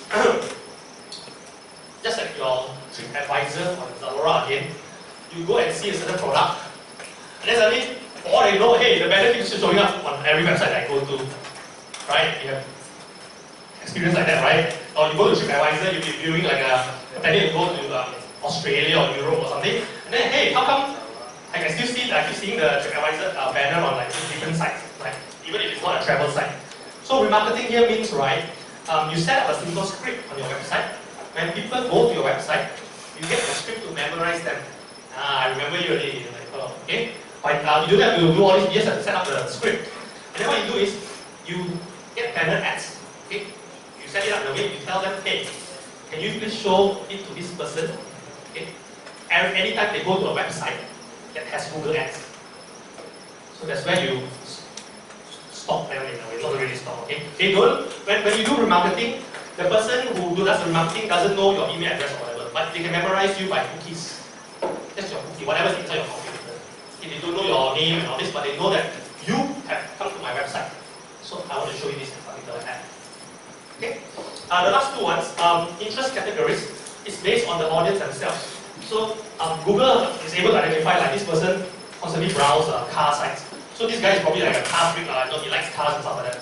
So you can set it up in a way, Google, please show ads to people who are interested in cars. And they will know how to find the sites that this car enthusiast normally you visit. Okay, when you show that. And lastly, demographic. So you can actually show ads to people who are either male or female or based on age. Okay? So of course in demographics, how do they figure out whether how old you are and all these things, right? How do you know? As long as you're logged on to your YouTube account or your Gmail, obviously there are some information that you have provided. So they can roughly tell, okay, this person is male, right? But if you're logged off, let's say your survey, and then you're logged off already, you didn't log on to anything, okay? Then Google most likely won't be able to tell. Okay? So there's an option there to click like unknown, like gender, right? For example, like male and female, right? Normally, but there's another one called unknown. So you click that, and then you show it to people who you don't know whether they could be either male or female as well. Okay. Okay. So let's stop here first. Let's do the actual questions, which is more important because you actually we are short of time, right? Let's go through, right? So it's quite big to cover, right? So.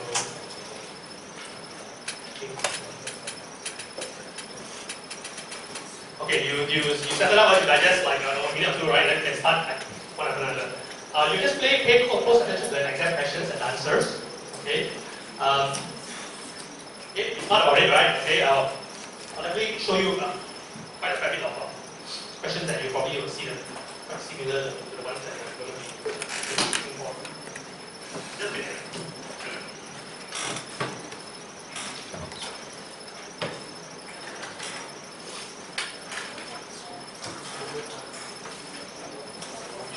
Okay, let's start. So fast, right? Immediately going to start. Okay. First answer. What's the benefit of online advertising? The longest one. Not necessarily. I'm actually talking about Google, but sometimes, you might work on this one, Yeah. Right? Everyone agree? Yeah. Everyone agree? Okay. That's too easy, right? Yeah. What's the advantage of advertising online compared to traditional?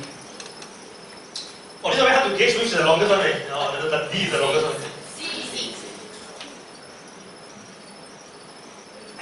Okay, everybody agree? Okay. So this is not the longest one anymore. So you have to be just very careful, right? You are asked to take over, Okay, maybe you can read on your own, and then just tell me what the answer, what do you think the answer is?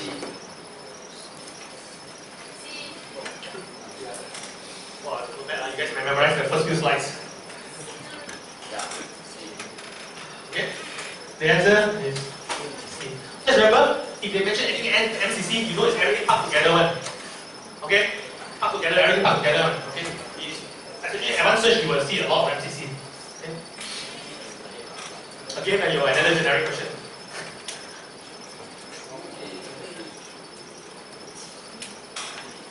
This is the longest one. The longest answer. The people on the right, okay? Okay, just Yeah. D.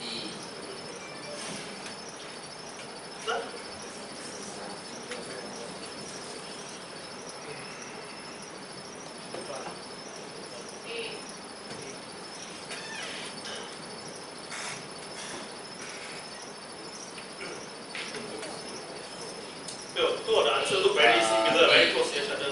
B. Wow, not easy. Yeah, these are a bit, the A and B very close to each other.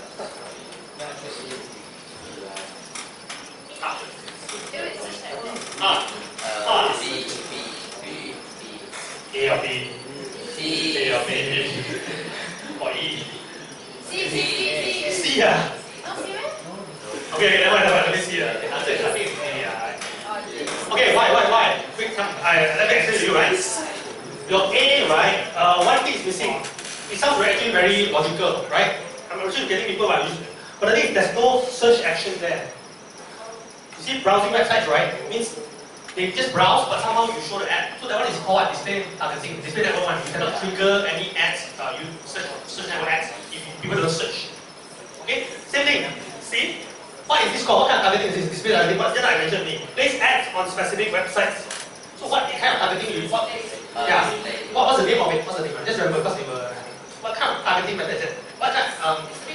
When you place an ad on a specific website, what kind of targeting is it called? Yes, correct. Placement targeting. Just remember, I'm placing an ad on a certain site. Okay. Last one.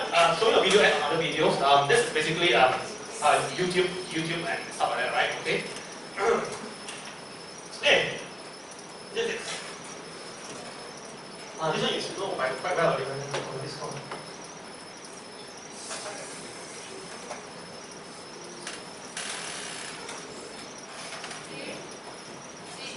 Not sure. Yeah. Somehow uncertain. C, yeah. Okay. Again, quality score. Just remember the keyword. Relevance. Everything has relevance that you get. Okay. Get out there.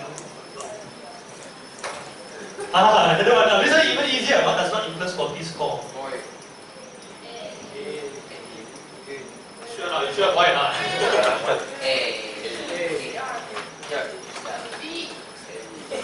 B, yeah? B, yeah, sure. You don't know? E. Okay. Oh, yes. That's not. Yeah. Okay, max CPC is for ad rank. Okay, ad rank is maximum CPC multiplied with quality score. Quality score in technology has nothing to do with CPC. There you go. Ad rank.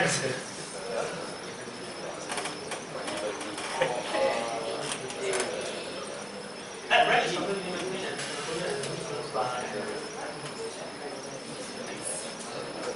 oh.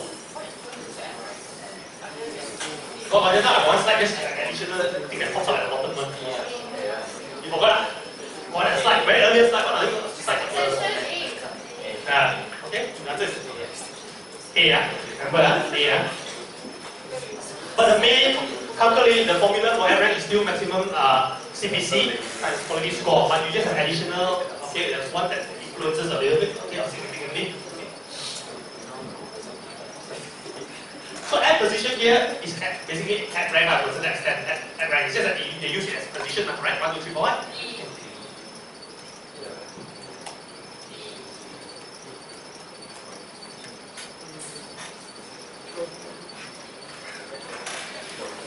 Donkey, right? Okay, right? Right side. Good. Okay.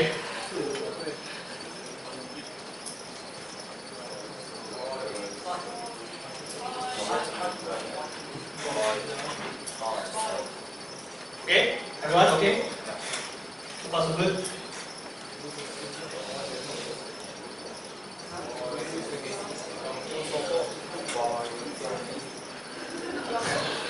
Now I start to get a lot of mixed answers already, then everybody starts to get real. Okay, right?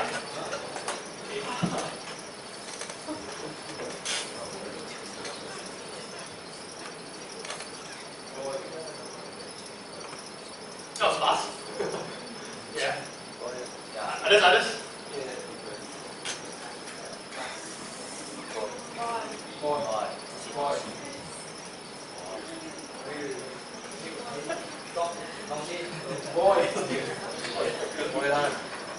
Okay, right. Okay. Just in case you don't know, right, the difference between daily budget and max CPC. Both you also set like a ceiling like that, right? Max CPC will help in terms of bidding, in terms of getting your position up. Budget doesn't get your position up.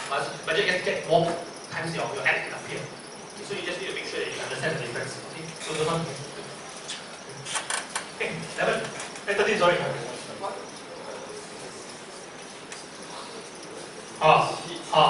Option minimum, right?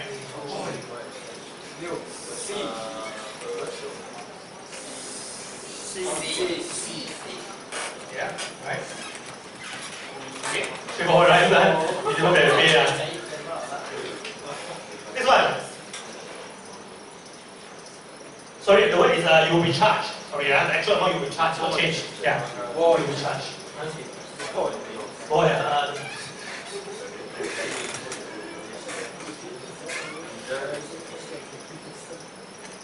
This one you take a long time. I also need to take a bit of time to see what. Donkey.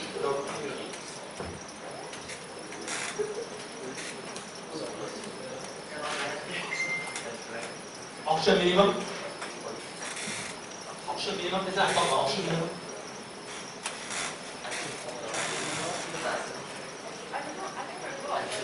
Auction minimum. Okay, let's say you have 3 advertisers, right? Three. I can't remember the option. Is the okay? So the answer is. So that's auction minimum for you. Okay. No other people already, right? Calculate. Nobody know how to calculate, right? How much you want to get this position? You just pay in the minimum, whatever. 1 cent more than the first number. Okay, more questions.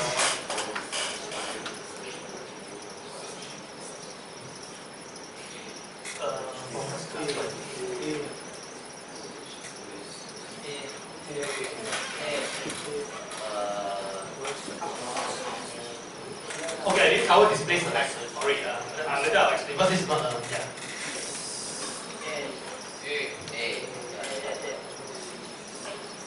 Sorry, another okay, search network with display select means, right, you set up a campaign that's called search network with display select.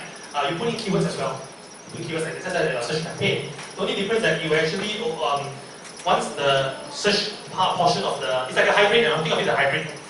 Okay? It doesn't only trigger your ads when people search, it also shows ads on websites.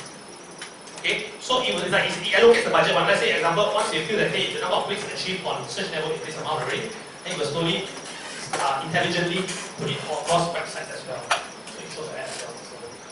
But normally, just for the fundamentals, you won't be using that term. You won't have a lot. Okay, it's either search network only or display network. Oh, so many questions about display select. Okay, never mind. Just.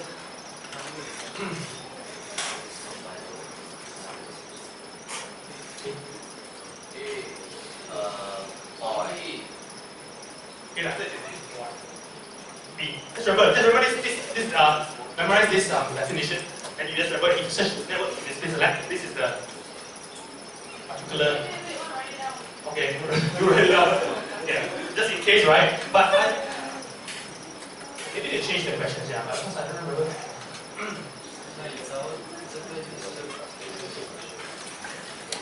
Remember, search with display select is a hybrid, together in one campaign. It automatically split for you. But normally what you do is a search, in the display, right? That one you can manually just own. But if you do this kind of campaigns, it will help you to do it for you.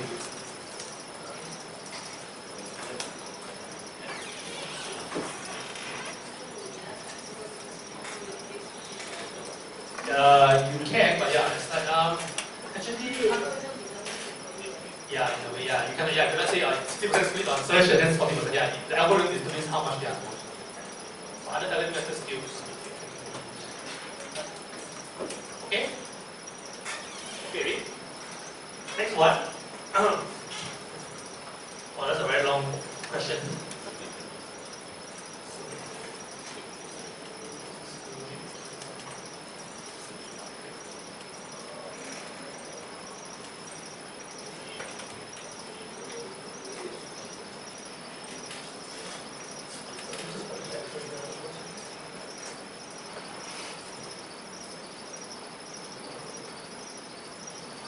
Okay.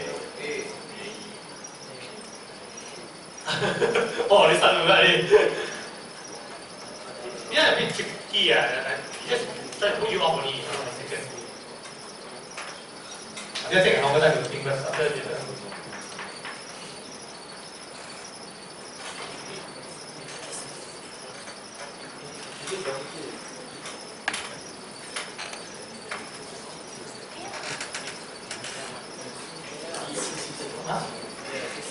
yeah, everybody decided on what you want to answer now.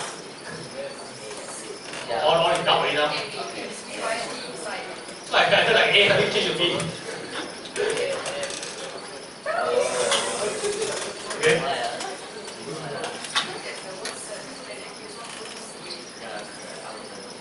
Okay. So yeah, there's two here. One is because the first one is searching. Okay, for mobile phone towers. At the same time, we also think that people who are interested in movies, right? So this one didn't say search or just say interested in movies only. Not searching for movies, right? So this part, how you going to trigger it? Obviously, if you don't search it, you cannot trigger it, right? So you use the display, right? So A is the answer, right? The answer. Okay. Another one. Wait. Did I go back to? Oh, okay, that's right. Okay. I thought I got the wrong section.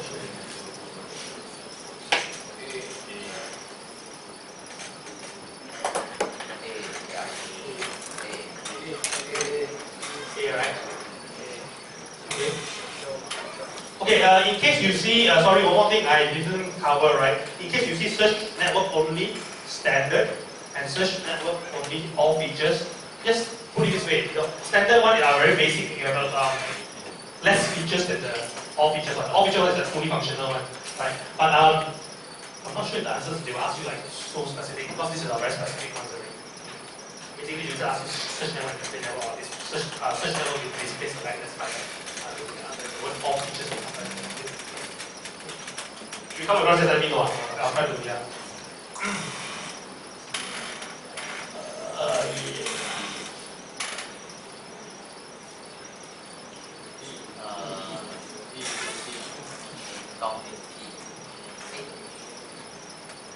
Oh, this one the answer a bit like vague like that. Oh, T.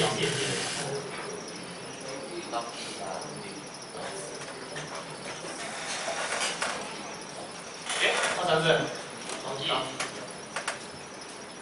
Okay. First one, right? Show ads to people on non-Google search sites, meaning that it's still on the search site, but it's not Google like AOL. Like they still have the Google thing, right? It's not. Show ads on Google Maps. Google Maps. Okay, Google Maps just think of it more on like the search site, search finder site, and the Google Shopping as well. Okay, so the last D is the answer. Wait, but a bit vague lah, right? The answer.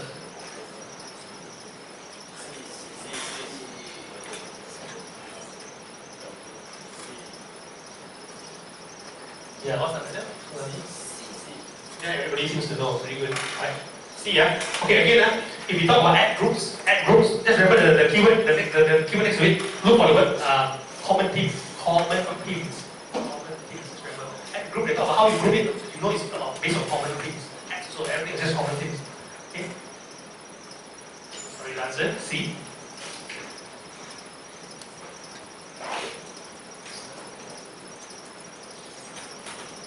I don't know why they give all these kind of answers so yeah, a bit more.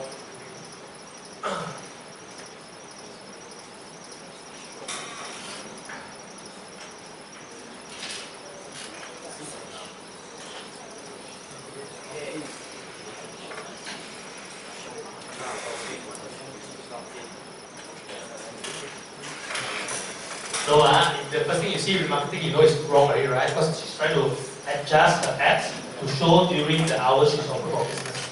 In marketing means you just want people to see the ad. I mean, you can do also, but yeah. Okay? Okay, right? Just remember, okay?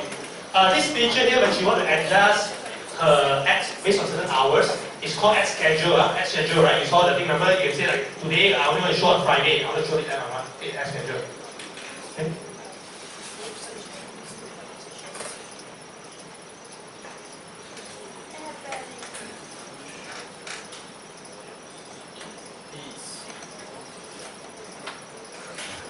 You see how your theory of the longest answer doesn't apply? Because the answer is definitely not the longest one now here, right? It's like different. Okay. Okay, let's see. Okay, again, go back to the root word search here. Make sure you find see whether there's any indication that this person is also searching, performing that search action. Okay. Okay. Next question.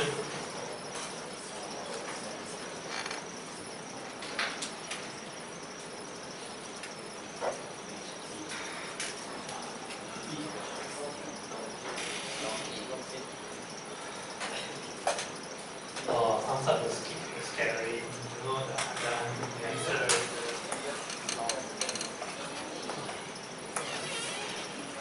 Answer? No T, right? I don't understand why. Why? Okay, the first one, right? Okay, display network, right? Okay, again, it doesn't require people to search, perform a search action, right? So obviously A is out. Okay? B, same thing again, when people are searching, what people are searching? Cut out, right? Oh, yeah, I understand everything. And then C, pick the most popular keywords for his campaign.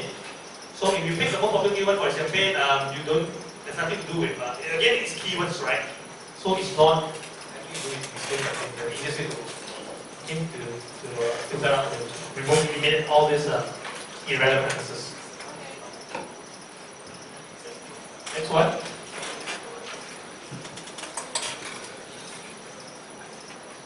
This one you should know what.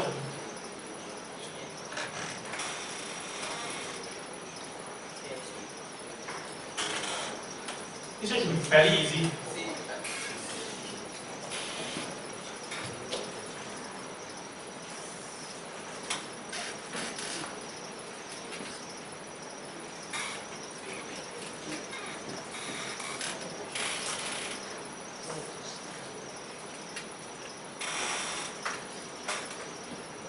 Okay, answer?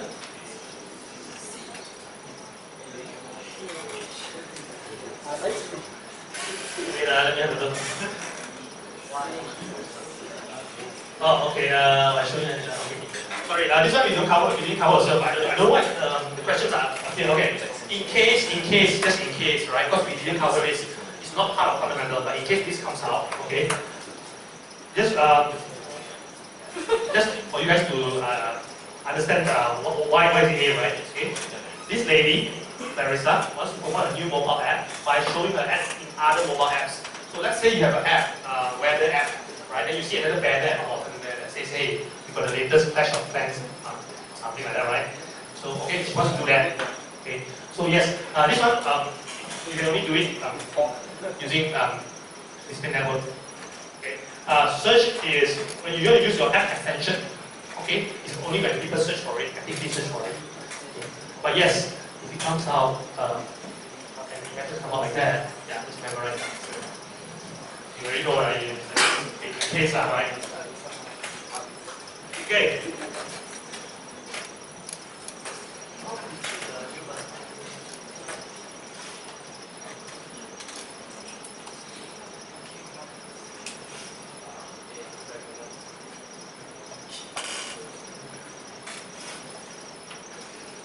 That should be straightforward.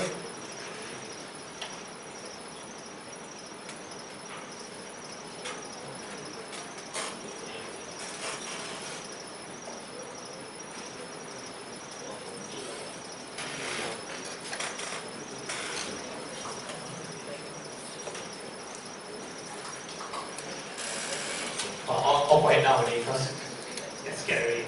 Anyone answer? B, yeah. D. D, ah. A, remember A. Again, in an account, you can have multiple campaigns, and each campaign can have multiple ad groups, and each ad group can have multiple ads. Okay? Why you want to have multiple ads? Hey, waste of time, right? You spend like hours to write one ad copy, let alone two, right? You want to write, let's say in an ad group, the same keyword, Taylor's University. Why do you want to write two ads? Okay? It's because you want to know which ad works better. So you run it simultaneously, Google will rotate it on its own. Okay, will rotate, and then you will see, hey, my click-through rate for this one now, I write B with the word free, as compared to scholarship or whatever. Different response. So from there, you know which one is better. Okay? So you can have more than one ad in your ad group. Okay? Again, then you can have more ad groups under one campaign. Okay?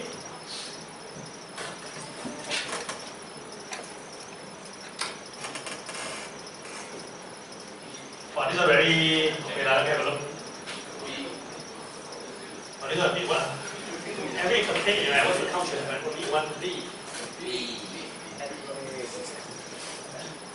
Okay, let's go. This one langsung tak ada in your exam one, langsung tak ada in your syllabus one, right? Like, yeah, you just need to get ready.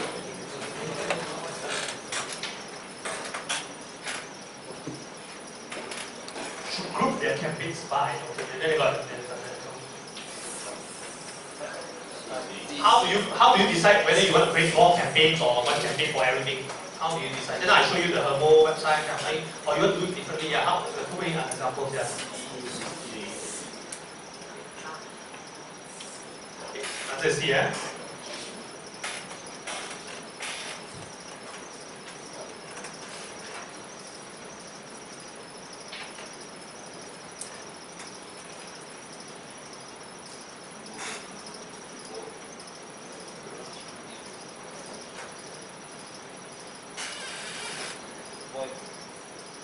Actually, both like two answers you can applicable actually. And another great one each.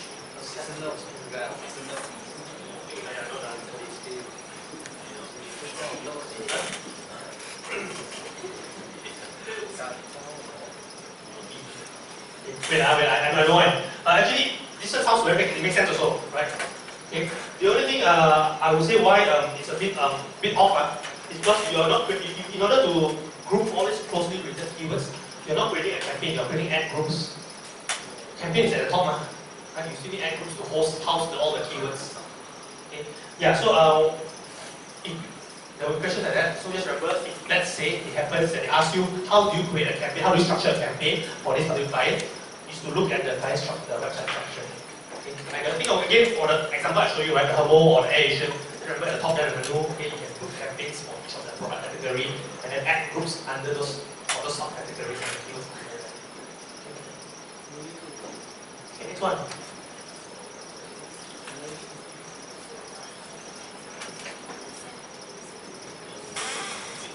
This one I don't think I covered in the syllabus, but it's good that you now know. Okay, I'll give you the answers. Okay.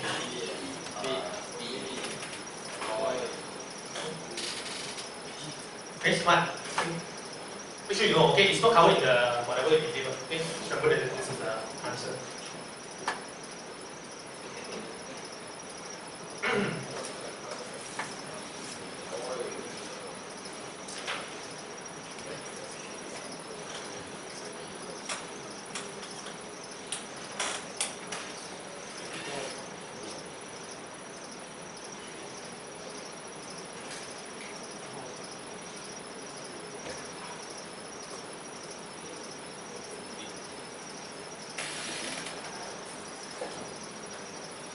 Answer? Alright. Joseph owns a music store and is creating an group for ground rentals. What would be the most appropriate landing page for that?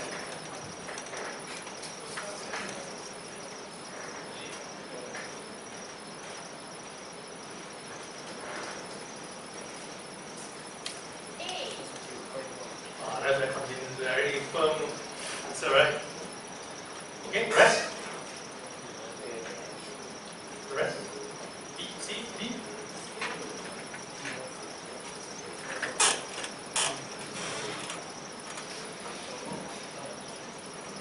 Okay, why? Again, relevance. Always remember the keyword is relevance. Everything you see from the landing page to the ad copy to the keyword, again, try to make it as closely as relevant as possible. What of this one? What would you say?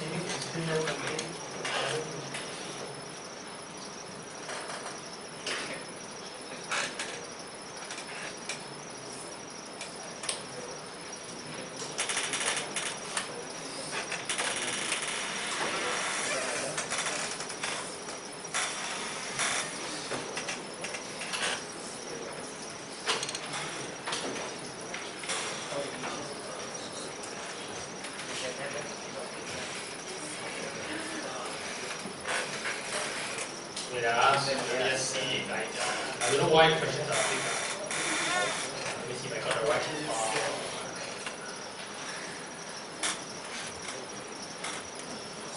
Yeah, it's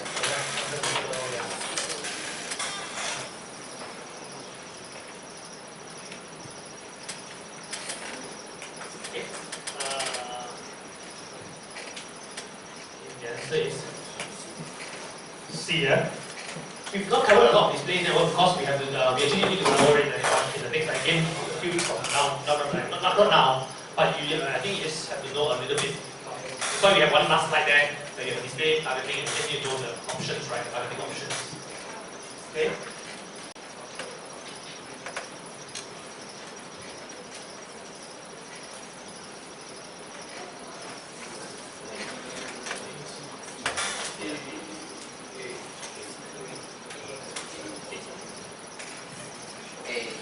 one actually, in a way, you can eliminate a few questions. Actually, it's not accurate as well. The answers are very vague. But that's how the online exams are also, right? That. Right. Okay, the answer is A.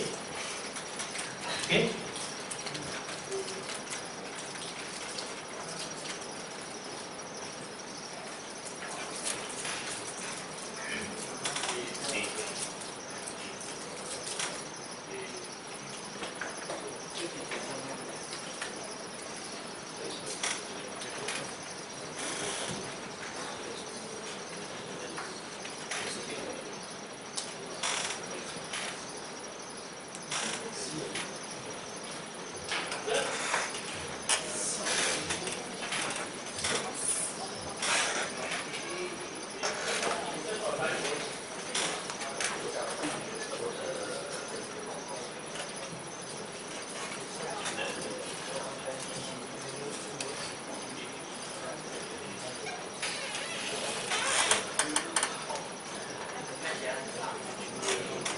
Bit more tricky, this question, right?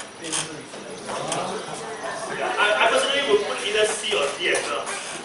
Or even B also can actually. Right?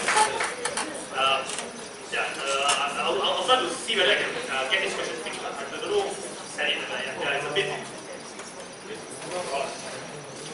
Okay, the next one.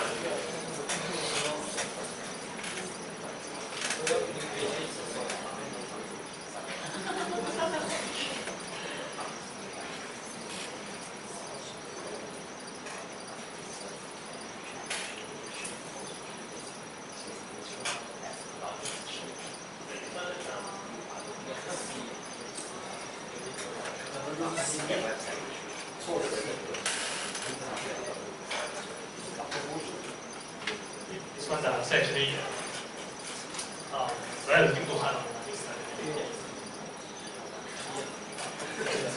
It's also not covered in your one, right? Okay. Just to share with you, product listing app basically is provided that you have an online store. Basically you need to have a Google Machine store.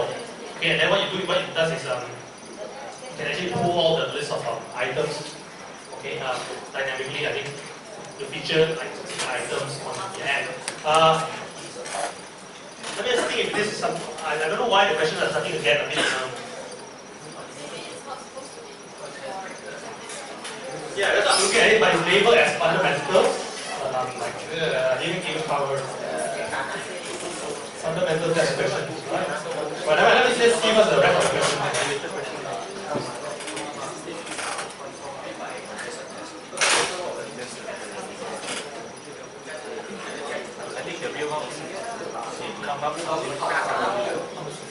Okay, this one.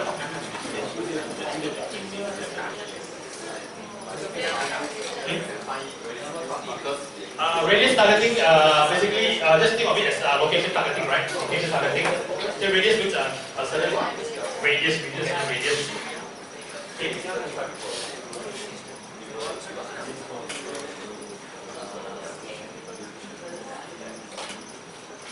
Storage is was an answer.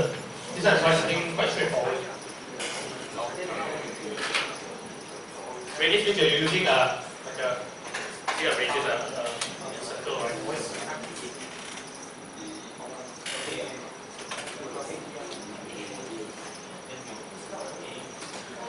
D. Okay, A, right? If A, what you can do is you don't have to use a radius. You can select cities. Okay, if KL, if it's whatever, Kajang or PJ or whatever, you can do that. Okay.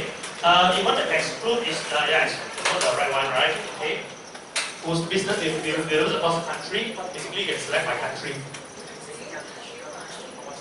This one you should know all these mesh types are quite easy. Voice mesh, using front mesh.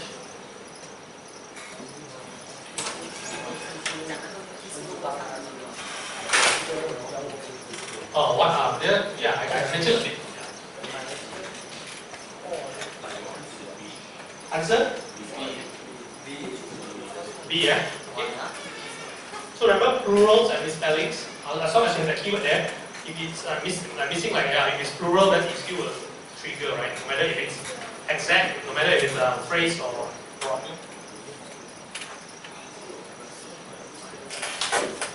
They are very specific. They use very specific.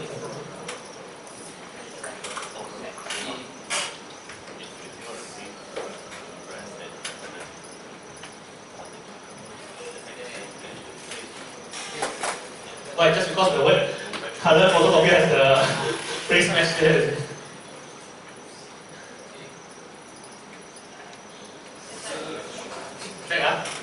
He said that they use very specific terms. Very specific terms. Okay, no additional terms. Like just exactly, let's say for color photocopier, it's color photocopier. Okay? Why do you use negative keywords? A, yeah? So you don't want those who search for something like Taylor's University logo to click on your Taylor's University intake kind of ad, right? So, A. Next.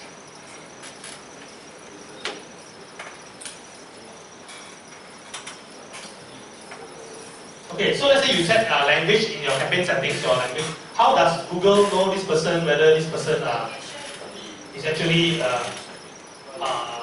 using a specific language?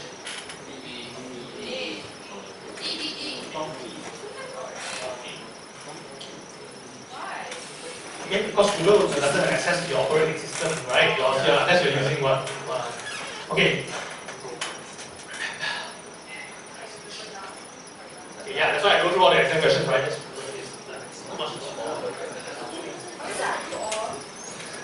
I mean, it's good, right? You guys get to see the actual ones. Okay, this one?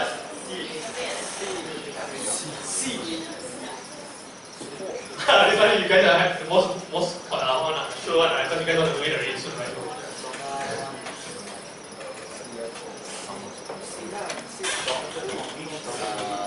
C, right? Okay, the under display targeting and display network, okay?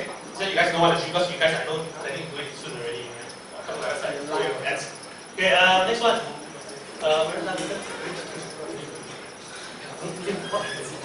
And don't live. So people who are visiting Bangkok location and don't live in Thailand.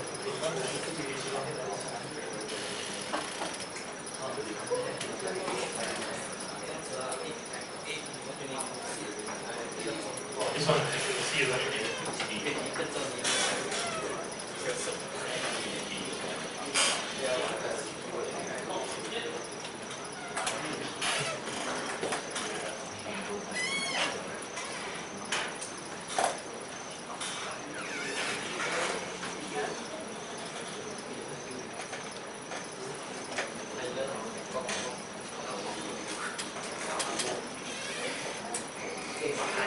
This one a bit tougher.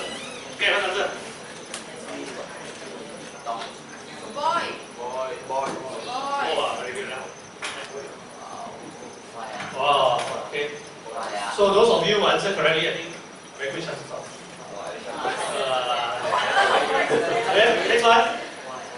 This is again audience and interest targeting is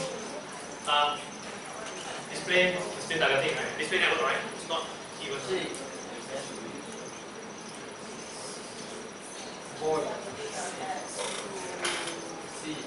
Don't get confused with the word audience / interest. Okay, it's interest targeting only, right? After you can put off, hey, what audience means, right? But you know these are display network targeting options.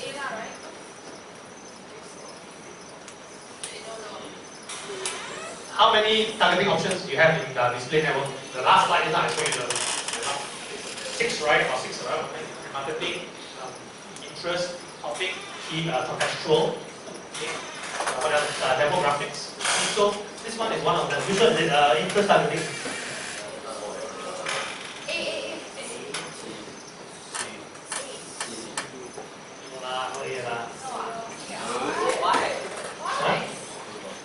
Specific websites based on specific interest. Specific websites based on specific.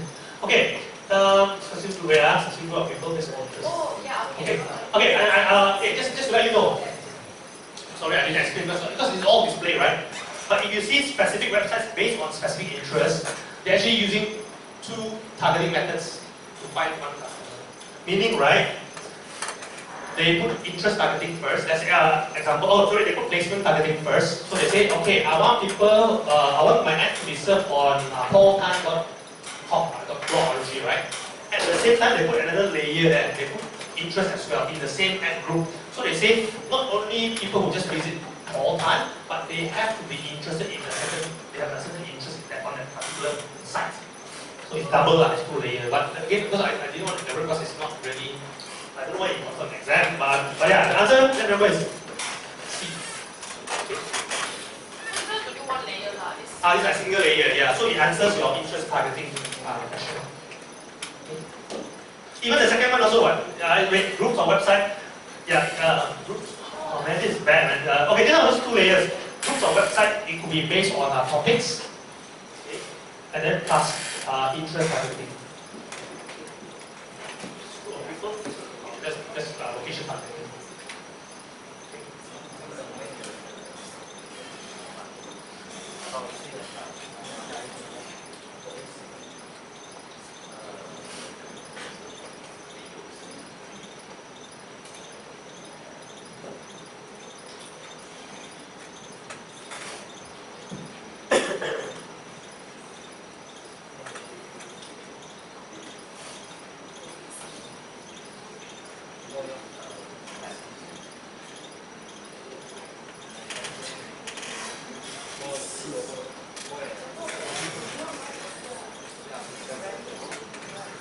Answer?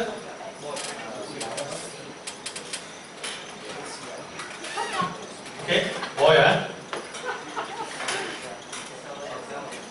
Okay, Like, actually, you cannot write the brand name, you know, and all. if it's not a trade, if it's a trademark brand, you cannot. Yeah, but you can say It's just a very generic question. If let's say example, right? If let's say they use the word, what's the famous brand? Brand Living or Yonex, right? If it's not a trademark, I mean, if the trademark, the trademark application or the whole process is not submitted to Google, right? And then if you use it, and if the Google doesn't flag it, that means it's not. You can use it, right? But you have to be very careful. Sometimes we don't know one, like obviously those BMW guys, the Apple and all those are definitely confirmed they already have submitted all these applications to make sure people don't use it on Google. But there are also companies who have trademarks, but they have not submitted it to Google, for example. And there's always a not how to explain. No, I think to a certain extent, not all trademark but most of them will probably have probably have a problem doing it here. But again, the company names not all are trademark one. Just remember that not all company names are trademark. Only I think most of the time the big ones who want to protect the use of the names, right?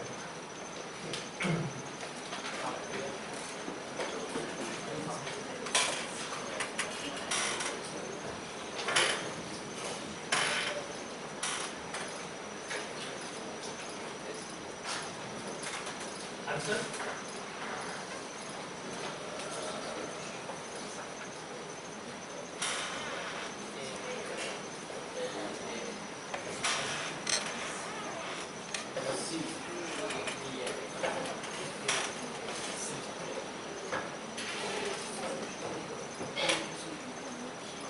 D.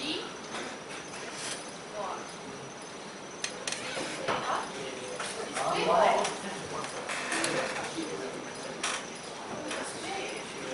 You know why? Okay, lah, I'm gonna feel this. Good.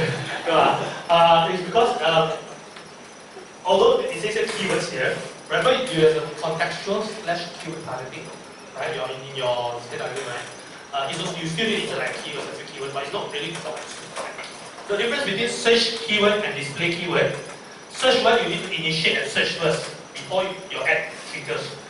For keyword targeting in display network, you don't need to initiate the search. As long as the keyword that you put in matches the website that the person goes to, then your ad will appear. So, yeah, it's called keyword. You cannot use the word contextual that matches the website. It doesn't make sense. So you can use the word keyword.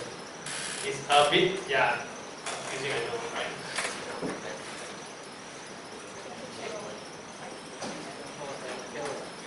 Hopefully the questions are not written in this way. I don't know what I remember because I've taken it quite a lot of times, but apparently it changed already. So I don't know how the new structure is. Okay, I'm building a few lists.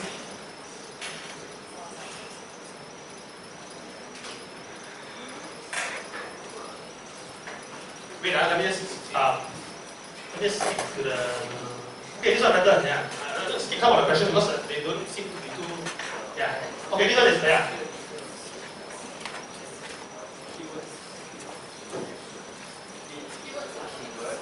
Okay.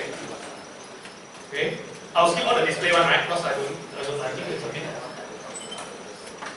You can analyze on the website. You can add this website says. Yeah, placement, right? Wait, let me see whether. Let's skip this one. Oh no, okay. Let's just go to this one. The metal island, that's all over the place. Okay. Okay, so they say, let's say you set, just for your knowledge, right? Let's say they set network campaign based on the daily budget, right? So you want to spend $10, okay? And each of your click, the actual CPC costs you 1 ringgit. So obviously, in one day, you can spend up to 10 clicks, right? You can accommodate up to 10 clicks, provided that your CPC is consistently $1, right? So in certain cases, right, where there's not necessarily everybody you will finish up the $10 one. You put in $10 every day, but doesn't mean you will finish up $10 because sometimes people see the ad, they don't click at all. So you still have budget there. Maybe at the end of the day, hey, I still got $8 left. I only spend $2 for one thing. So what you can do is to try to get more, since you already paid, you are willing to pay $10 each day to advertise, to use up all this $10, right, to make sure that you get as much impressions as possible. You can change the delivery, what you call the ad delivery method, from standard to accelerated. Okay, what can you have the oh sorry, throughout the whole thing. Okay, sorry. This question they ask you, what if your budget is constantly used up before the end of the day? Okay, sorry. Earlier one, if you want to use up your budget, you're going to use up your budget by the end of the day, then you go accelerated.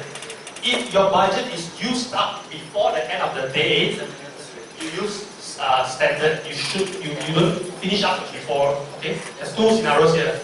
Okay, again, if your budget is constantly used up, like within the first 2 hours, but you choose to show the ad across instead of using up immediately within the first few hours, you want to make sure every hour of the day you have your ad that appears, then you use the standard.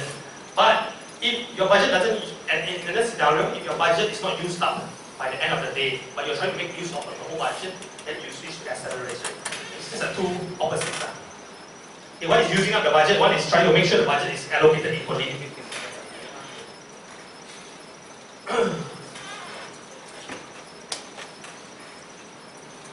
And this is one of the what you call implications if you don't have sufficient if your budget is met. Okay, let's say you have let's say you need to allocate $10. Okay, you allocate $10, but so by before the end of the day, like maybe half the day, right, you already spend $9.80. So what happens is Google will stop your ads. It will no longer show ads, right? So before the end of the day. So there is a possibility that okay, obviously when your ads are not shown, you will miss out potential impressions.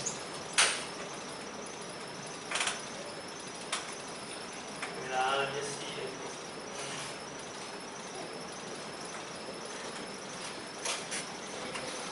Okay, this one,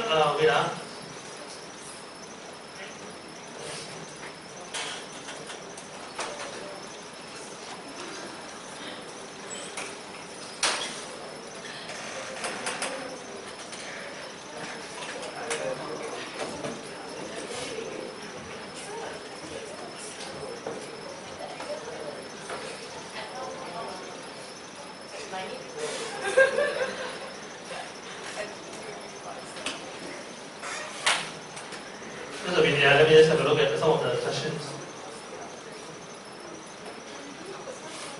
Okay, this one is probably applicable for you guys. This one.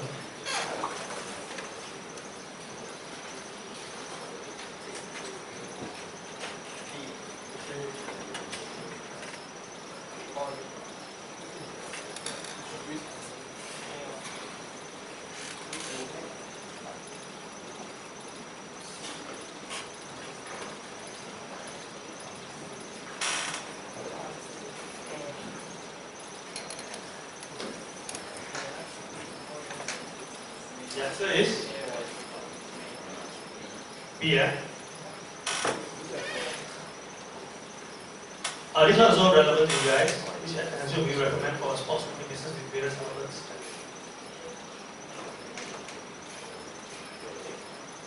Answer is B. Okay. Another one relevant for you guys for your exam.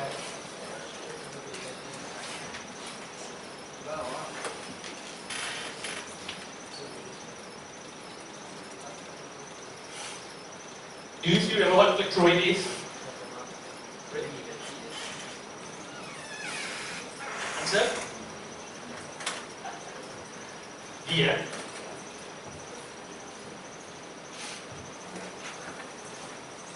Let's just move on. Okay, this one. Standard Edwards SF.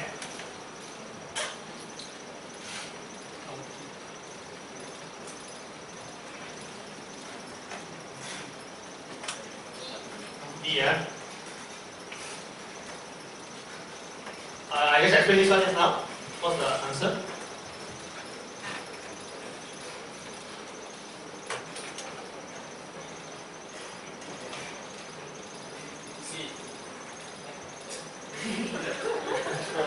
Sure not.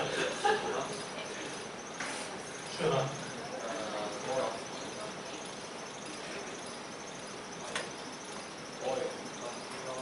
In an ad group, same ad group. Let's say you create an ad group called campaign called shoes, and then inside shoes there's one campaign called leather shoes. So you have two ads in those that particular leather shoe ad group. So why do you do that? Okay. I explain again, right? You put in two ads, it will work for you. So you will know which one has better click-through rate and then you focus on that one. Or you put in 10 ads also in the same ad group. It doesn't matter, you put in 20 as well. This one also is it's your kind of question, right? I mean, it's the ones that we studied, we covered just now.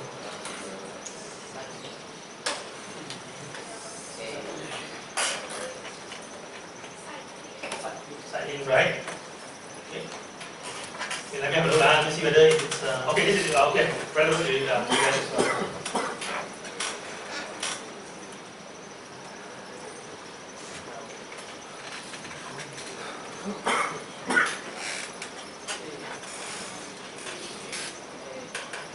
It's a very straightforward. So no trick question.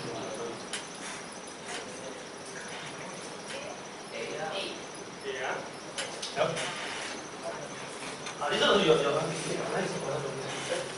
okay, that's actually, yeah, it's for your what you cover now.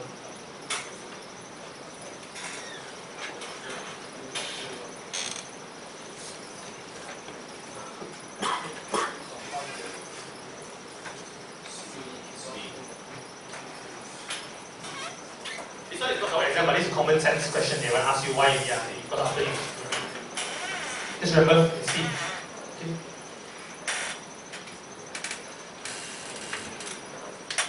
So, what you study? So, this question I think more. This is another set of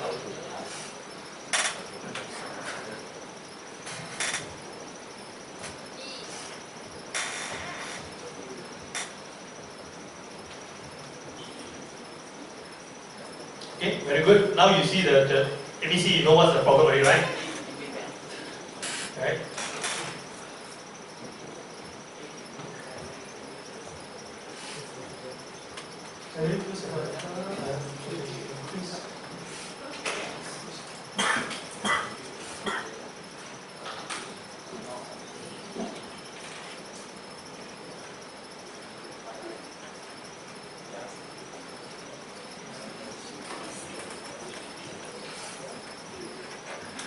Answer.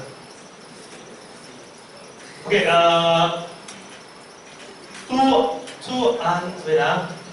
increase, right? About two answers you can remove immediately, you can eliminate already. You know that it's not correct everyone. You know that some of the answers are not correct. So which are the ones that you can remove? Okay. Yeah. Okay, A you can remove already. Because it has to do with display, right? And you want to remove what you call a display network placements, right? You know you need it's not called it's not using the negative keyword, okay, using negative placements. Okay. And then actually see. Okay. Okay, why? Okay, simple. Let's say, right, if you don't use negative keywords, right? Example. Let's say, go back to the Taylor's Uni case, right? You buy a keyword called Taylor's University. Okay. So obviously, those patients from Taylor's University study in Taylor's University or Taylor's University campus, they might click on it, right? But those who are studying, especially if your ad copy says about the new intake or the latest intake. But if you were to, if people who are searching for Taylor's University's logo, example, and they see your ad that talks about what you call that if you talk, it talks about an ad about intake, right? What is the likelihood of them clicking on your ad? It will be slightly lower than those who are actually searching for to study, right? So but your ad still appears, correct? The ad still appears, but the more people who search on logo and the more they see it's not relevant, right? They will click, but it still appears to them, right? They cannot control it unless you use an ad blocker, for example. So it actually, when your impression goes up, but your clicks maintain or goes down, your click-through rate goes down. Remember the relationship, huh? High clicks, high number of impressions, okay, you will get high CTR, right? Or okay, high clicks, low or moderate impressions, you will get very high CTR. Okay. High impressions, low number of clicks, you will get low CTR. Okay. So you want the equivalent, the same amount of clicks and the same amount of impressions, then you get 100%, right? But of course, nobody. Yeah, just remember that.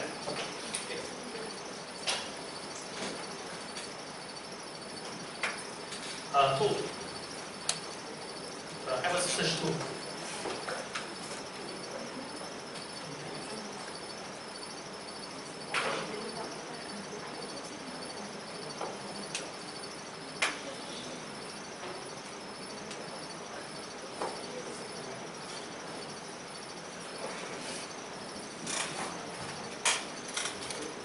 One immediately can remove already. The word placement here, again, is placing an ad on, okay, on this level, so you know it's not the answer you're looking for. Okay, you are left with 3. Okay, so one is suggesting that image for ads, okay, which is true. Okay, C. Okay. Let's keep this one. Okay, this one.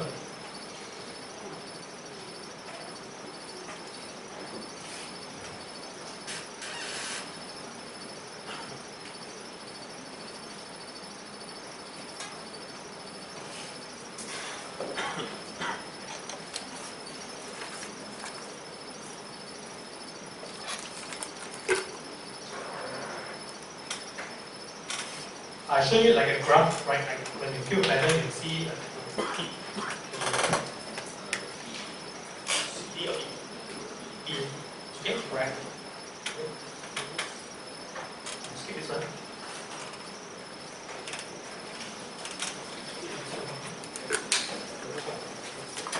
So remember what is search term?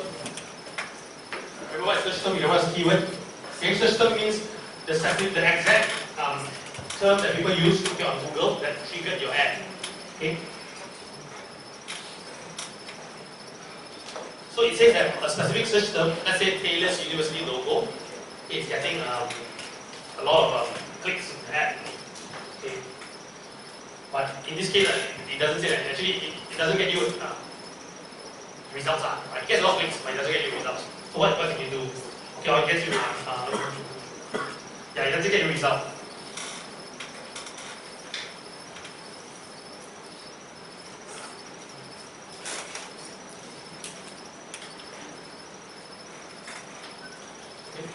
It doesn't get you result. Okay, say this one, right? This question means, right? If you see a search, you go to your search report, you see, hey, all this while, so many people are searching for this word, Taylor's University logo, and they click on an ad. But obviously, you know these are not the people that you want, right? So what can you do to fine tune this? You know that it's happening, it's constantly happening. So what do you do?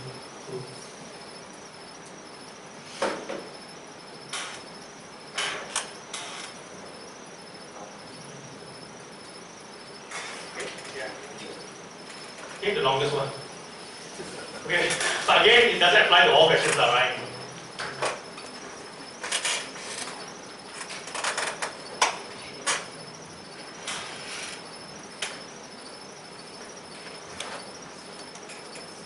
Okay. Here the keyword is organic. Okay.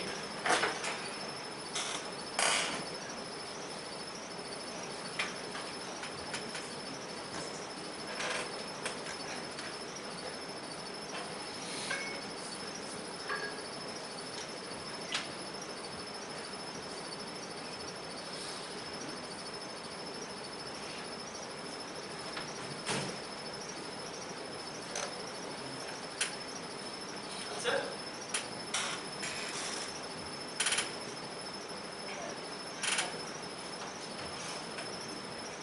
Okay. Okay, this one if you don't know, just yeah, memorize it. Wait, go back, I haven't memorized it. right now. Right, take a mental picture of that. Okay. Organic means non-paid. You don't pay for it. For the, okay.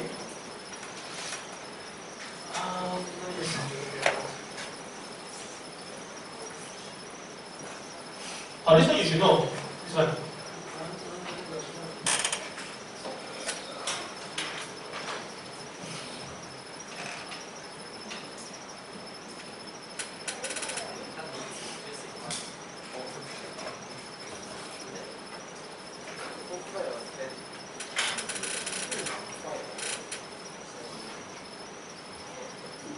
Answer?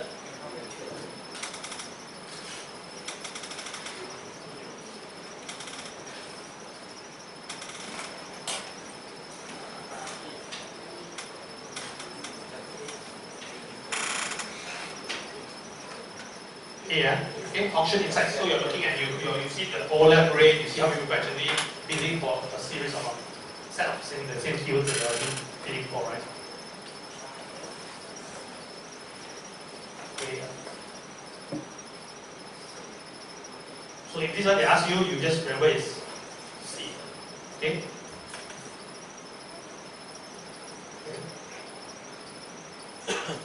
So you should know.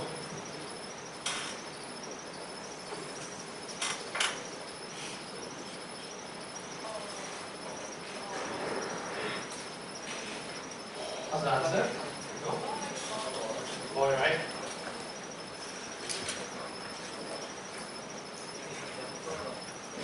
Okay. Again, the number of conversions divided by number of clicks multiplied by 100 get a percentage. Okay, so how let's make it. Okay. Okay. Wondering what is this one? But if you need to know the answer. Okay, remember this that. Okay, remember that it's if this question is asked, that will be probably the closest one. This one.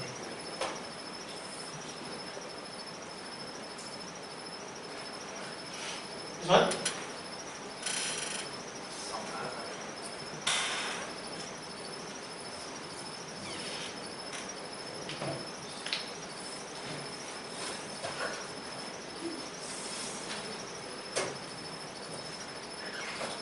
Okay, I think most of you guys doesn't get a hang of this rock mesh types, like keyword mesh types. This one? GA, Google Analytics, the one that tracks things on a website.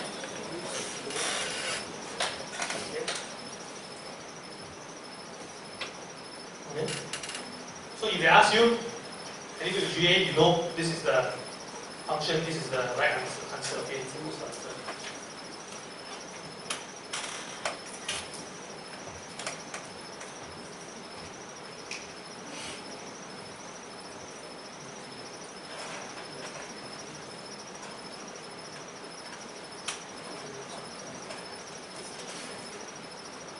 Yeah, this would be maybe testing, yeah.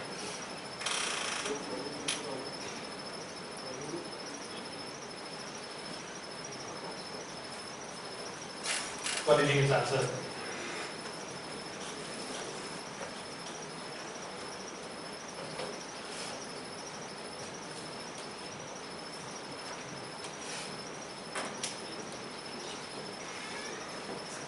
remember quite well, okay, with his experiments, he can do changes to certain things like bids, okay, like budgets and okay, landing pages is one of them. Landing pages. Usually it's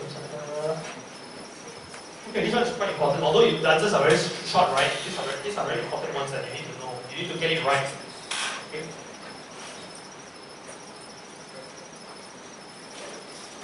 Which one? Which one? This one you cannot get it wrong. You cannot afford to get these questions wrong.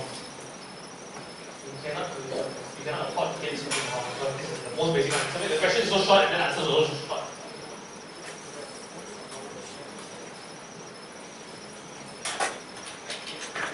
Answer? Okay, your clients want to increase the number of people visiting his website. Visiting his website.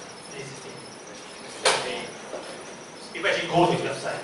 Okay. So which of this metric, okay, the ones that I'm sure I'll show you all these 4 metrics. Okay, which one actually, okay, should we look at to actually, to focus on, to try to make sure that it's as high as possible so that more people will go to his website.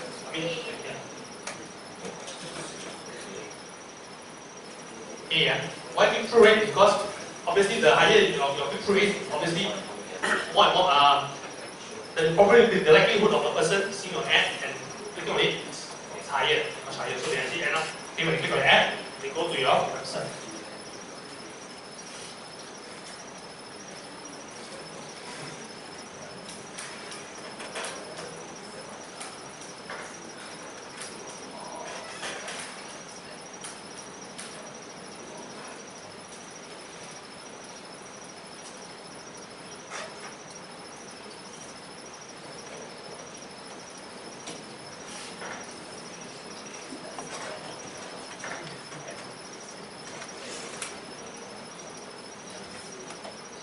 Spent compared to how many forms of the percentage of budget spent.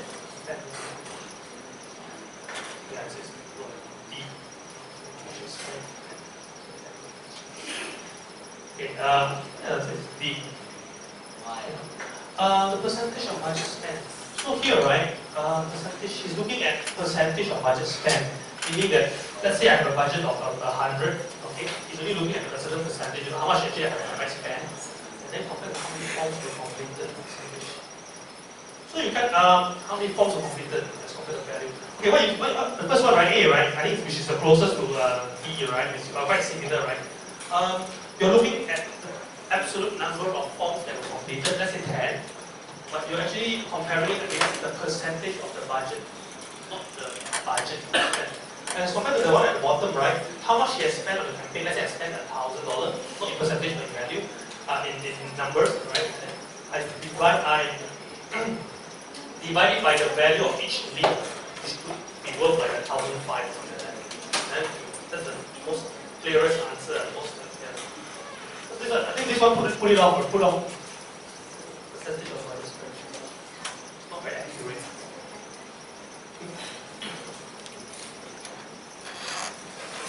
Okay, this one.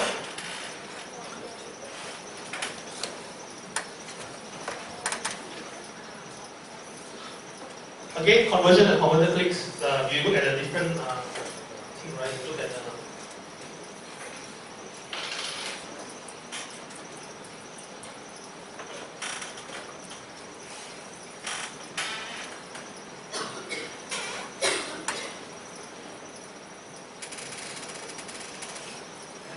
answer. It's a very straightforward question and answer, right? It's like ask you this, and you just the answer. Okay. Again, converted clicks, you look at clicks and the word clicks. If conversion, you look at conversions. Just remember that. Okay, I look at. Okay, as a result of both also are tracking conversions, but when you look at the actual conversions, what did you look at the clicks that result into the conversion, that leads to a conversion?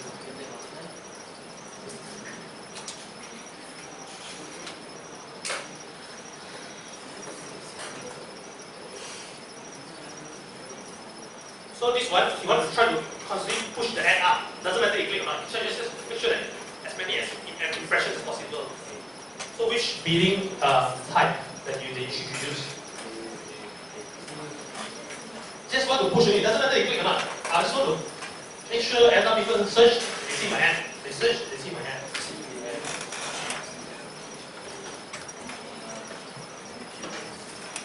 Okay. So, sorry, yeah,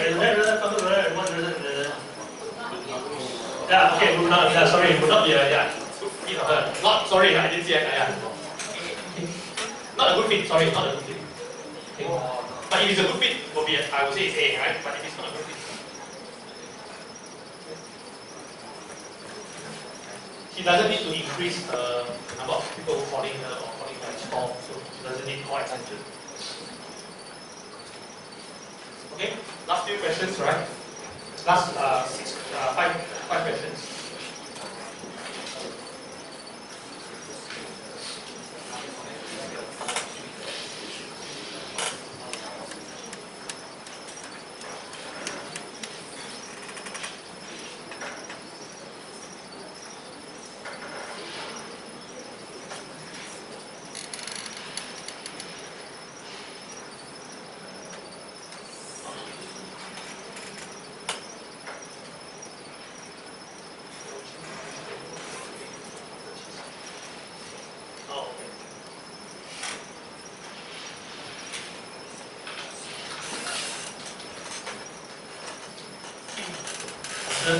This one is more like a common sense kind of question, but you roughly know the answer or you think of it like that.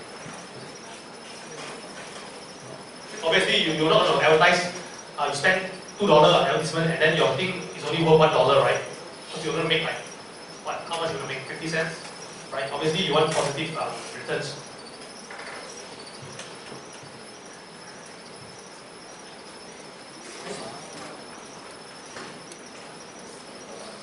Yeah, this is D.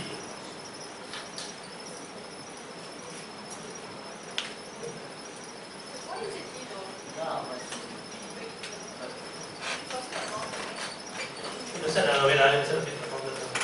But you see, what you do is when you say D, right? Okay, so let's say you sell something that costs you the selling price is $2, but normally you don't make $2, right? You make maybe $1.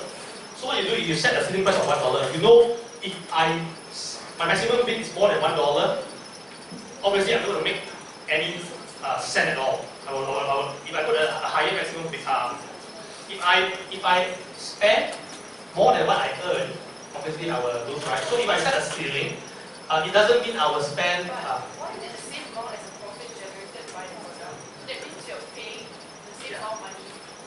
No, but you are setting a bid, right? You set a bid only. Doesn't mean that you will pay that amount, right? You just set it, okay? This is my limit. If I'm earning this amount only, my limit is this amount, but doesn't mean that I will end up paying that amount. I'm setting a bid only, a ceiling price, maximum CPC. Yeah, it can be lower. Yeah. But in this case, there's no answer that asks that this is lower, so you say that you can set at the same level as well.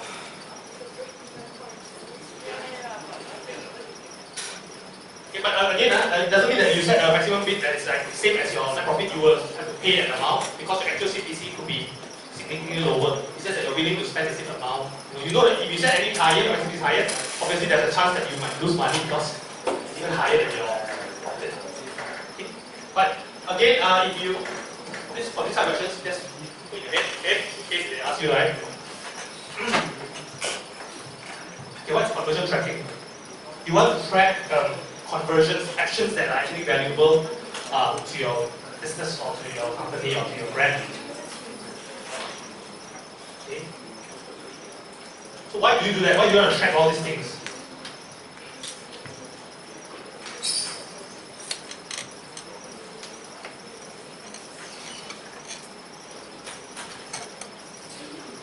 Answer?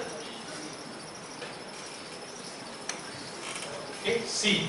Why you want to do conversion tracking? You want to identify, okay, what works and what doesn't work, right, in general. So you look at different kind of ads, keywords, and stuff like that. Okay, you know that, hey, by doing this particular ad, this keyword, okay, it generates me a certain number of registrations, for example.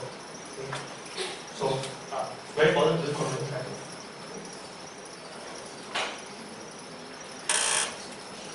Okay, this time I just have to go through and memorize here. Just remember. So branding campaign here means they don't care whether you got conversion or not. They don't care. What importantly they want to care is you are aware of my brand.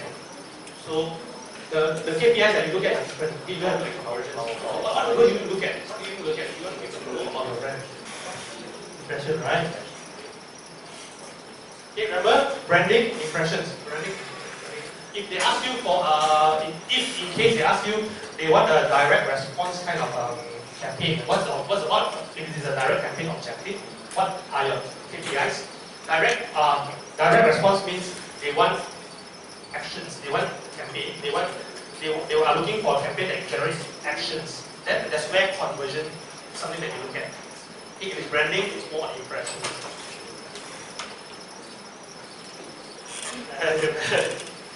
Okay.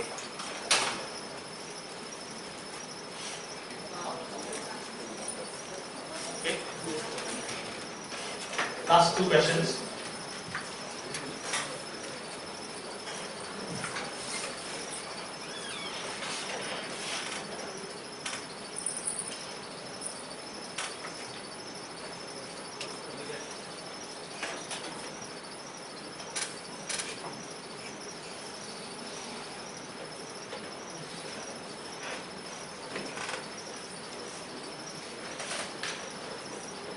What's the answer? The answer?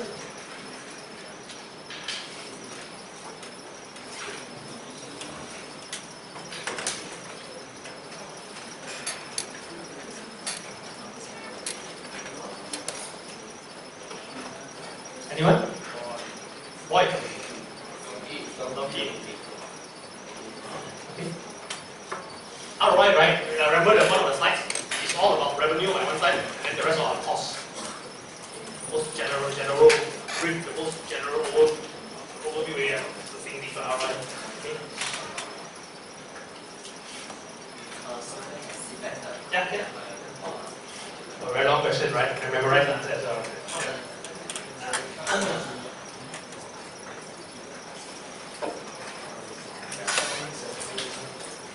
So what you have here, you have two elements here. One is the cost, you already know the cost, and you also know what's the revenue, the sales. So when you have number of clicks, no problem. It doesn't mean anything. Number of clicks, yeah, you have 100 clicks, so what? How much does that add? You don't know what the cost is of the clicks, right? So it's like this number of clicks, that numbers are right. So if you have like cost and you have revenue, then you can calculate your money.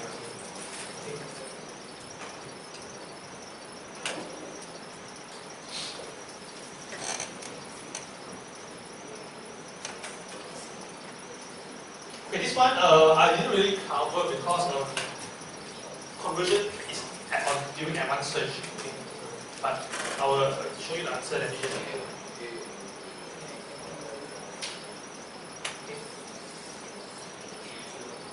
Okay, the answer is A. Okay, just to remember, to get more clicks, you want to get more clicks, you improve your click rate, right? Your keyword targeting one of them. Also, your ad copy affects your click rate, the ads. To get conversion, okay, your landing page is the one that gets you most of the time is the primary thing that gets you the conversion.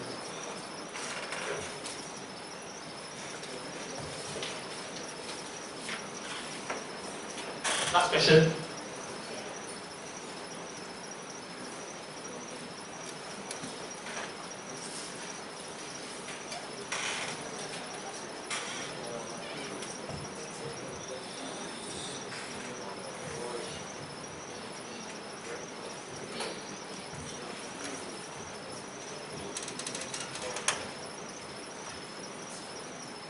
Let me have a look.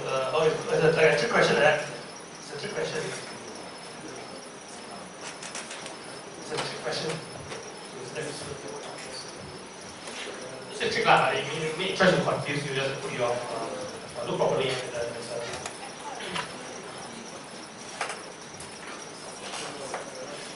Look properly at the term, the usage of the words like include and add and stuff like that. Okay? Yes. Okay, first of all, right, I mentioned before, right? For phone extensions, you cannot put your phone number in the add copy. The only way to do is call extension. So this one and this one cut off, right? Okay, so you're left with two, but you don't know what top versus other segment is or mobile next to call. Okay, let me just explain just briefly. When you have your call extension there, let me see if I have your okay, when you have your add with the call extension there, you want to know how people actually click on my advertisement or just the call button, or just the call button, the advertisement or just the specific button, right? So that's where when you look at your adverts, you will see this thing called a click to call segment. Top versus other means you want to see whether your ad appears at the top or at other positions. So it's a different data, the figures that you're looking at. So the answer is B. Okay, we are actually done with the questions. Right? I know some, most probably be a bit more like doubts of you, right?